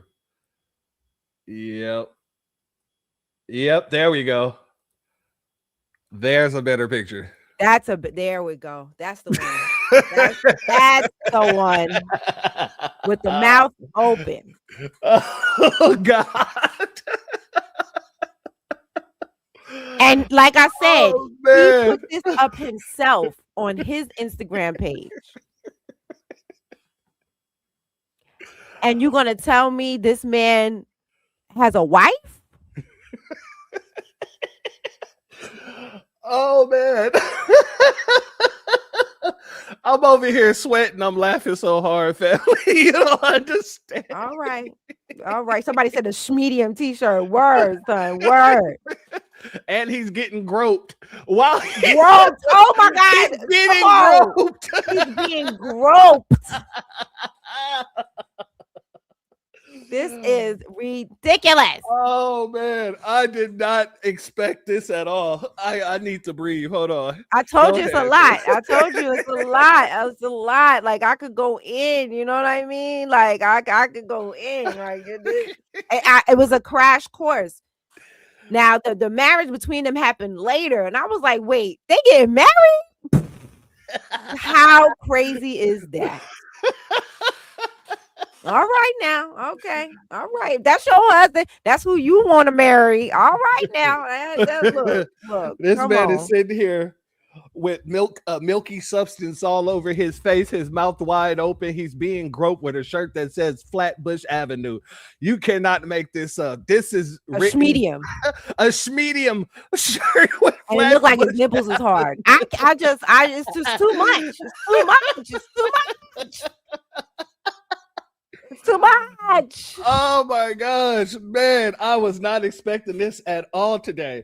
This was something that was I told y'all the Most High comes through. This is not any of my doing. My sister jumped in the building and brought this information herself. Y'all blame her for said this. you wanted all the tea. I said I wanted the chamomile with honey, and you brought the chamomile. You brought the goddamn green tea. You brought it up, and literally the green tea, especially with this shirt on. With that t-shirt on. That's right. The green tight milky tea. Lord have mercy. The tea with milk. So yes. Oh, I'm losing myself over here. Go ahead, sis. Okay. So yeah. So we were at the police. So I wasn't gonna let her, swayed me into marching into the police station. So now there's, like I said, once again, because we out there again. So, the same women that was out there with me the first time, they're back out there again. And the same brothers that, was outside, the whole hood out looking out for me. The whole hood was out again looking out for me. Right. Mm-hmm. So, there was this Hebrew Israelite, right? Mm-hmm. He was across the street. Yeah, that's her. That's his wife. That's the beard. With the Jasmine Crockett wig. But go ahead. Oh my God. Yeah, honey. Yeah, she one of those. She is one of those. Until she got a butch haircut. Which makes me wonder, who is the beard? Are they beards for each other? I don't know. I'm just asking questions because that last haircut she had was really interesting. But I don't know. Inquiring minds would like to know. That's all it is. Minds, like they were like, let me cover you. You cover me. You cover you. You cover me. You cover you. Cover me. I don't know. Either way, we covered. Right. They got a match made in matrimony heaven. Okay. Let me go back here. Let me heaven. go back here because we will clown all them all day. That political theater, happening at the courthouse with the rings and the marriage and whatnot. Anyway. So yes, it sounds like a Cory Booker to me. Oh, okay, on both me sides. And Rosario Dawson, I'm so happy to be with both Rosario sides, Dawson. She brings out the light in me. He couldn't, but see, Rosario couldn't even go through with it though. Yeah, exactly. That's why he got somebody who looks like Rosario to go through. Right. But I believe they are married at this point. Yeah, and I believe it's a sham, but let's continue. Right. But, we just asking questions. Just questions, simple little things. I'm asking for a friend, Just So, I don't let her do that. So then there's this Hebrew Israelite that's across the street, right? Now, the Hebrew Israelite that's across the street, I seen him out there. Then all of a sudden, he's out there for like maybe an hour watching us, right? But at the time, it wasn't uncommon because, like I told you, the whole hood is out watching us.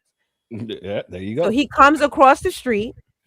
He goes inside of the nail shop, and I want to set the scene. I want y'all to understand this is the time when the Hebrew Israelites was going viral for calling people cave, dogs. You understand what I'm saying? Making them kiss their feet all the antics that they was doing like on 125th and whatnot. You understand what I'm saying? Like, the K female dogs and get on your knees. yes, they were going viral time and time again for talking to people like that, right? So this is around that time. You cave bitch. Anytime I hear the word cave bitch, that was hilarious. That I think I've watched that 1,000 times. That was hilarious, right? I don't give a damn. So the Hebrew Israelites love them. God damn it, they well, gonna stand on business. Now let's see what's up now. Okay, I'm glad you said that. Go ahead. So now the Hebrew Israelite comes across the street, goes into the nail shop, has a civil conversation with the Asians, and comes back out. I instantly run up to him. I'm like, excuse me, what did you go in there and talk to them about? He says, oh, well, I told him that he needs to come more than just an apology. He needs to offer discounts. I said, like instantly I cut him off. I probably should let him talk some more, but I instantly cut him off. I said, no, we don't want no discounts. We don't want no, you know what I'm saying? I said he threw acid in a grandmother's face. He's done. He has to leave the community. We want his business closed. He has to go. He can't be here. After that, there is no apology for throwing acid in a grandmother's face. We're done. It's over. Facts. And he's like, yeah. You right. All right. Now, Jay's friend decides that she's gonna go in the nail shop when I told you what the explicit directions of the police was, right? Didn't I tell y'all? Don't go inside, don't block the door, don't physically stop people from going inside. Jay's friend goes inside of the nail shop, starts screaming and yelling at some woman that went in there, right?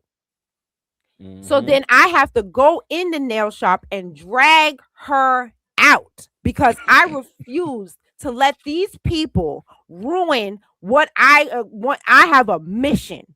I have a goal. I want this place closed, and I wasn't letting nobody stop me. Nobody get in my way, including her. So I end up pulling her out. Now she's so mad at me for pulling her out. She want to fight me. I'm like, bitch, let's get it. Fuck you want to do? Come on, like come on with it. Talk about it. Let's do it. Let's talk do about it. Be about it. What you and want. I realized, damn, I'm about to fight a black woman when my fight is with the Asians, right? Yeah, I feel that. I feel it. But at the same time, we'd have just been fighting though. We'd have been fighting, but I thought about that afterwards, right? Okay. So Jade pulls her friend back, and Jade is like, yo, you don't know that's such and such. Don't, you know what I'm saying? Like, don't do that because that's Brooke. She started the thing, whatever. You know what I mean? So then she calms down. She was like, yeah, but my brother was killed by the police and da-da-da-da. I said, well, then you need to start your own protest about that. This don't have nothing to do with that, right? So she's like, she's like, and so I guess Jay gets her to calm down, okay? And other people, other aunties also get her to calm down because they like, yo, you can't be attacking her. You understand what I'm saying? Okay. So, she calms down. I find out that at this point they had lost $750,000. Right? I'm like, oh, that's almost $1 million. Damn. Oh, it's done. They're not gonna come. Like, there's no way somebody's gonna lose almost $1 million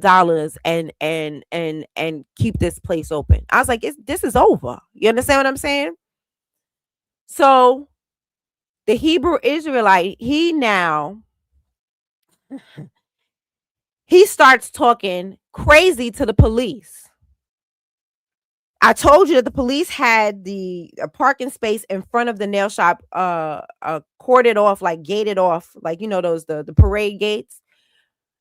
Gated off for us to stand in. That way we are not blocking the store, we're not blocking the sidewalk, because Notion is a very busy street, especially on the weekends. People is doing their laundry. It was summertime, or it wasn't summer, I think it was fall, it was November at that time, or just early December, but people doing they got stuff to do, they got groceries to buy, they got laundry to do. You understand what I'm saying? People walking past with carts of clothes, all that, right? So you can't really block the sidewalk like that. And being respectful of the community is how I was able to get so much of the community on my side. Okay. Facts. So now he's being disrespectful. They don't want to stay in the gate. The police are like, yeah, you got to stay in the gate. He's like, oh, you can't come over here and tell us what to do. And then Jade goes, yeah, as soon as the black man starts raising his voice, then the police get uncomfortable. I'm like, what the fuck is happening? I'm watching this bullshit happen. I said, first of all, he's like, yeah, this is our land. You can't tell us. The Bible says that we could be wherever we want. I said, first of all, I'm the only American here. This is my land. Mm-hmm. Say that. Okay? So Jade says nothing. This is how I know she's not a foundational Black American. Also, by her name. Her name is called Lioness Crown. That is a Rasta name. She's not a foundational Black American. I'm willing to bet any amount of money on it. She said nothing when I said that. She didn't say, well, I'm an American too. She said nothing.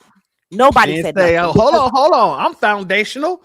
Right. I'm a Black American. That term wasn't in use at that time. All right. Well, I'm a Black American. This is my land too. I come from the slave fields. This is my land too. My family has been enshrined in this country for centuries upon centuries too. None of that. She did not. None of that. Okay. Everybody was silent when I said that. Because why? Because I was the only American. Okay. That is it. So now he's like, she starts going, oh, well, as soon as the black man starts talking, then the police start getting uncomfortable.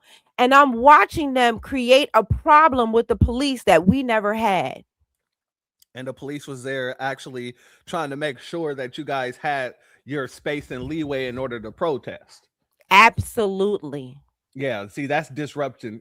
That is what a disruption They is. were controlled opposition. Absolutely. They were sent there to create a problem with the police so then the police would remove us. My sister. The whole name of the game was to remove us.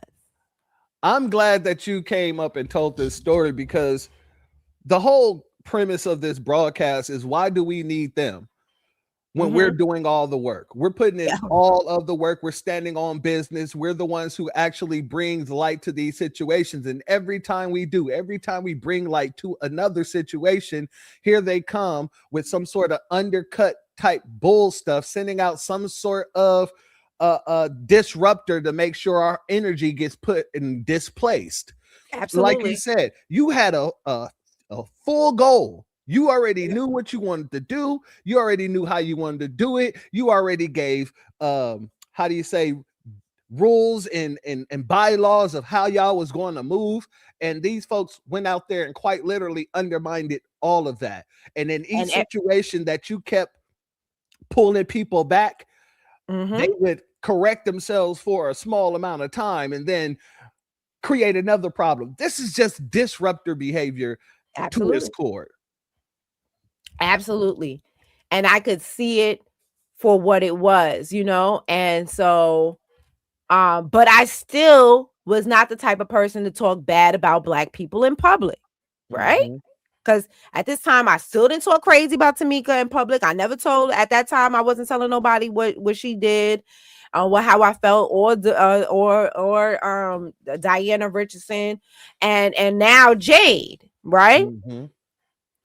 And so I left that day. I left like just I had two feelings. I felt accomplished because I knew that they had lost $750,000. I was like, oh, I felt like, you know what I'm saying? I don't even have to be there no more. And I also was sad that like, I was like, I'm not going back. I'm not going back because if I go back, they're going to create a problem with the police and it's going to be a problem with the police. And either that or I'm going to end up fighting. Oh, I forgot something. So when he starts saying that, I start saying, yo, I told you, I said, this is my land. Do what the police say do. They start calling me a slave. Oh, wow. The same women that has been out there with me since August. Everybody except for my friend's aunt. My friend's aunt, she was pissed. She was pissed. Right? She was not happy about that.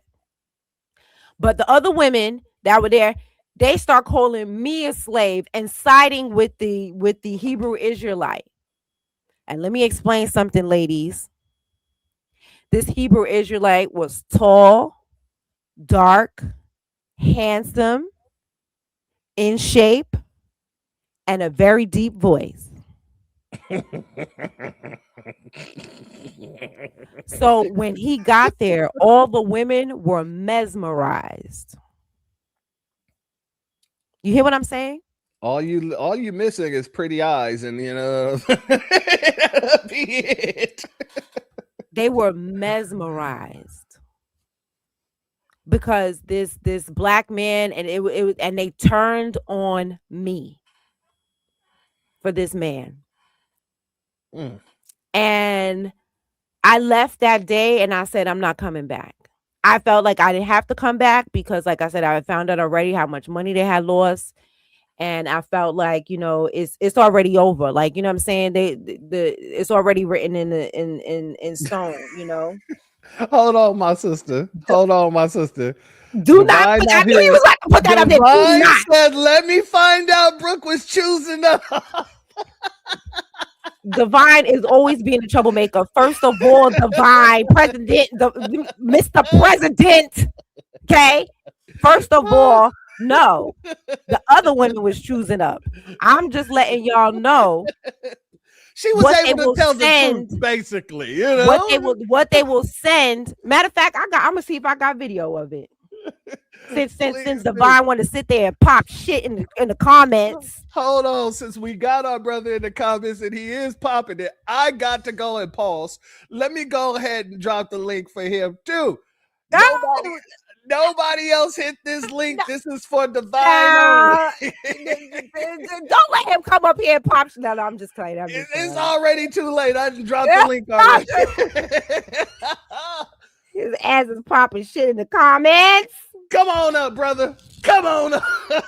Talking junk, mess, nonsense. Oh, man. I ain't gonna lie, though. The way you said it, he was tall. He was dark. He was handsome. I was like, oh, shit. The only thing missing is the big, pretty eyes. You know, I'm only saying it like that because I want y'all to get. I'm gonna find a video. I want y'all to get a picture of why the women of what the ops will send to divert the attention. Oh, I get what you're saying, sister. You see what I'm saying? The same way they'll send some big booty chick over to a black American in order to because get, they knew it was a bunch of women out there, and they thought that if they sent this man that I would be mesmerized, but I'm not. You can't catch me. Look, I'm a good-looking man. And what you can't do is send me a good-looking coon. I don't care. I was focused, laser focused on my goal. I don't give a damn what you send. You know what? I gotta give you a certified B1 salute for that as well. Excuse me, because I've always said that I don't care about a woman's beauty after she says some coon shit. Come on now. If you say something stupid, like I'm a person that like intellectual conversations. I also like to be able to be evenly yoked with the person that I'm with or dating. And if we're having conversations and you finer than fine, but all you can do is talk about how men ain't ish, or Mhm. how men needs to, well, in my experience, if you're a man, you need to A, B, and C. I walk away on that. And I walk Mhm. away when you start talking about, well, we tend to put too much emphasis on racism, and nope. I walk right on away. So I'm with you 100% there. I don't care how beautiful you are. I don't care how big the booty is. You can have the type of coochie, like they said in Harlem Nights, that you could toss in the air and turn into sunshine.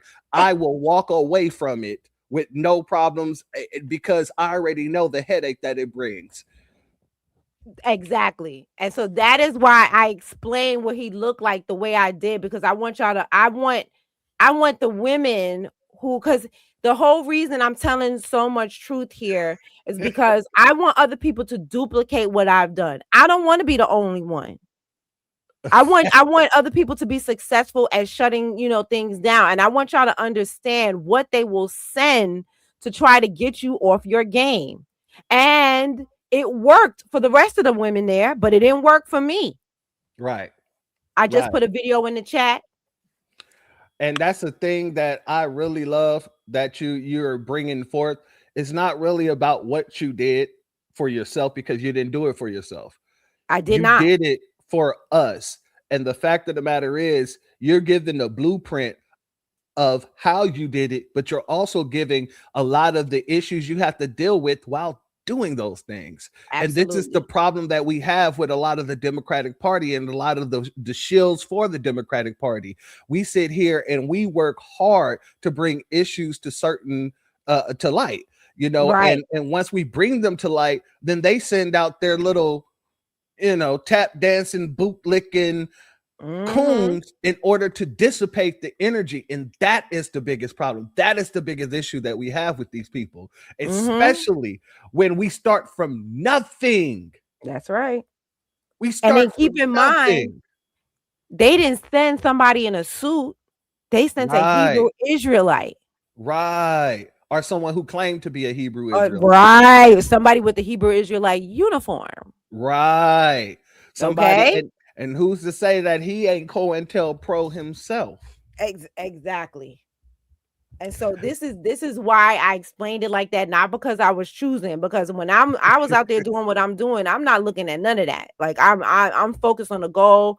I wasn't looking at any of that, but I'm not blind either. Not only that, I Hold on. Don't you blame me, Divine. I didn't jinx you. I put the link in the chat. You know what I'm saying? Talk about I jinxed him. I didn't do nothing. I didn't do nothing. That is the ancestors getting you for trying to talk shit about me. Okay, that's what that is. Oh, Jesus Christ. Oh no. I'm gonna drop the link one more time just to see if you can come on up. This ain't got nothing to do with me. I want the family up in here. I want this to be what it is. I want the family to see, not only do we sit here and speak knowledge and we talk the truth, but we can sit here and have some fun too. Yeah, we need all of that. Because trust me, just as stressful as it is in order to stand on business on our own, we should be able to laugh at a lot of these situations after which, because we were able to stand on business on our own. So Right. yeah, I love all of that. Let me go ahead and go here real quick. Here we go, Sister Brooke. So that is him in the cohort suit right there. This That's guy right him. here? Yes, that's the guy him. in the brown. All right, let's see what let's So see this what is it the looks next like day when when he I'm come not around. there. Because as a cop watcher, it's my job to police them and put them in their place. Let them understand what will happen to them. Yeah. Yeah. Right. Lock up Michael. Stop looking at them to do that. They're not going to do that. They're not going to do Leave it. us alone. Leave us alone. No, shit. That's a dead issue right now. That's a dead issue. And the chick with the dreadlocks, that's Jade Lioness Crown. That's Jade, right? Yeah. Okay. Yeah. The mentee to Diana Richardson, the Democrat. while she's running around here talking about, well, leave us alone. And he's the brother over here talking some sensible stuff. Look, man, they're not gonna do this. They're not gonna do that. Yes. He's the You one caught being the that, most right? sensible Exactly. at Do this what? point. Come on, because he also, you know what I'm saying. I have my other issues with him, but when they came to this nail shop, me and him came together to work together, and we've worked together on other things. Like I said, I don't completely agree with his politics, at all, because he is a Democrat, and I don't agree with him and a lot of what. Like I said, that he stands for. But when it comes to this nail shop, and like I said, and a couple of other injustices that happened to our people in East Flatbush, we came together on that. And so he was the only one out there talking sense, trying to talk sense. But you see, the women aren't listening to him. The women are listening to Jade and that Hebrew Israelite over there. Right. And that's crazy right now. And Divine sitting here, he said, Brooke described still popping shit. What? You is cast, you is smart, you is important. He said you hit there with a Kamala Harris line. Whatever. I don't even know why. Stop putting his things on the screen. Okay. He trying to knock me off my game. See, but I is focused. I is blind. And I is consistent. Since you want to talk shit. Who is this? All right. I'm gonna go ahead. The link was only for President Divine. If you are not President Divine, we are not taking any other calls at this moment. Thank you very much. However, that was a distinct link. Somebody said, I bet you, her, and Teslin get along. I wasn't at that rally. I've never met Teslin. I don't know Teslin. So I'm just gonna leave that there. I don't know Teslin. So I've never met her. I wasn't at that rally because y'all see who was at that rally. There's a reason why I wasn't at that one. Anyway. Let me finish playing a little bit more of this clip. Okay, so y'all can kind of see, I guess. Let's get focus on these people. Let's focus on them. Leave these men alone. That's another one. It's just so much Caribbean lingo going on. Oh yeah. It's East Flatbush. I told you. I left. I'm the only one there that's I was like, this is so much. But that lady right there, she was one who didn't turn. She's the one that didn't. No, not her. The one that's in front of her talking. She was the one who didn't turn on. She was the one who pulled, the other lady off. Like, yeah. She's down. Like, I would never talk crazy about her. The one in the pink hat. I think she had a pink hat. Let me see. Let's play out. This lady here. Yes. I believe that's her. That's Auntie. Yeah. I hear her voice. This barricade is illegal. Nobody's supposed to stand behind a barricade. See? You hear that bullshit? That dude ain't even dressed as a Hebrew Israelite. Oh, that day. That was the second day. Day prior, it was a little bit more, but it was rainy that day. So that day he wasn't, but the day he came, well, yeah. The other day it was a little bit more like a Hebrew Israel, but this is how they, like when they're not in church gear, I guess. I don't know what else to call it. This is how they look out here. Yeah. And for all those who don't know, I am a person who subscribes to being Hebrew. So I don't want to hear no shit talking about me saying that it's Power Ranger gear. God dang it. I've been out there with them folks, and that's the reason why I walked away. We are not going to play this game. We know what that is. Anyway, let's continue.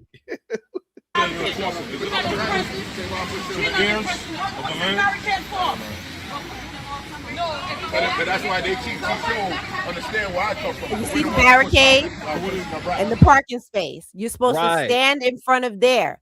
But if you on the sidewalk, blocking the sidewalk, people can't pass. It's a very busy street.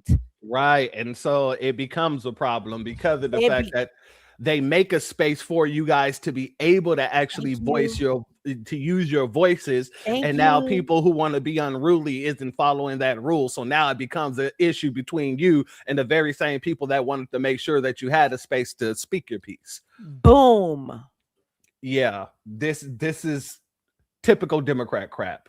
And I'm pretty sure the Republicans do this too, but we don't vote Republican. So yeah, for them to be doing this to the grassroots of the people that actually vote for them, this is diabolical. Yep. And this This is is and this, so this absolutely is why I'm not there that second day. But you see, I got the tape. I was paying attention to what was happening, even though I was in my house. Now I know you told me not to, but I gotta put one more up on it. He didn't morph that day. No, he didn't. No, he put up something else. I'm just playing when I say don't put up something more. I would never silence the president. You know what I'm saying? But exactly. Now you it's something else that's a fact too. He said, never forget lion ass crown. I like that name. I'm gonna use that. He said, never forget lion ass crown was also in cahoots with Smalls when he was denigrating the lineage from the Africans that was trying to kill him. And I'm trying to find the screenshot that I got to show you, because I got proof of that too, because I keeps receipts. And that's one thing they hate about us too. It's receipt after receipt after receipt after receipt. As you can see. How old is this video? And I just pulled it up. Yeah, I keep 2018. That's what I'm talking about. Okay. And I didn't know we was gonna do this today, but that's how I'm the receipt keeper. Okay. On point. Look, and I want y'all all to understand how the Most High work when it comes to us. She didn't know I was gonna do this. I didn't know she was going to be in the chat. Well, I know that she might be in the chat, but I said, if she comes in the chat, I'm going to give her a shout out, and I'm going to ask her to come up to talk about the new situation with the new letters, right? Because, she does it so elegantly. I don't want to misspeak about what's going on, right? So that happened, and now we're here. I've been crying so damn hard. It's ridiculous. All praise to the Most High, because you can't make this up. This is written by the Most High's hand. You got to give glory. Yeah, because I'm always down to spill this tea, because it's such an interesting story. And a lot of people don't know, because like I said, I didn't talk about a lot of it I didn't talk about very much of it for a long time. So but I do think that it's important for people to know. Absolutely. And so it's been enough time. It's time to start telling the truth. And my sister, I'm gonna be honest with you. I truly appreciate you for telling the truth, because the thing is, a lot of us, we tend to get that feeling that we're hindering our own people by going out and speaking the truth, when the fact of the matter is, they're sending out people to hinder our people. Exactly. And the fact that we have to fight against the people who claim to be fighting for us, that is diabolical at its core. Yes, it is. So and then they'll make you feel like you're the problem within the lineage, that you're the problem within the community, and that you're one, because they're quick to talk about that crabs in the barrel, and then they'll make you feel like I don't want to be a crab in the barrel, so let me be quiet. No. Fuck that. And you don't see no Hispanics dealing with this. You don't see no Asians dealing with this, no Indians, no goddamn so-called Native Americans, where they have people who come out who claim to speak for them and fight for them. But every time you on the grassroots and you're out there fighting for your interests, they're sending in some sort of bootlicking, tap dancing coon to goddamn infiltrate us. Yeah, we're the only people that deal with that. Yep. And so, it's time. Like I said, when this all was happening, I was like, I didn't want to be that person. Oh, I don't give a shit about being that person now. I don't. They have turned me into a monster. And my sister, you sound just like I sounded at the beginning of this broadcast. in case you didn't hear it, go back and listen to it. I was speaking about all the people that was inboxing me, speaking about how we're just concentrating on the Democrats because we don't like them, or we're being a hindrance to our own race because of the fact we're holding these people accountable, when we're the only people who are holding people accountable. Exactly. We're the only people who are going out into these streets and calling out the issues of our community, because ain't nobody else going out behind those podiums and in those seats that they got from us to speak about our issues. So I understand you 100% full when you say I do not give a flying, and I'm gonna say it. Let me spell it out first. F-U-Q, hard Q. I don't give a fuck when it comes to this, because at the end of the day, don't nobody give a fuck about us, and that's the problem.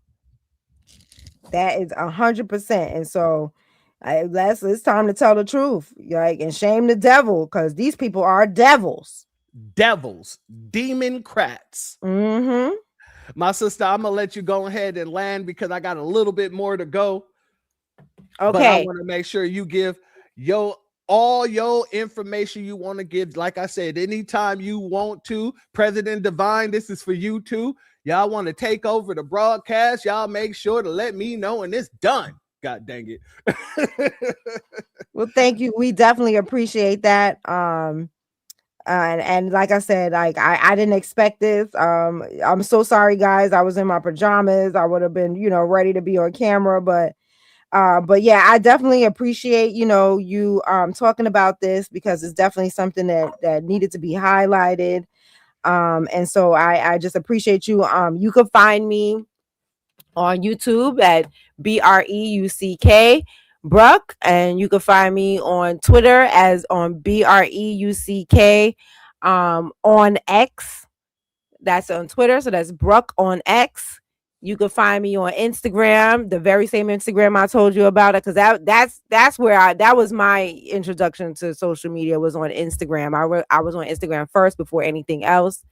You can find me at Bruck.evenmelanin, so that's BREUCK.evenmelanin. You can find me on TikTok at Bruck.evenmelanin as well. And yeah, that is me. And so I'll talk in the chat too, so because somebody's saying they want me. Yeah. In the chat, they want my YouTube. Please drop your YouTube. Now tell them your YouTube too, and you can put it in the chat once you're it's done. Bruck. It's real simple. BREUCK. Yeah, just Bruck. You know what I mean? Where I can get that name, I'll take it. But some places I can't get it, so I gotta make it a little longer. But yes, so that is it, and that I pretty much went through everything. The Hebrew is because after that I did not go back. I did not return, and the nail shop is closed, and it's been closed ever since. You guys all know that Jade took the credit for what happened, and I let her because I knew I did not have media training. I knew I needed media training. Because I didn't understand, the law and what you could say and what you can't. Somebody said, "Do I have an action figure?" That is funny. Hey, you might need to do that, sis. Yeah, maybe. You never know. Might need to do that, sis. I'm just saying, it might be something. In the Black Grassroots, we do many of fundraisers, right? That might be a fundraising situation. That is funny. Well, I'll let y'all do that. You put yourself and President Divine in the pack. That's a tag team duo right there. That is funny. Y'all are hilarious. I will say that. Yeah. So that was I let her take credit.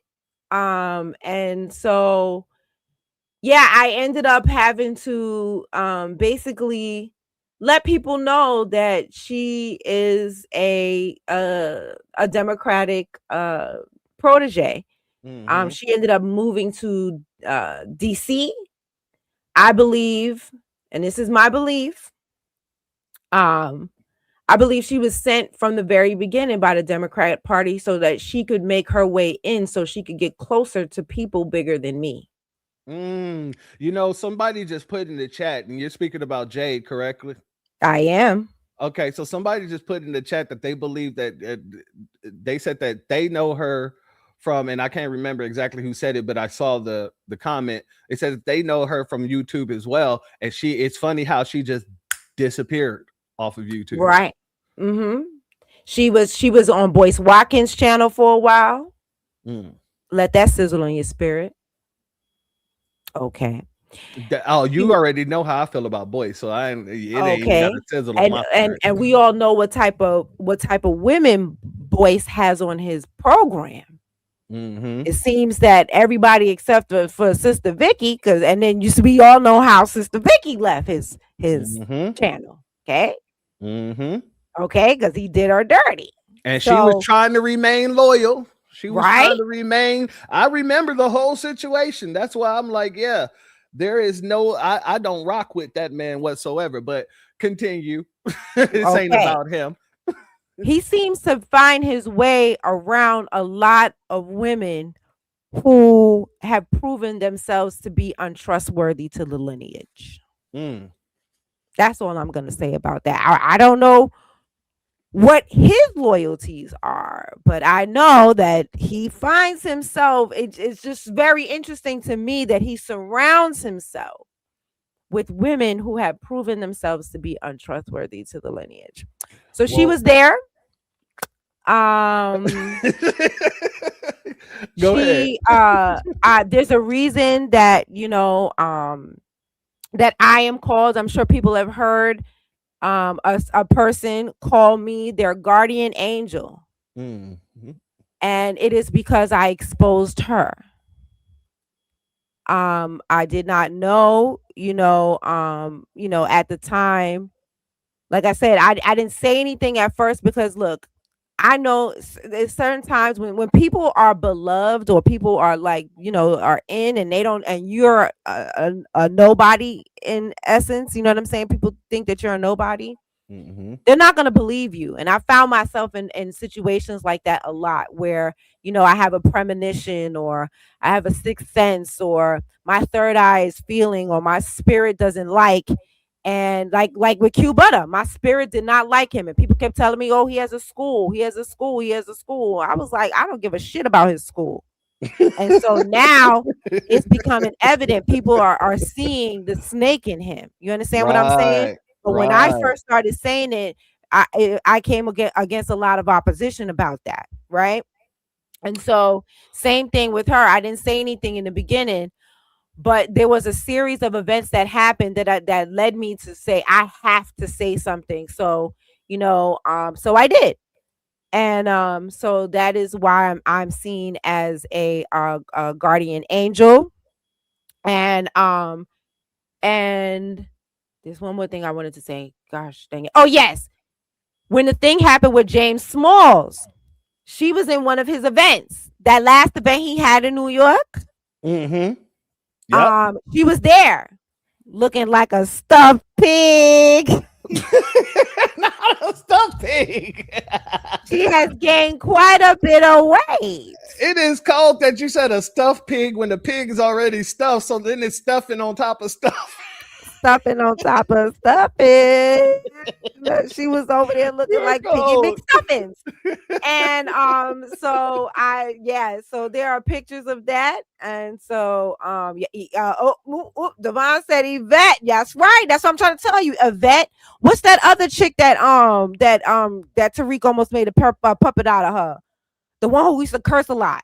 Oh man, he used to talk about her all the time. I can't remember her name. Damn, I can't remember her name either. I know who you're talking about though. Yep. And then I've heard things about his partner, and I'll just leave it at that. I'm not gonna say that. I've heard things though. I don't know. I can't confirm this. I ain't gonna say much more than that. But I've heard things about that partner.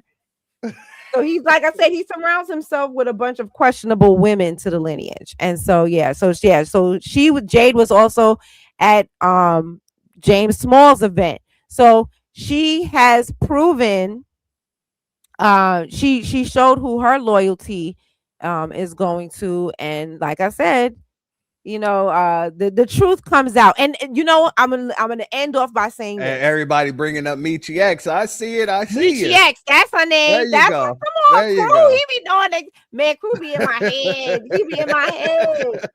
There you go. Nietzsche X. That's her name. So I'm gonna say this. One thing that I have learned through my life, right, is that as long as you stand on business, the truth will reveal itself. Mm-hmm. It will reveal itself. It took almost 8 years for the truth about Jade to come out. While I sat back and I saw her at that rally, the first rally. Don't you think I didn't even watch the first rally because I couldn't stand to watch her on that stage.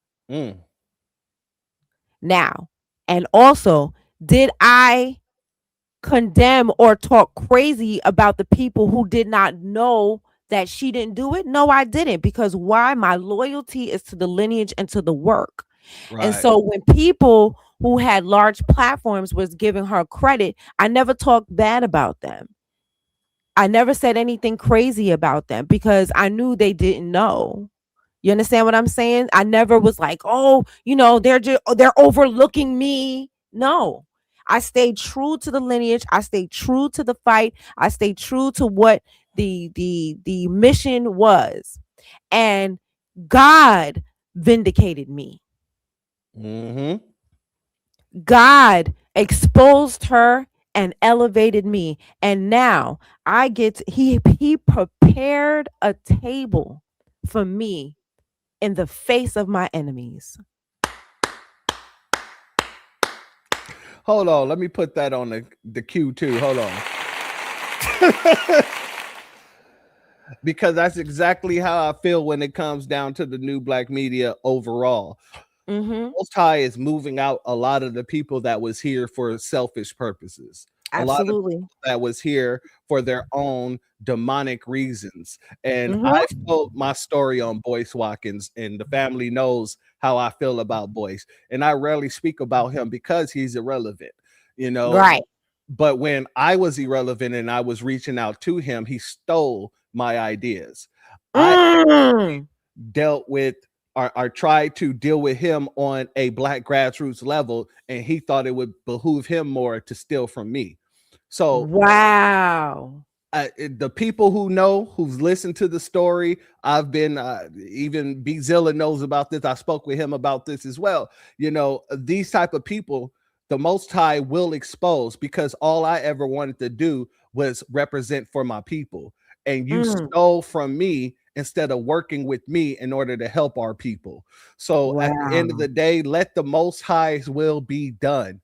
Mm-hmm. And as you see, the Most High's will is being done.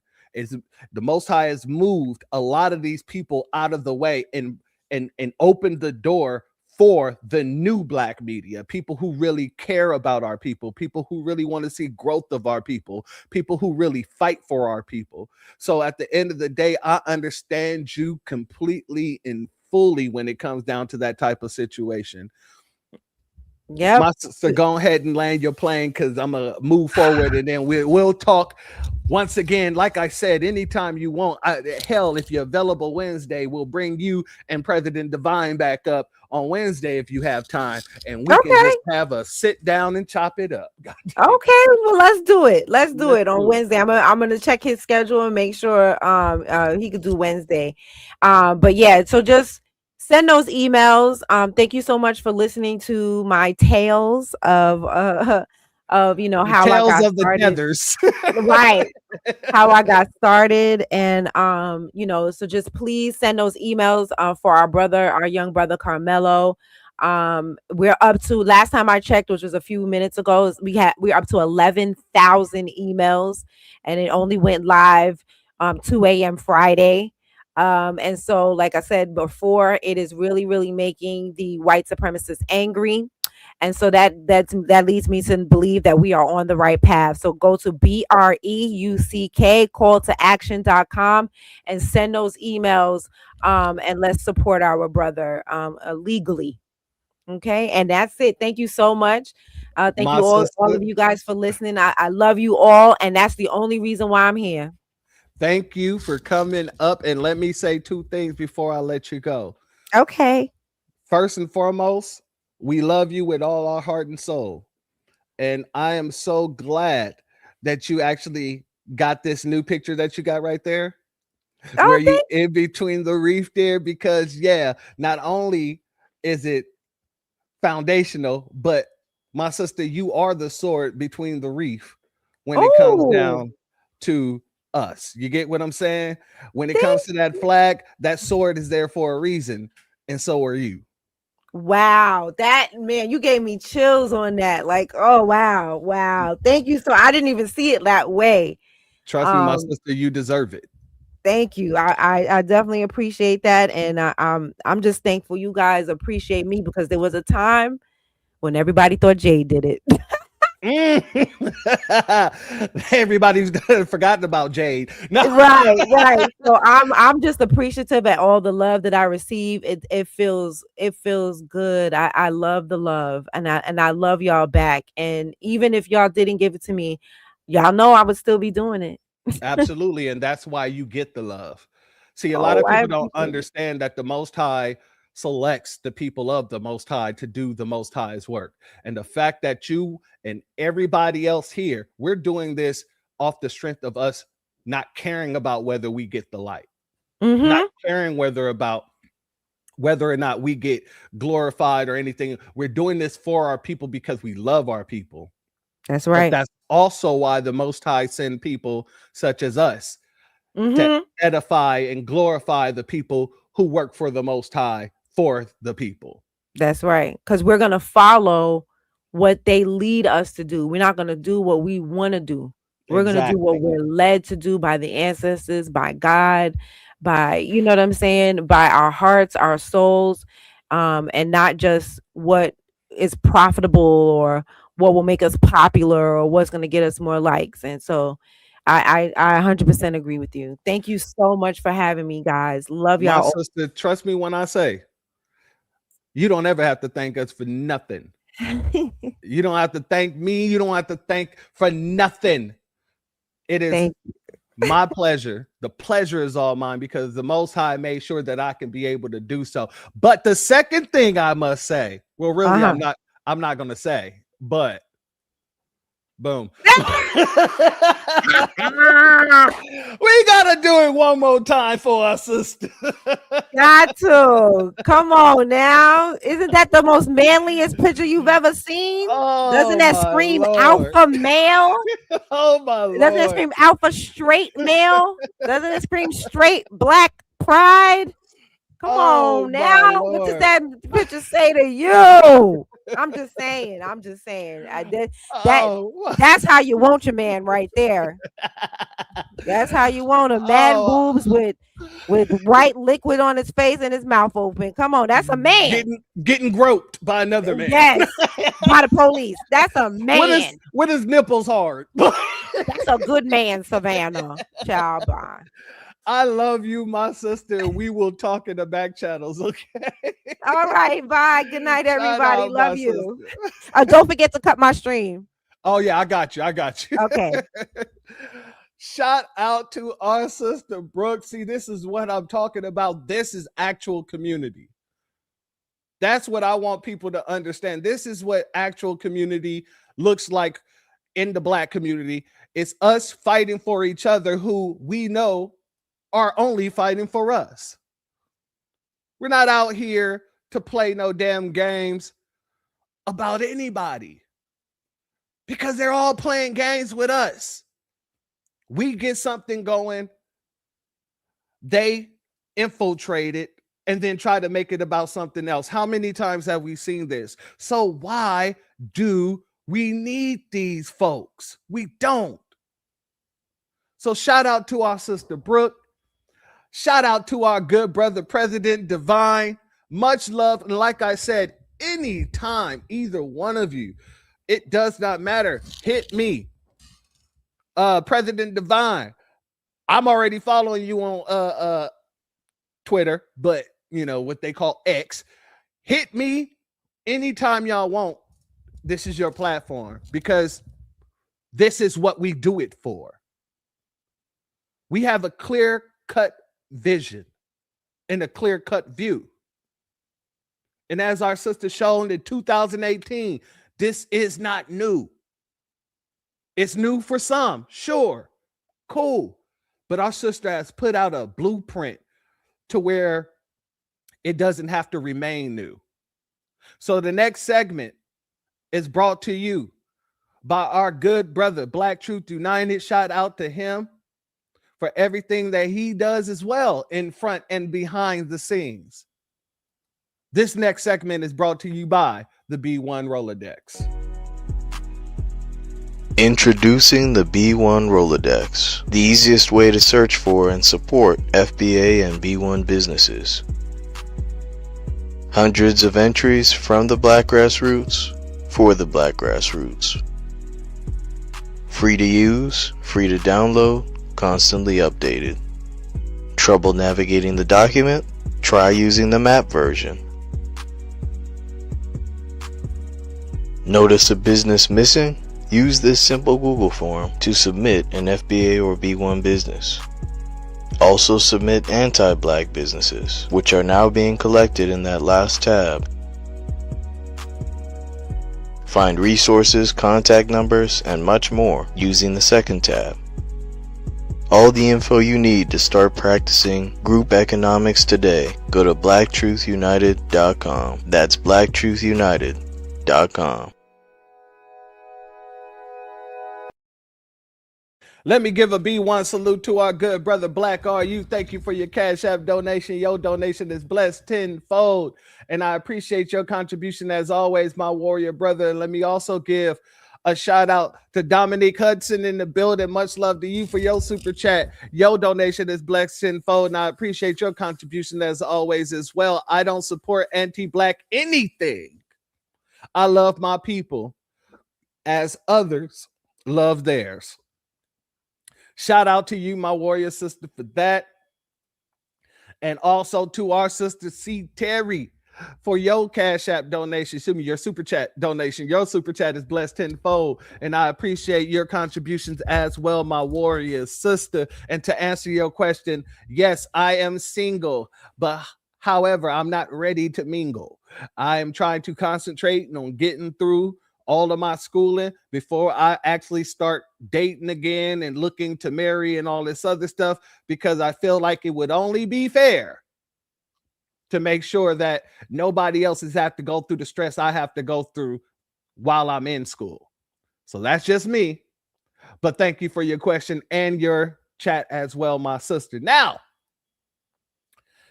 let me give a B1 salute, because like I said, family, one of the major things that I fell in love with is the fact that once our sisters and brothers put out the call, everybody understood the assignment.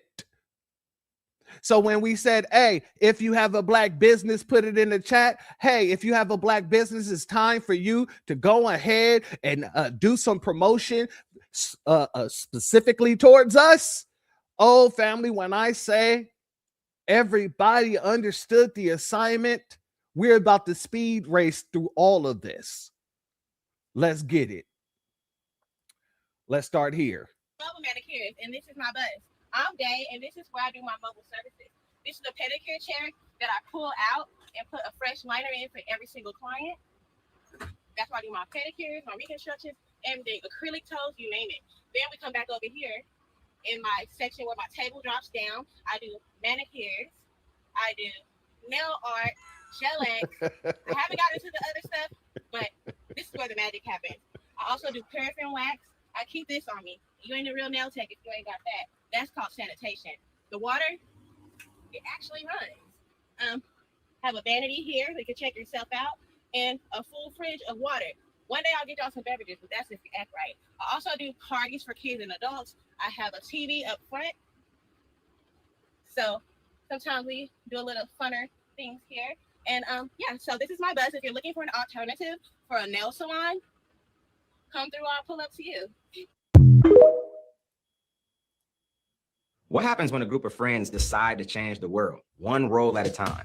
Meat Leafy Products, a Black-owned, eco-friendly paper product on a mission to bring sustainability to every home. Using fast-growing, renewable bamboo, Leafy creates biodegradable alternatives to traditional paper without compromising.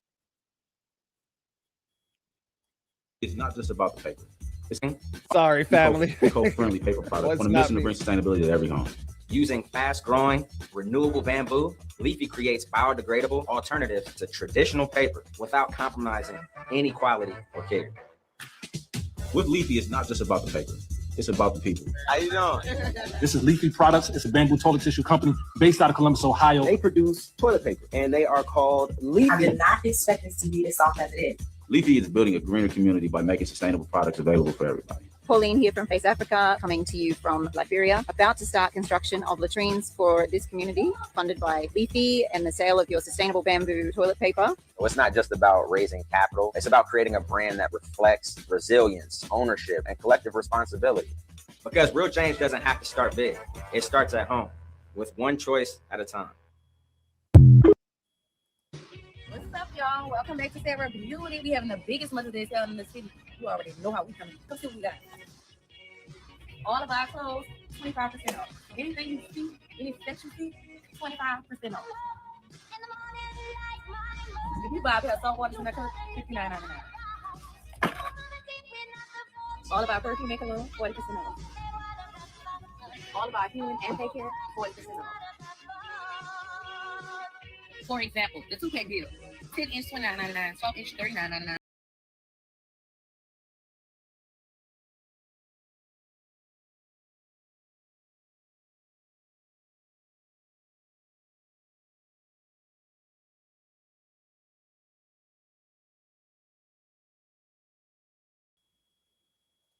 The owner.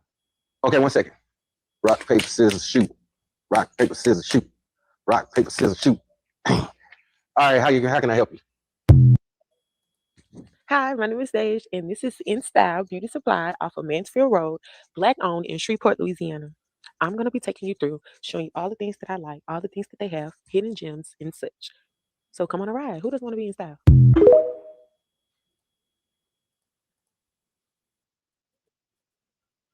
Y'all, I found this Black-owned beauty supply store in Summerdale, New Jersey on the BLK plug. And let me tell you, this is my new go-to. When you first walk in, they have the earrings and other type of jewelry. Then you see this brand right here. It's actually owned by another Black woman who had been looking for somewhere to display her work. I think this beauty supply store was the perfect fit. You see, they got the braided hair wall. This aisle has all your hair dyes. This aisle has all your natural hair care products, as you can see. Over here is lip glosses and other makeup. Here's all the beads for the little girls that have their hair laid. She got your greases and hair gels and even hair glue for the weaves. Got the wave caps for the men. Here are some pretty bows. And there goes the owner right there, Miss. Yes, everything. Well, the toilet paper I know for sure is online, so you can look up Leafy online. Shout out. Tyra Berry, she is so sweet and chill. Got the hair picks and brushes, socks over here, hats and shades. And y'all know how to give me some shades. I'll show you which ones I got in a minute. And up here, you're gonna have all your wigs. Look at the girls, just beautiful. So let me show y'all what I got. Right here are the little roll-on body oil fragrances, and they smell so good. It was hard to choose, but the one I got was called Jimmy Choo. I'm gonna be back for more of these. I picked me up a lip liner. I got the color plum. Then I got me a Broadway watermelon lip gloss. Gotta have that. I got me some under eye masks. Need those. And for my braids I got in, I picked up this Camille Rose Daily Braid and Scalp Spray. Very refreshing. Then to throw in my purse, I got me some hand lotion because I always need that. And lastly, like I said, y'all know I had to pick me up some shades. So I tossed the old ones and drove home with the new ones. Hope to see some of y'all in there the next time I go. Friends, my birthday is in a little over a week. I'm getting my hair done in less than a week. So we're gonna go to Beauty Supply Baddies, which is a Black and woman-owned beauty supply store, to get some supplies. I'm thinking of getting this mousse, the gel to mousse. I also want to try this gel though. Riel. Also, Design Essentials, which actually worked really well in my hair. Daily Curl Revitalizer. They have Mazani? Nah, this is honestly my fave. Yeah, I'm getting this. My hairstylist also uses this line on me, and it is so good. She uses this to blow dry my hair, and the blow dries are always bomb. Okay, I'm back over here. I think I'm gonna get this. Yes, please. And we are done. I got my 2 items, and the one thing I love about that store, there's no one following you. You can peruse at your own leisure, and it's great. Beauty Supply Baddies, West Orange, New Jersey, on Main Street. Yeah, check them out. My name is Nidra Williams, and I'm the owner of Solo Beauty Supply. Solo Beauty Supply is a second generation Black-owned, woman-owned beauty supply here in Chicago. We have two locations, 8158 South Cottage Grove and 9011 South Ashland. And we are so excited to be the new distributor of a brand new plant-based hair, natural hair, braiding hair. And you can come in store to find it, or you can visit our website, solobeautysupply.com. Now, family, like I said, I love it. I love it. I love it. Nobody had to say nothing. Everybody just understood the assignment, and they're getting out there and they're promoting their Black-owned businesses in the way it should be. And we're looking at them in the way we should be. Oh, yeah. Yeah, remove all of your dollars from everybody who disrespects you and take the moment to look around and find what you need online in a Black sense. You can find whatever you need by typing in Black-owned online. Very much so. You can go to the B1 Rolodex and type in what you need and find what you can find in the B1 Rolodex, the map. And for all the Black-owned businesses that needs help, all the Black-owned businesses that want to get into the B1 Rolodex, there's a way to do that as well. Yeah, it's that time. It's that time to get back into the Black Wall Street situations. It's that time to bring back all of our wealth economically because everybody else is extracting wealth economically. Family, it is that time and everybody is getting on code. Everybody understand and overstand and understand the assignment. So while that is happening, I say this to all of my B1 Black-owned, foundational Black-owned businesses. If you are looking for promotion, make a 1-minute video and you can send me the Church of Black Power at gmail.com. Send it to me and I will promote your business. This is what we need.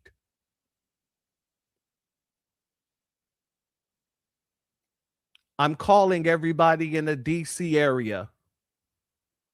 I'm calling everybody in and around the DC area because there is a store that actually needs our help. There is a store that is actually trying to sell 2,000 t-shirts in order to keep their business open. That's how badly they need Black patrons. So let's go and show them some support, shall we? Everybody in and around the DC area, there is a place called Cuckoo's Beauty Supply. Cuckoo's Beauty Supply. I do not have the address. You can look up the address. But this is the business here.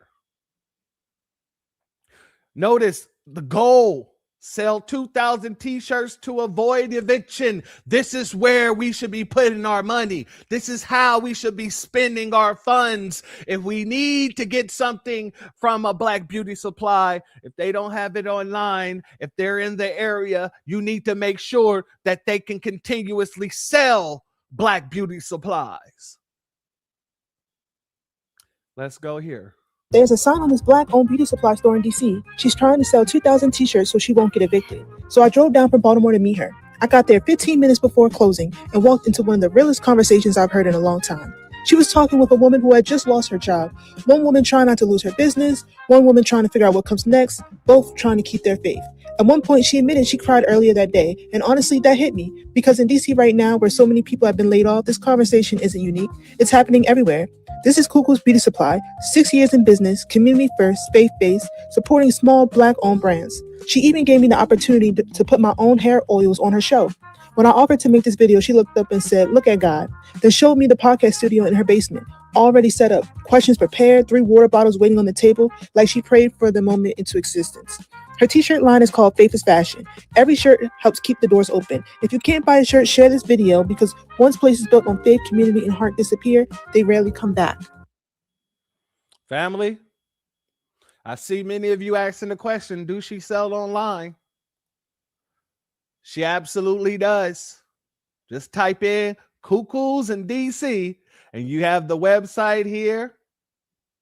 You have a phone number here in case she doesn't have anything online there. You can call the phone number there and you can go ahead and support her in another way. Maybe she's able to send it directly in the mail another way rather than, it might not be online, but she might be able to send it directly from the store. The address is 8433 Georgia Avenue, Silver Springs.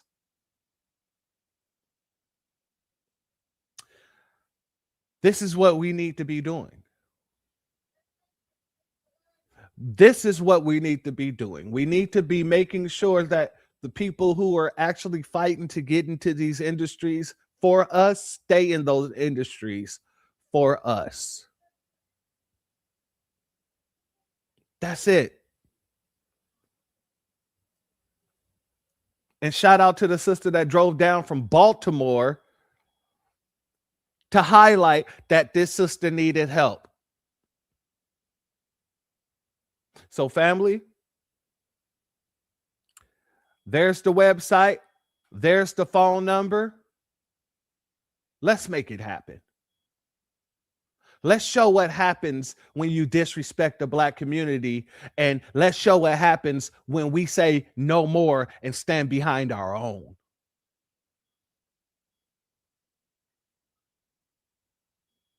Post the address. Got you. Hold on.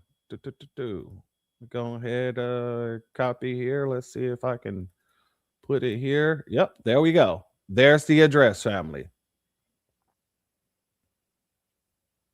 Let's show the world why they're afraid of us boycotting them.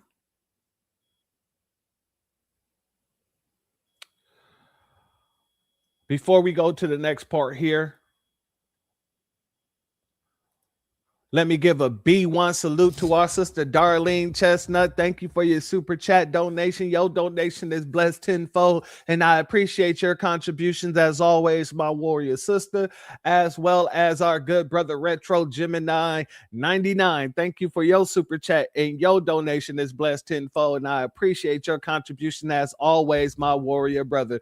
Thank you for the Knowledge Church great program for my 27th birthday. Happy 27th birthday, my brother. I hope that you're about to go out there and throw it in the circle. Pause. I'm not talking about that ass. I'm talking about, with the women. You know what I'm saying? Go out there and have fun, my good brother, and make sure that you get, the reward that you deserve, my good warrior brother. And don't y'all try to come back with that nonsense now. I know you all. Don't be trying me. All right. Shout out to the Geminis out there. My little sister, she's a Gemini as well. Now, let's go here, shall we? Black Americans, do you realize you had the power to completely disrupt the system when you decide to pull your money back and remain insular within your community? There's only one ethnic group who holds that power, and that is yours. History proves the American system literally ceases to exist the second Black Americans decide not to play ball. 1867, New Orleans. The city tries to lock us on the segregated horse-drawn streetcars. The community pulls up, floods the tracks, and commandeers the cars themselves. They froze the entire commercial flow of the city until the transit network was forced to desegregate in days. 1904, Richmond, Virginia. 1905, Austin, Texas. City transit lines enforce segregation. Led by institutional masterminds like Magdalena Walker, our community says, okay, walks off the lines, pulls their capital, and builds their own independent transport networks. In Richmond, they literally bankrupt the entire electric streetcar company in under 12 months, out of business, gone. 1930, Chicago, like I mentioned in my previous video. Major retail chains are draining millions from Black neighborhoods but refuse to hire Black clerks. The community launches a Don't Buy Where You Can't Work campaign. They choke off the revenue line so fast that corporate executives panicked and surrendered, immediately forcing 2,000 jobs onto the balance sheet. 1953, Baton Rouge, 8-day total bus walkout. By day 3, the bus company was on the news admitting they were facing complete operational liquidation because 80% of their cash vanished overnight.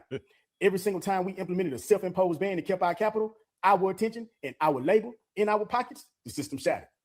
Which begs the question, were we lulled to sleep by the civil rights movement and the political parties over the last 60 years? Of course we were. We traded raw economic leverage, the power to bankrupt entire industries in the weekend, for symbolic political alignment. We gave away our most lethal weapon, our absence. When the system knows your dollar and your votes are guaranteed, they stop respecting your power. So when you have clowns like this talking nonsense and miseducation about who his people are, not realizing they gained a foothold off our backs and our dollar, it's time to show people like him what power looks like. Y'all know what to do. A B1 salute.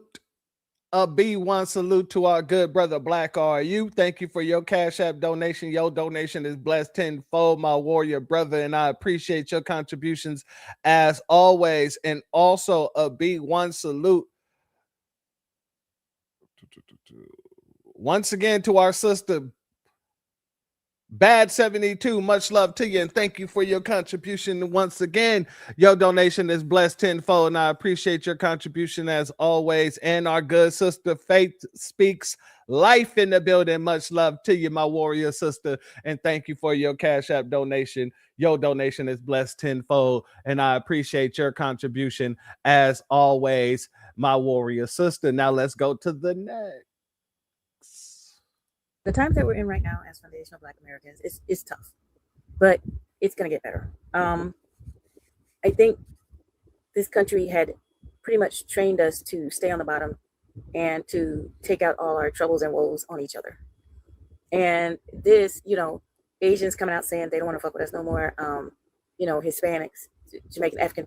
This is putting us in a position to where we're going to have to learn how to love each other, forgive each other, deal with each other, support each other's business, build families, build communities, be financially stable. Like if we don't, we're at a point now, like if we don't unite and support each other and pull ourselves up amongst ourselves and with the system, oh yeah, we're going to get them reparations, baby.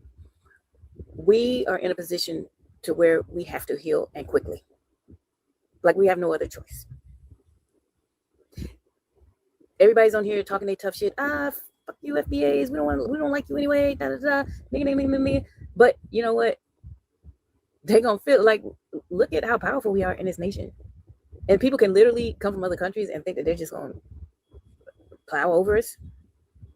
It's not gonna be good for them. They think it's gonna be good for them. It's not. They're not gonna realize how important we are until we pull back and unite amongst ourselves. Then they're gonna feel it. All in the pockets, hurt feelings. That's what these are, hurt feelings.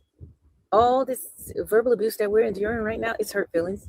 Yeah, everybody was cool with us when we were just, supporting all their businesses. Oh, we all cool. Yeah, I'm your nigga. Da, da, da, da. You know what I'm saying? Ooh, let's make a baby. Oh, now that we started calling out systemic racism, demanding reparations, delineating, supporting ourselves instead of them.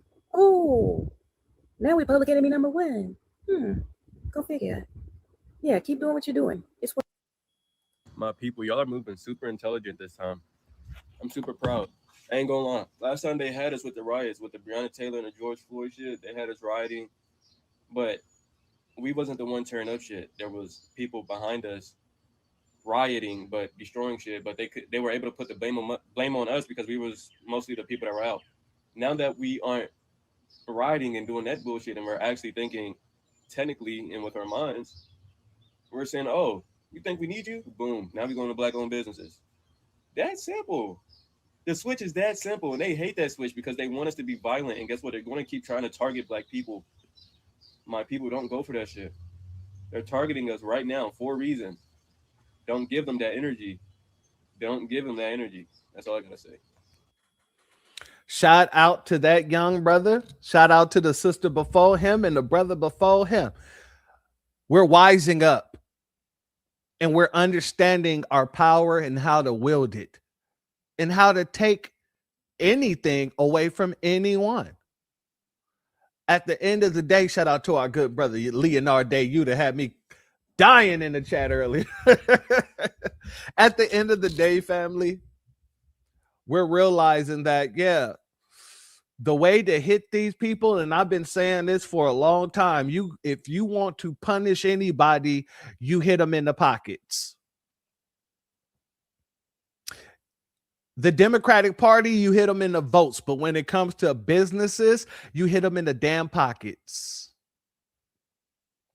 And watch how they turn around and try to be your best friend after you hit them in the pockets. But here's the difference with us and the past. People may have hit them in the pockets, with Latasha Harling. We hit them in the pockets in California. So much so that there were businesses shut down. They did get their act right, at least for a period of time. And that happened in 91. I was 5 years old. I remember it vividly.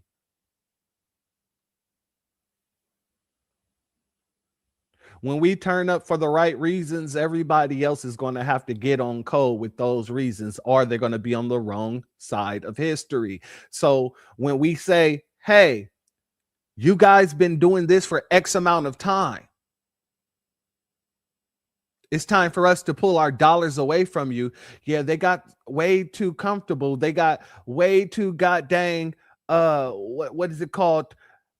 They felt way too much privilege towards us.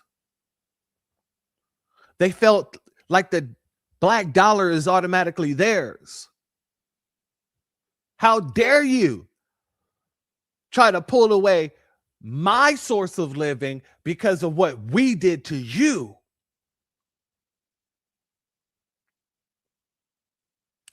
That's the best part of it all. You're now realizing that our dollars is your source of living.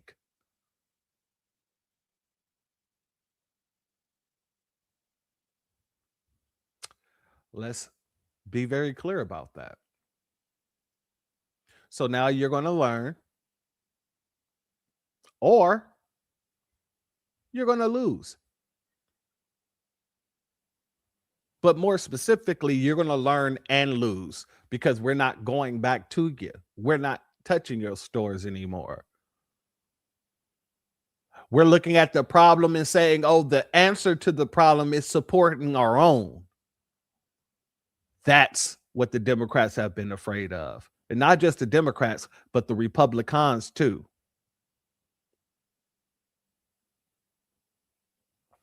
Now, let's move to our last segment. It's not that long, but we got to talk about it. Carmelo Anthony. Family, when I told you guys, I emailed someone and I was hoping that they were going to be emailing me back, but I understand that they're not, because at the same time, like I said, she's out there. She's doing what she needs to do out that way.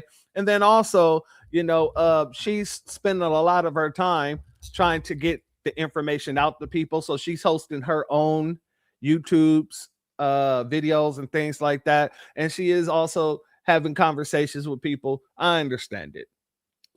Not everybody checks their email in the timely manner that I would want. So that has nothing to do with anything. I want to give a B1 salute to her. The woman's name is Queen Sheba.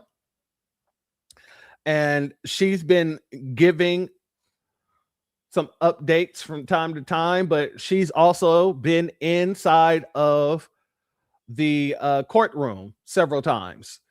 So this is why I was saying that I reached out to her, and hopefully she would be able to contact me back if she had time or whatnot.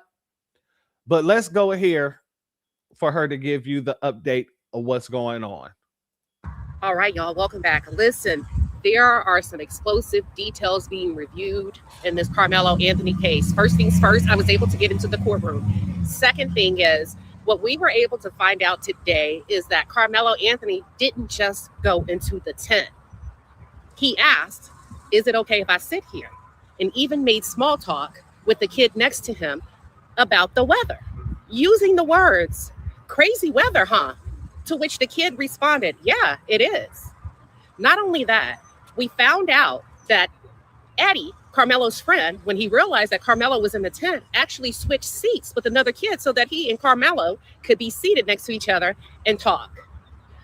It was also revealed on cross-examination that Carmelo Anthony and Eddie, although may not be best friends, but had a really close relationship, because Carmelo Anthony's girlfriend, her parents and Eddie's parents are really good friends. And Eddie has tagged along with Carmelo and his girlfriend when they were out on dates. When asked on cross-examination by a close friend of Austin Metcalf, who's responsible for the stabbing, he replied, I don't know.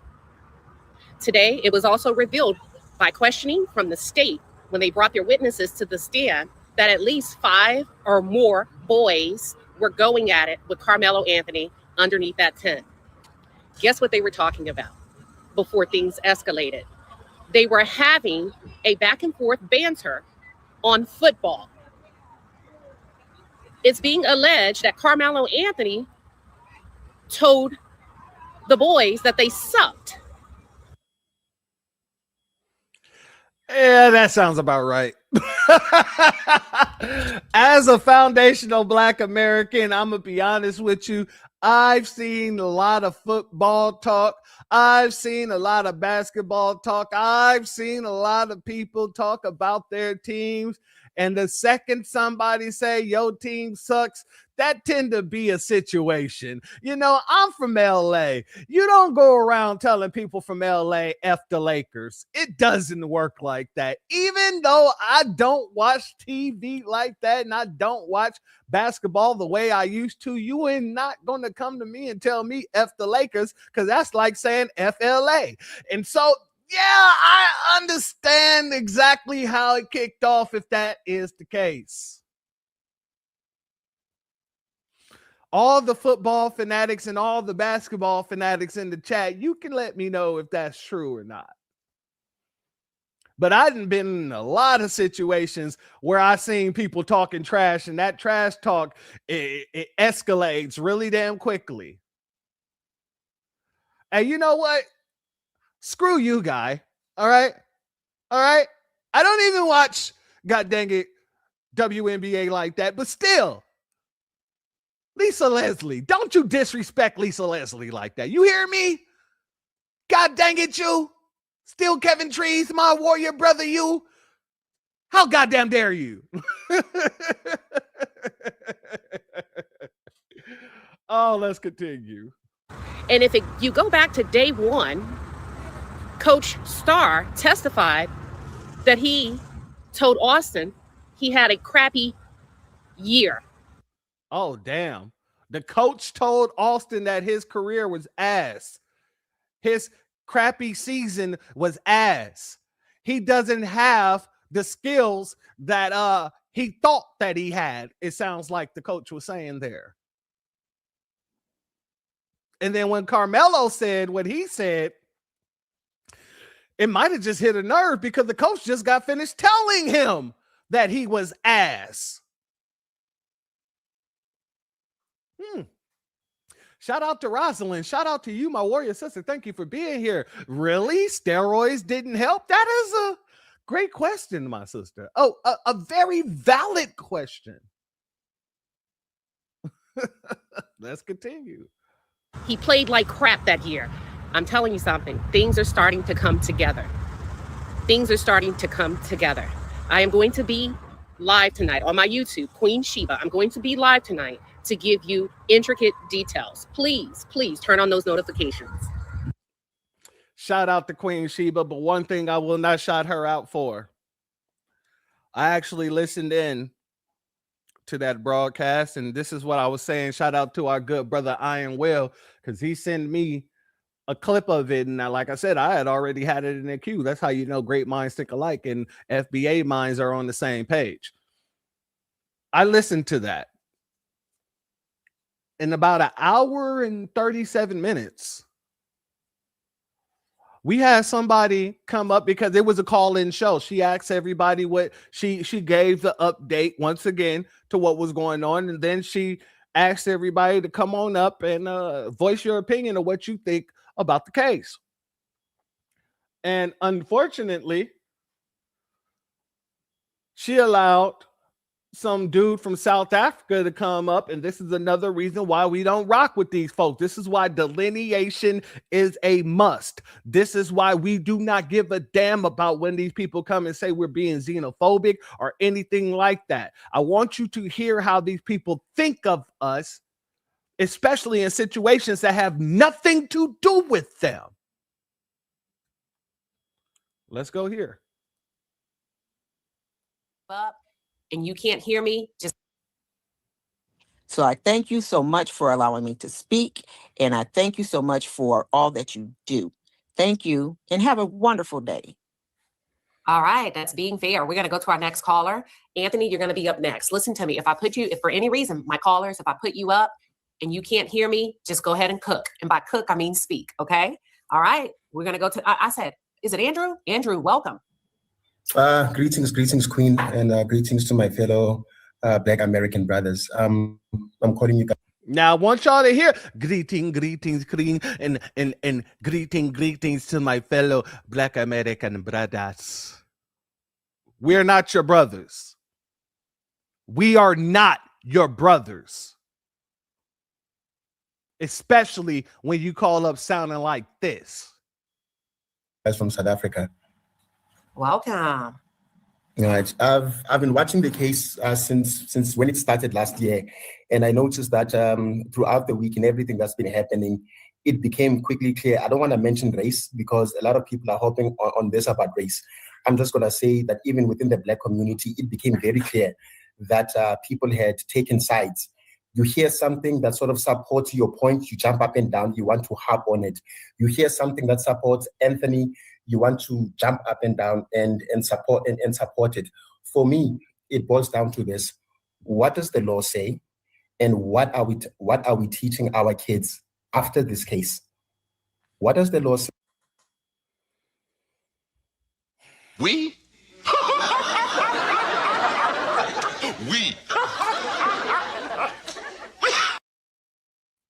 What the hell are you talking about, we? You're all the way over in South Africa. Worry about the Afrikaners. Worry about all the people that's infiltrating your communities that you've been running around here waving your fist in the air about. Why are you talking about something that's happening completely on the other side of the globe from you? But yeah, you want to say, my brother, my brother, my brother. Let's continue. And also, hold on, let me pull this down. I want you to see what's being said in the comments. Queen Sheba is worldwide. These folks ain't out there saying, what the hell that man just say? Why are you even bothered to be in our business? You don't know nothing about U.S. law. Why the hell are you speaking about what the law says? Why are you talking about what the law says? You don't know what the law says. You are not in America to know what the law says. Why are you speaking about a situation that has nothing to do with you?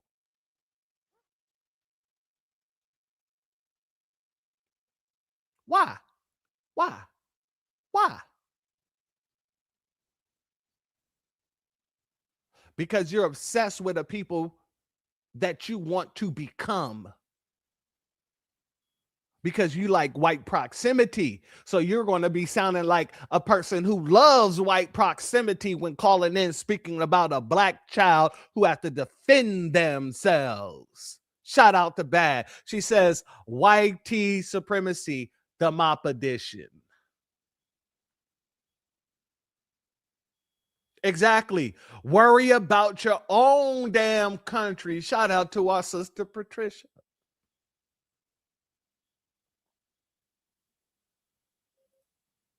All the way from Africa, all in our business. Do you see why there's an issue? Do you see why I said we're not going from one goddamn Asian store to an African store? Do you see why I'm saying we're not trying to push one situation out to send over to some Africans? Because they're doing the exact same damn thing. And they was loud about it before this. So they're circling back around once again to do the exact same thing.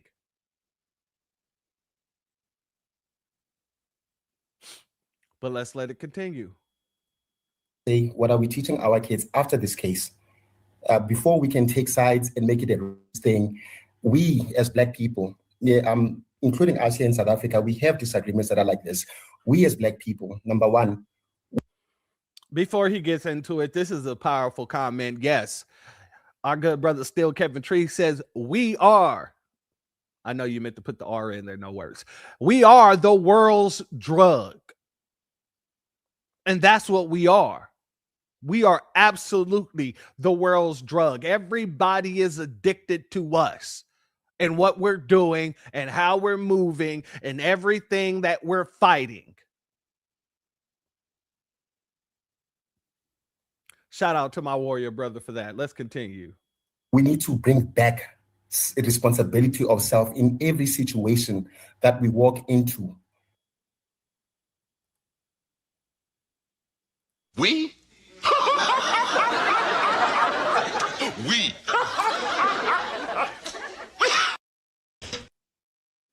Nigga, please.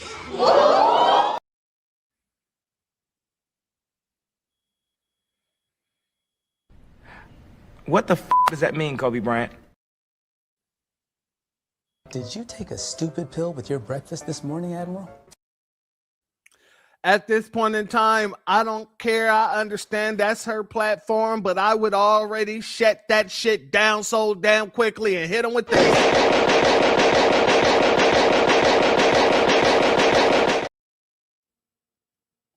That's just me, though. Let's let them continue. Shout out to our brother Damon Reeves. That weed shit. Get the fuck out of here. You're absolutely correct. Let's continue. We can give Anthony all the benefit of doubt in the world and say, okay, they were all in the wrong. All of those kids were lying. At the end of the day, in terms of the law, what does the law say? The law is very clear on what premeditation is. It does not even have to be 10 minutes a day. It can be a matter of seconds. And right now, no. Premeditation, and this is why I say these people need to stay the hell up out of our business. Premeditation has nothing to do within a split second. Intent has nothing to do with a split second. In order to prove murder, you have to prove intent. Here's intent for that ass. A 14-year-old walks out of a department store. Two grown men starts running after him. He starts running away from them 130 yards. They chase him for 130 yards, and then they shoot him in the back. That's intent. That's malice. Sitting while people 2 times bigger than you, 4 people 2 times bigger than you come up on you and then start trying to get at you, that is not premeditated. That right there is not intent. That right there is not malice. That right there is someone trying to defend themselves and go home to their family.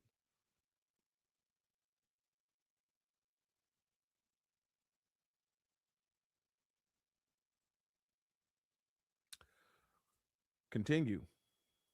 Only Anthony Camelo can rescue Anthony Camelo. Only Anthony Camelo can come on the stand and rebut everything that was said by those witnesses. Let me stop right there. Any competent defense attorney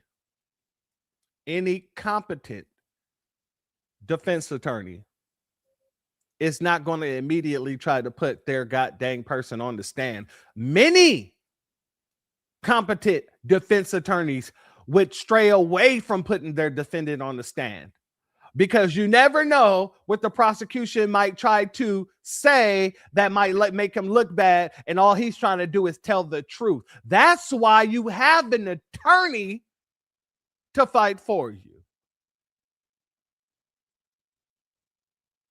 Let me say that again for people who don't understand this.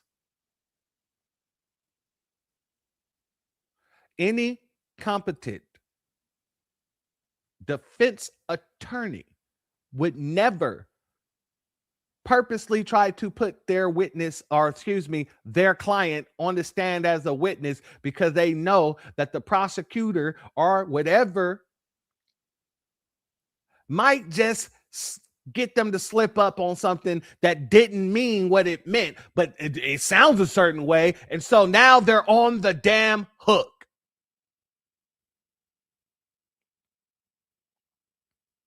This is why people shouldn't be speaking about law when they don't know what the fuck they're talking about.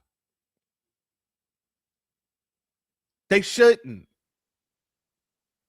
He's trying to set Carmelo up to go up there and have to deal with some of the whole legalese that these lawyers play.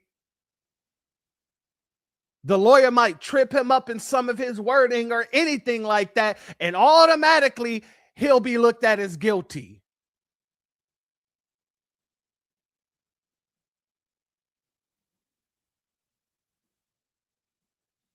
I want to make sure everybody understands this is why it's important to have a competent attorney.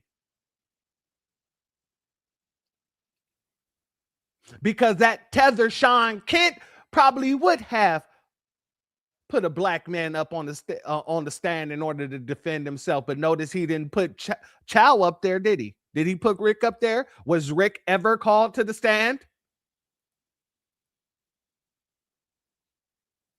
Was Rick Chow ever called to the stand to defend himself?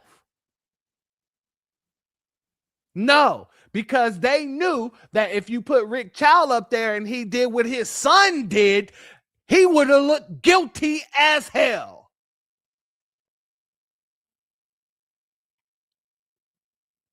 Guilty.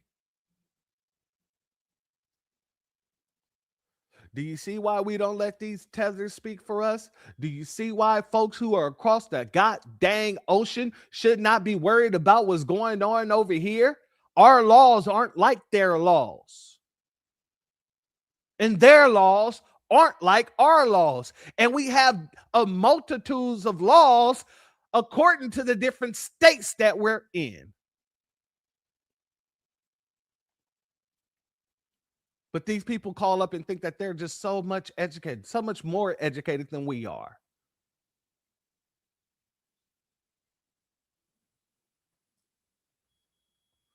Shout out to my good brother Crew Reality in the building, had me dying up in here. He said Melo don't have to take the stand. Chud must take the stand to use self-defense in Tennessee. But Chud can't use self-defense because it's already been ruled that it wasn't self-defense. And if Chud takes a stand, all his social media comes in. Technically, all his social media can come in just overt because, you know, these are instances to show intent.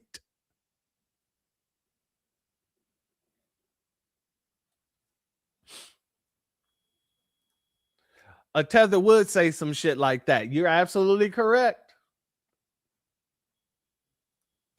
Chow had a barrister. Absolutely correct. On the other side of the damn planet, unreal. Absolutely agreed. Let's let them continue. Eddie was a bad witness for the prosecution, but was a good witness for the defense. And I feel like the defense failed on that. So now, of everybody that is testified, only one person is making the other stories that we've heard look shady. We need Anthony. Anthony is the one that says, this is what was happening. This is what I felt like at that moment. Everything else that we are talking about, we are just speculating. We're just, without him taking that stand, we are all just speculating. We need Anthony. And after this case, we as a Black people, guys, I don't want to lie to you. We? We. Black Americans are fast having a bad reputation on the world. Black Americans are fastly gaining a bad reputation on the world? Really? Black Americans? Okay. All right. Black Americans ain't over here doing this to the immigrants.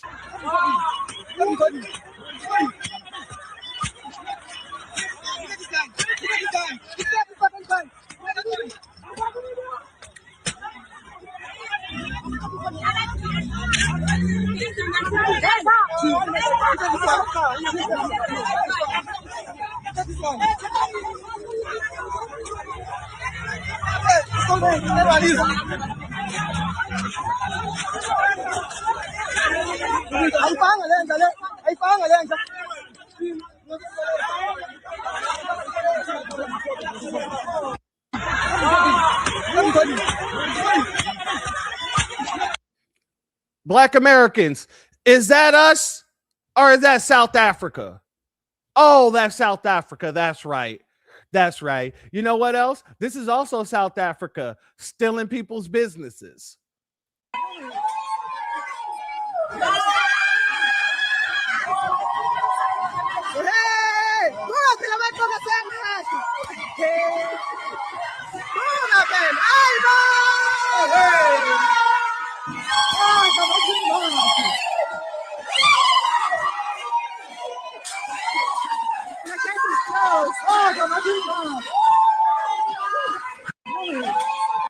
Now, we're known to shut shit down, but we ain't known to steal it from anybody and then chase them out.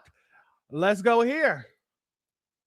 Our government sees that these people, they are overdoing things in us because it's years we were complaining as leaders to say we are sick and tired of what is happening. Our children are dying. If a man loves you, he must take you back where he's coming from. We cannot marry a man from Nigeria to be my husband in South Africa. If he loves me, take me to Nigeria, wherever. Let them go with their wife, with their kids. That will be fine for us. Now, our government sees that these people, they are overdoing. That's South Africa. Hold on. While we're becoming fastly the most hated black group in the world. Let's go. I'm getting paid through bank. Okay, I'm also getting paid. Yes, we are bank. telling you now that SA government has not been enforcing this law. We are not here to explain ourselves to foreigners.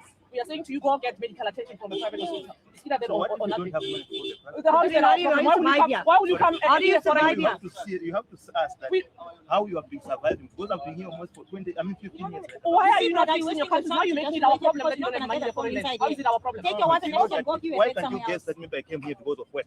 Because of what? Why can't you guess that maybe the company sent me to come and work here? You will be in a private hospital because our law says our law says as a foreigner you must come here to do critical skills jobs. But you have to think about it. Look, Mama, no amount of explanation is going to help you. No. Listen, I understand what you're saying. We can understand what you're saying. There's nothing to think Only about. for now. We are telling you. You can only understand what you're saying only for now. I'm only just trying to say this to accommodate your job because I know that you're working for this, all right? But we'll get solution. A solution is the private hospital. There's no solution. Don't worry. Solution will be a private. You're supposed to do this somewhere else. You are here telling us what to do in our country. Are you here to tell us what to do and how to go about it? You're what? But you're supposed to think. To think what? But why, if you are thinking, why not? Because you can think. Why did you fail to read the laws? How can you be happy to see a woman like you getting birth? No, you've got your own government. You don't make your problems our problem. We've got our own government that is taking care of our citizens. You're a woman, right? Let's say you are pregnant. Can you be happy? So you make your women pregnant and make it our problem. Why should not follow? You make your women pregnant. You make your women pregnant and make it our problem. I'm just giving you an example. I'm saying I'm here. I will be in my country using our resources. So you should also answer me. I'm saying you're a woman. You are pregnant and you're almost to get birth. All right? Can you be happy to get birth on public place like where people are? How people must give birth on the go? Who do you think you are? Take your wife to private hospital. And also, and you were supposed to be quiet. I will not be quiet for you. Me and this look alike. Listen, you don't She's one of our own. We make our choose her before you. Don't come here and tell us about I'm a born South African, so you take your medical insurance and go. She's not South African. That's why she's here working with me. Now, family, hold up, family. I made sure to play that through. You're talking about we're quickly becoming the most disliked black people across the globe. You're right there in South Africa, and you're sitting there, and this is why I understand why he called over here trying to bootlick for the goddamn white community. Talking about we becoming the most hatred, we gotta hold ourselves accountable, all this other shit, because y'all over there in South Africa willing to work with the white folks over in Africa. Notice, she says, I am willing to work with her because she is South African. This is a white woman in South Africa. You have never heard foundational black Americans say we're willing to work with white supremacists in order to get people up out of here. No, all we got to do is shut shit down, leave our support at the doorstep, and they're going to be shipped on out. But y'all are out here talking about quite literally. You don't speak about her. She's South African. We will work with her because she is South African and you are not. Don't bring your problems to us. That was what the South Africans are saying. Let me run it back. Look alike. Listen, yeah, bro. Listen. She's one of our own. We met our Jews there before you. Don't come here and tell us. I'm a born South African, so you take your medical insurance and go. She's not South African. That's why she's here waiting for you. Me and this lady look alike. No, in your country, yeah. I will not be quiet for you because you're a fucking parrot. I will never be quiet for you. Don't you tell me. Don't this look like the James Fishback and Byron Donalds fight all over again? Exactly, my sister Angelic. Shout out to you and thank you for being here. As always, my sister. She's one of us.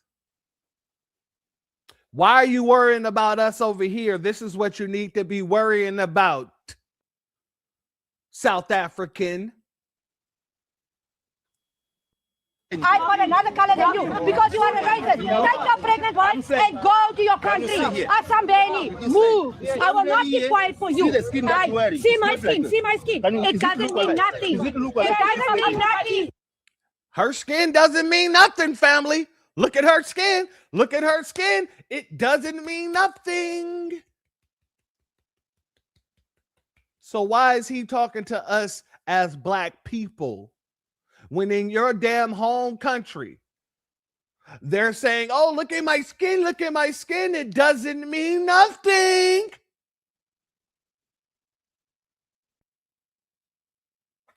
Let's continue.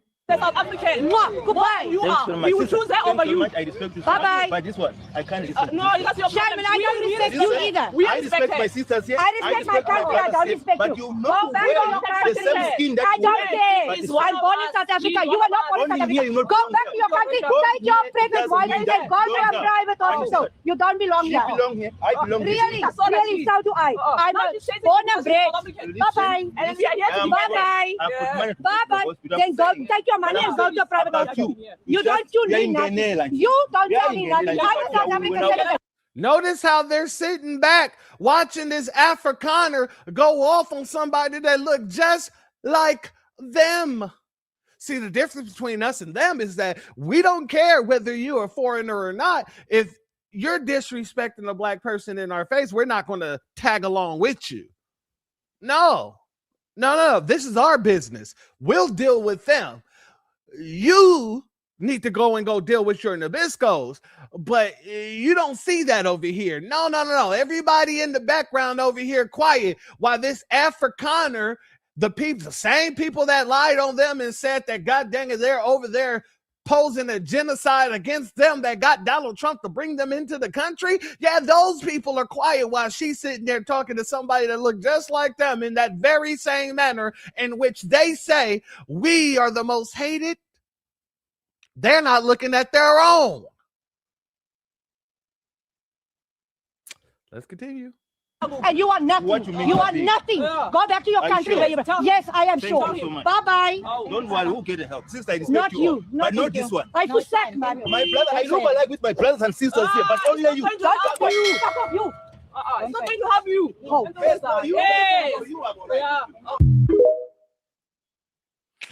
Yeah, family. So, yeah, this man shouldn't be saying a damn thing to us.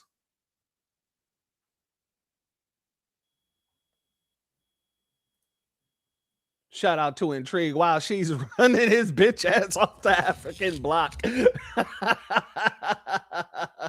Shout out to Patricia. Mother Africa will forever be colonized and in bondage. Say that again, my sister. Say that again for the people in the back. What'd she say? You are nothing. You are nothing. Let's get back over here. You are fast having a bad reputation on the road. You are going to overtake Nigerians in the world stage. And you guys must remember, Black Americans for a lot of Black people around the world, you guys were the gold standard. You are not that standard anymore. No, we will forever be the gold standard. And you know what? No, I agree with you. We're no longer the gold standard. You're correct, because the gold standard that diminishes how much we do. So no, we're not the gold standard anymore. You're right. We went from the gold standard to the platinum standard to the diamond standard. And you ain't changing it. We're going to continue to be the standard that you hoe ass folks, and yeah, I say you hoe ass folks, y'all fight so hard to become like.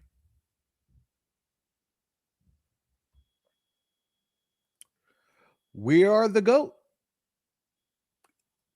Globally. And it's because of things like this that happen that we say, hey, this is the bad situation, but listen, I'm going to take responsibility for my actions, first and foremost, so that we can now gather around you and stand and support you.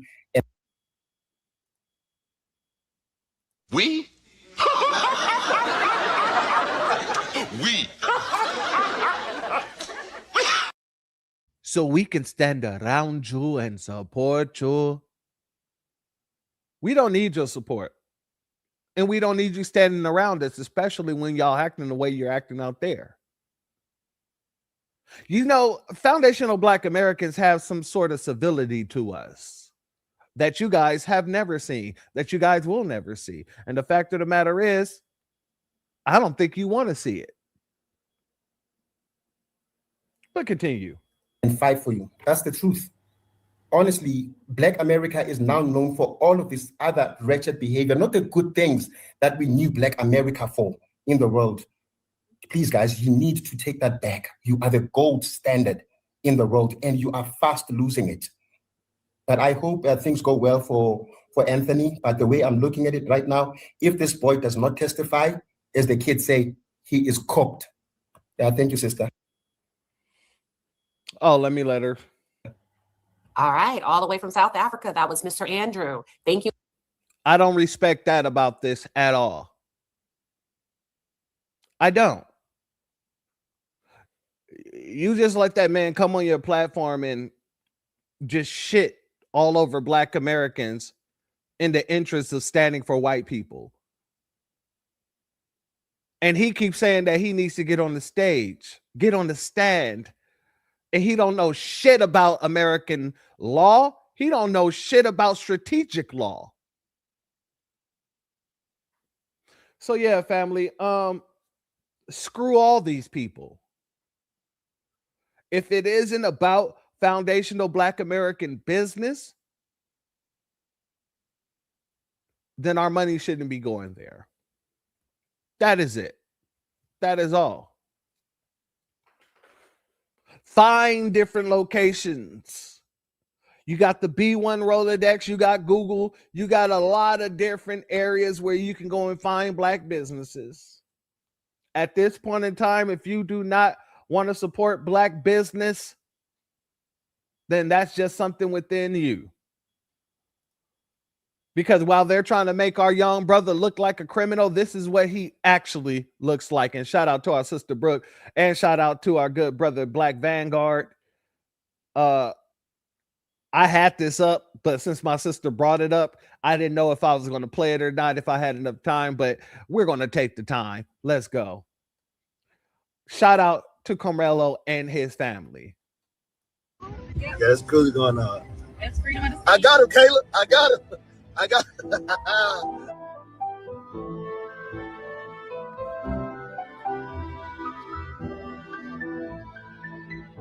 Carmelo Anthony, class of 2025, Centennial High School, Bristol, Texas. Yeah, but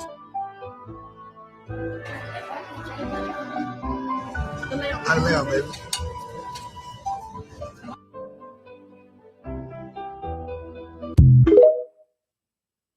That's what we're fighting for, and who we're fighting for, family.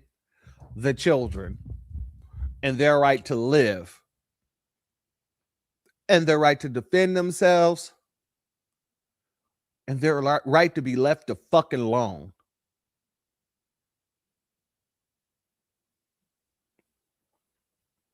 And this is why we're not on the front lines for anybody else. Ain't nobody else on the front lines for us.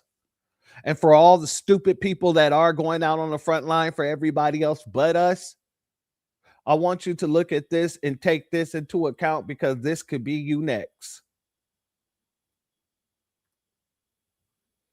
400 years. Literally, what y'all going through right now, we've been dealing with this shit for 400 years. I'm gonna let y'all know that. The same shit they doing to y'all right now, we've been going through this shit. I swear to God. I swear to God. Guaranteed. Know what the fuck we going through. And these people be the cause, bro. Oh, shit. Oh, my God. Holy shit. He was just talking.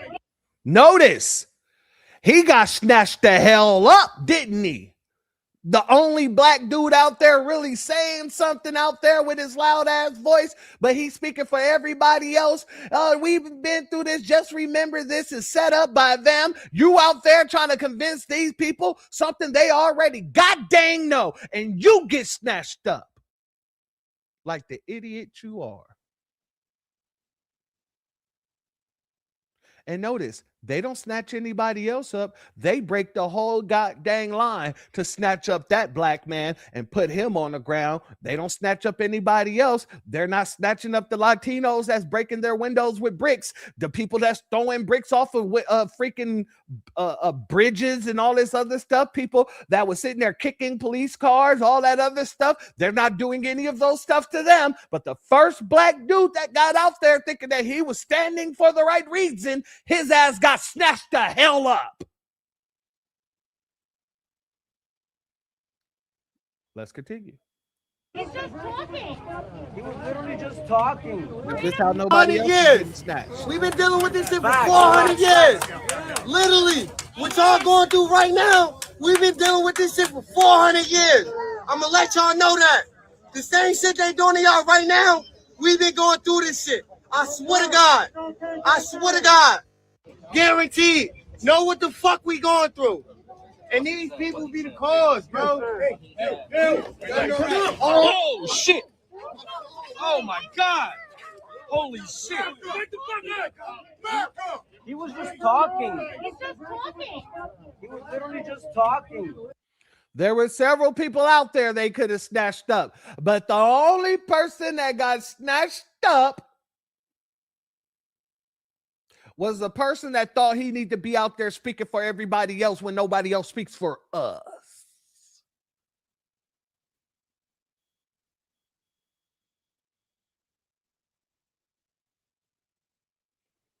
When we say keep your ass from going out there because these people ain't about to sit there and fight for you. Notice when other people got snatched up by ICE, what were these people doing? They were fighting ICE. The black man got snatched up and them folks just sit there. Well, what did he do?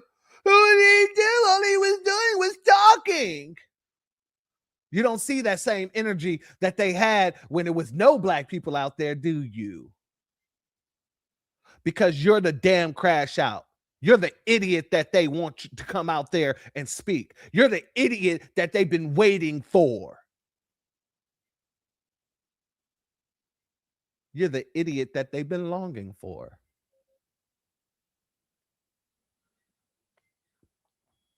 Shout out to my brother Damon Reeves. He got his nigga wake up call real quick. Cat Williams voice. Family, it's going to take us to move the needle for us. Don't nobody else have us in their hearts. They don't have our interest in their hearts or minds. But they damn sure will put you on the front line to get your ass snatched up for their interest. And then ask the question, well, what did he do? All he was doing was talking. No, why aren't you writing for him like you was writing for all the other Latinos that was throwing bricks? Why aren't y'all stopping on police cars like y'all was doing in Los Angeles just a couple of years ago? Why aren't y'all out there just causing a freaking ruckus to make sure he ain't getting locked up like y'all was doing for all those other people a couple of years ago? No, when the black man is out there, let that nigga get snatched up and tossed to the ground while the police look you dead in the eyes and all you got to do is ask, well, what did he do?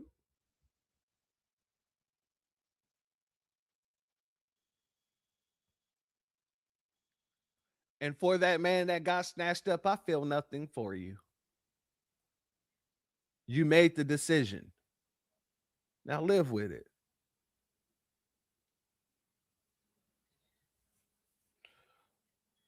None of these people deserve to be around us. None of these people deserve to congregate with us. None of these people deserve nothing.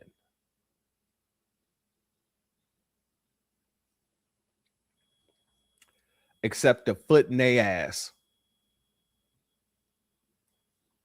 So family, don't feel any kind of way. Don't feel any kind of way. Not about how we're treating these people, not about how they deserve to be treated. Don't feel no kind of way. Because they don't feel no kind of way. The Democrats don't feel no kind of way. The NAACP don't feel no kind of way. The Urban League don't feel no kind of way. The only people that feel some kind of way when we get into these type of situations is us. And the only people that fight for people who get in these situations is us. So why the hell do we need them?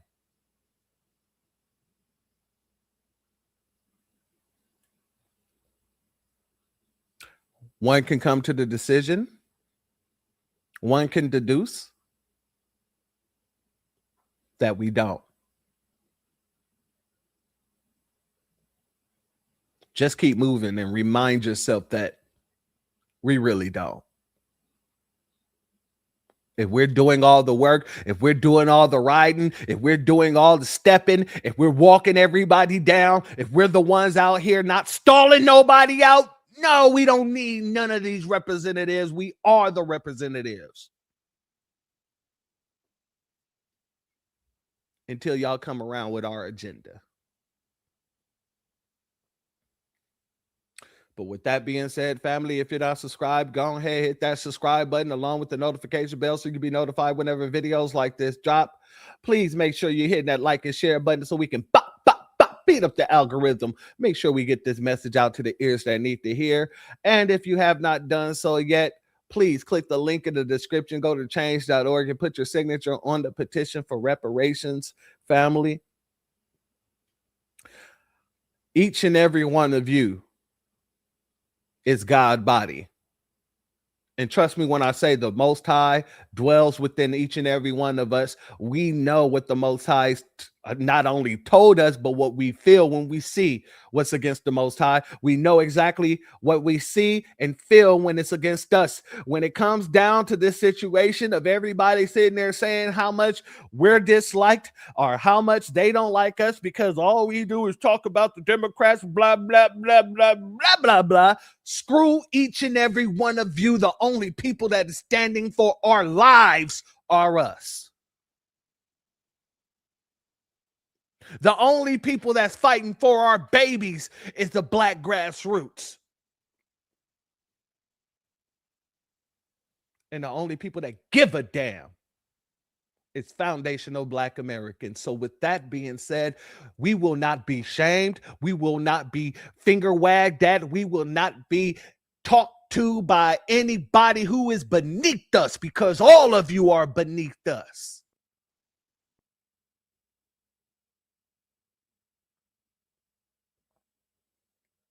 What we will do is continue to stand on business.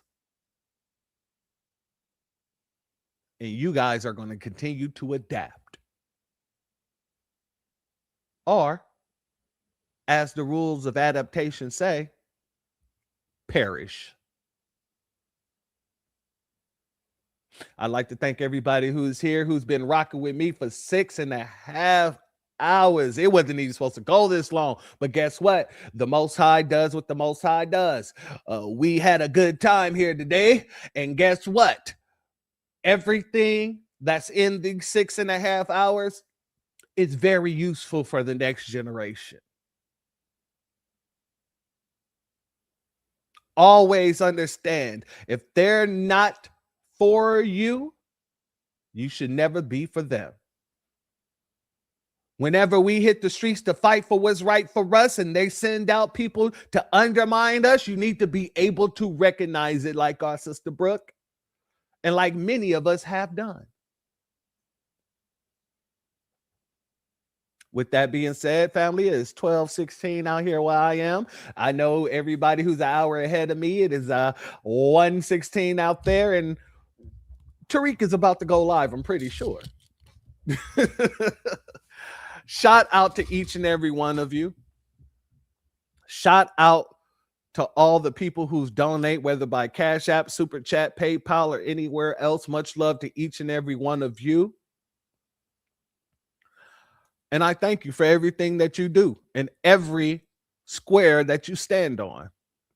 Whenever you see business in the air, for some reason, you gain wings and you float up and you just stand right there on that business. And that's making a change. That is making everyone move to our change. And that is exactly what we're supposed to do. Much love to each and every one of you. Stay safe, stay Black, and most importantly, stay foundational. The doors of the church are now closed. Peace, family. My grandfather built this country, man. He fought wars for it. And most places he went wouldn't let him sit down and get a cup of coffee. I can't even catch a cab in New York. You know, it doesn't matter how many degrees I get. All you people see is color. Your grandfather was an immigrant. You're American. My grandfather was born here, Duke. And you people still look at me as just another nigga. I know that the government, whatever, can't stand us Black people. He's doing everything in the world to make Black man be extinct. But I'm going to tell you one thing. Us Black people going to survive. Yeah. So fuck everybody. I'm out.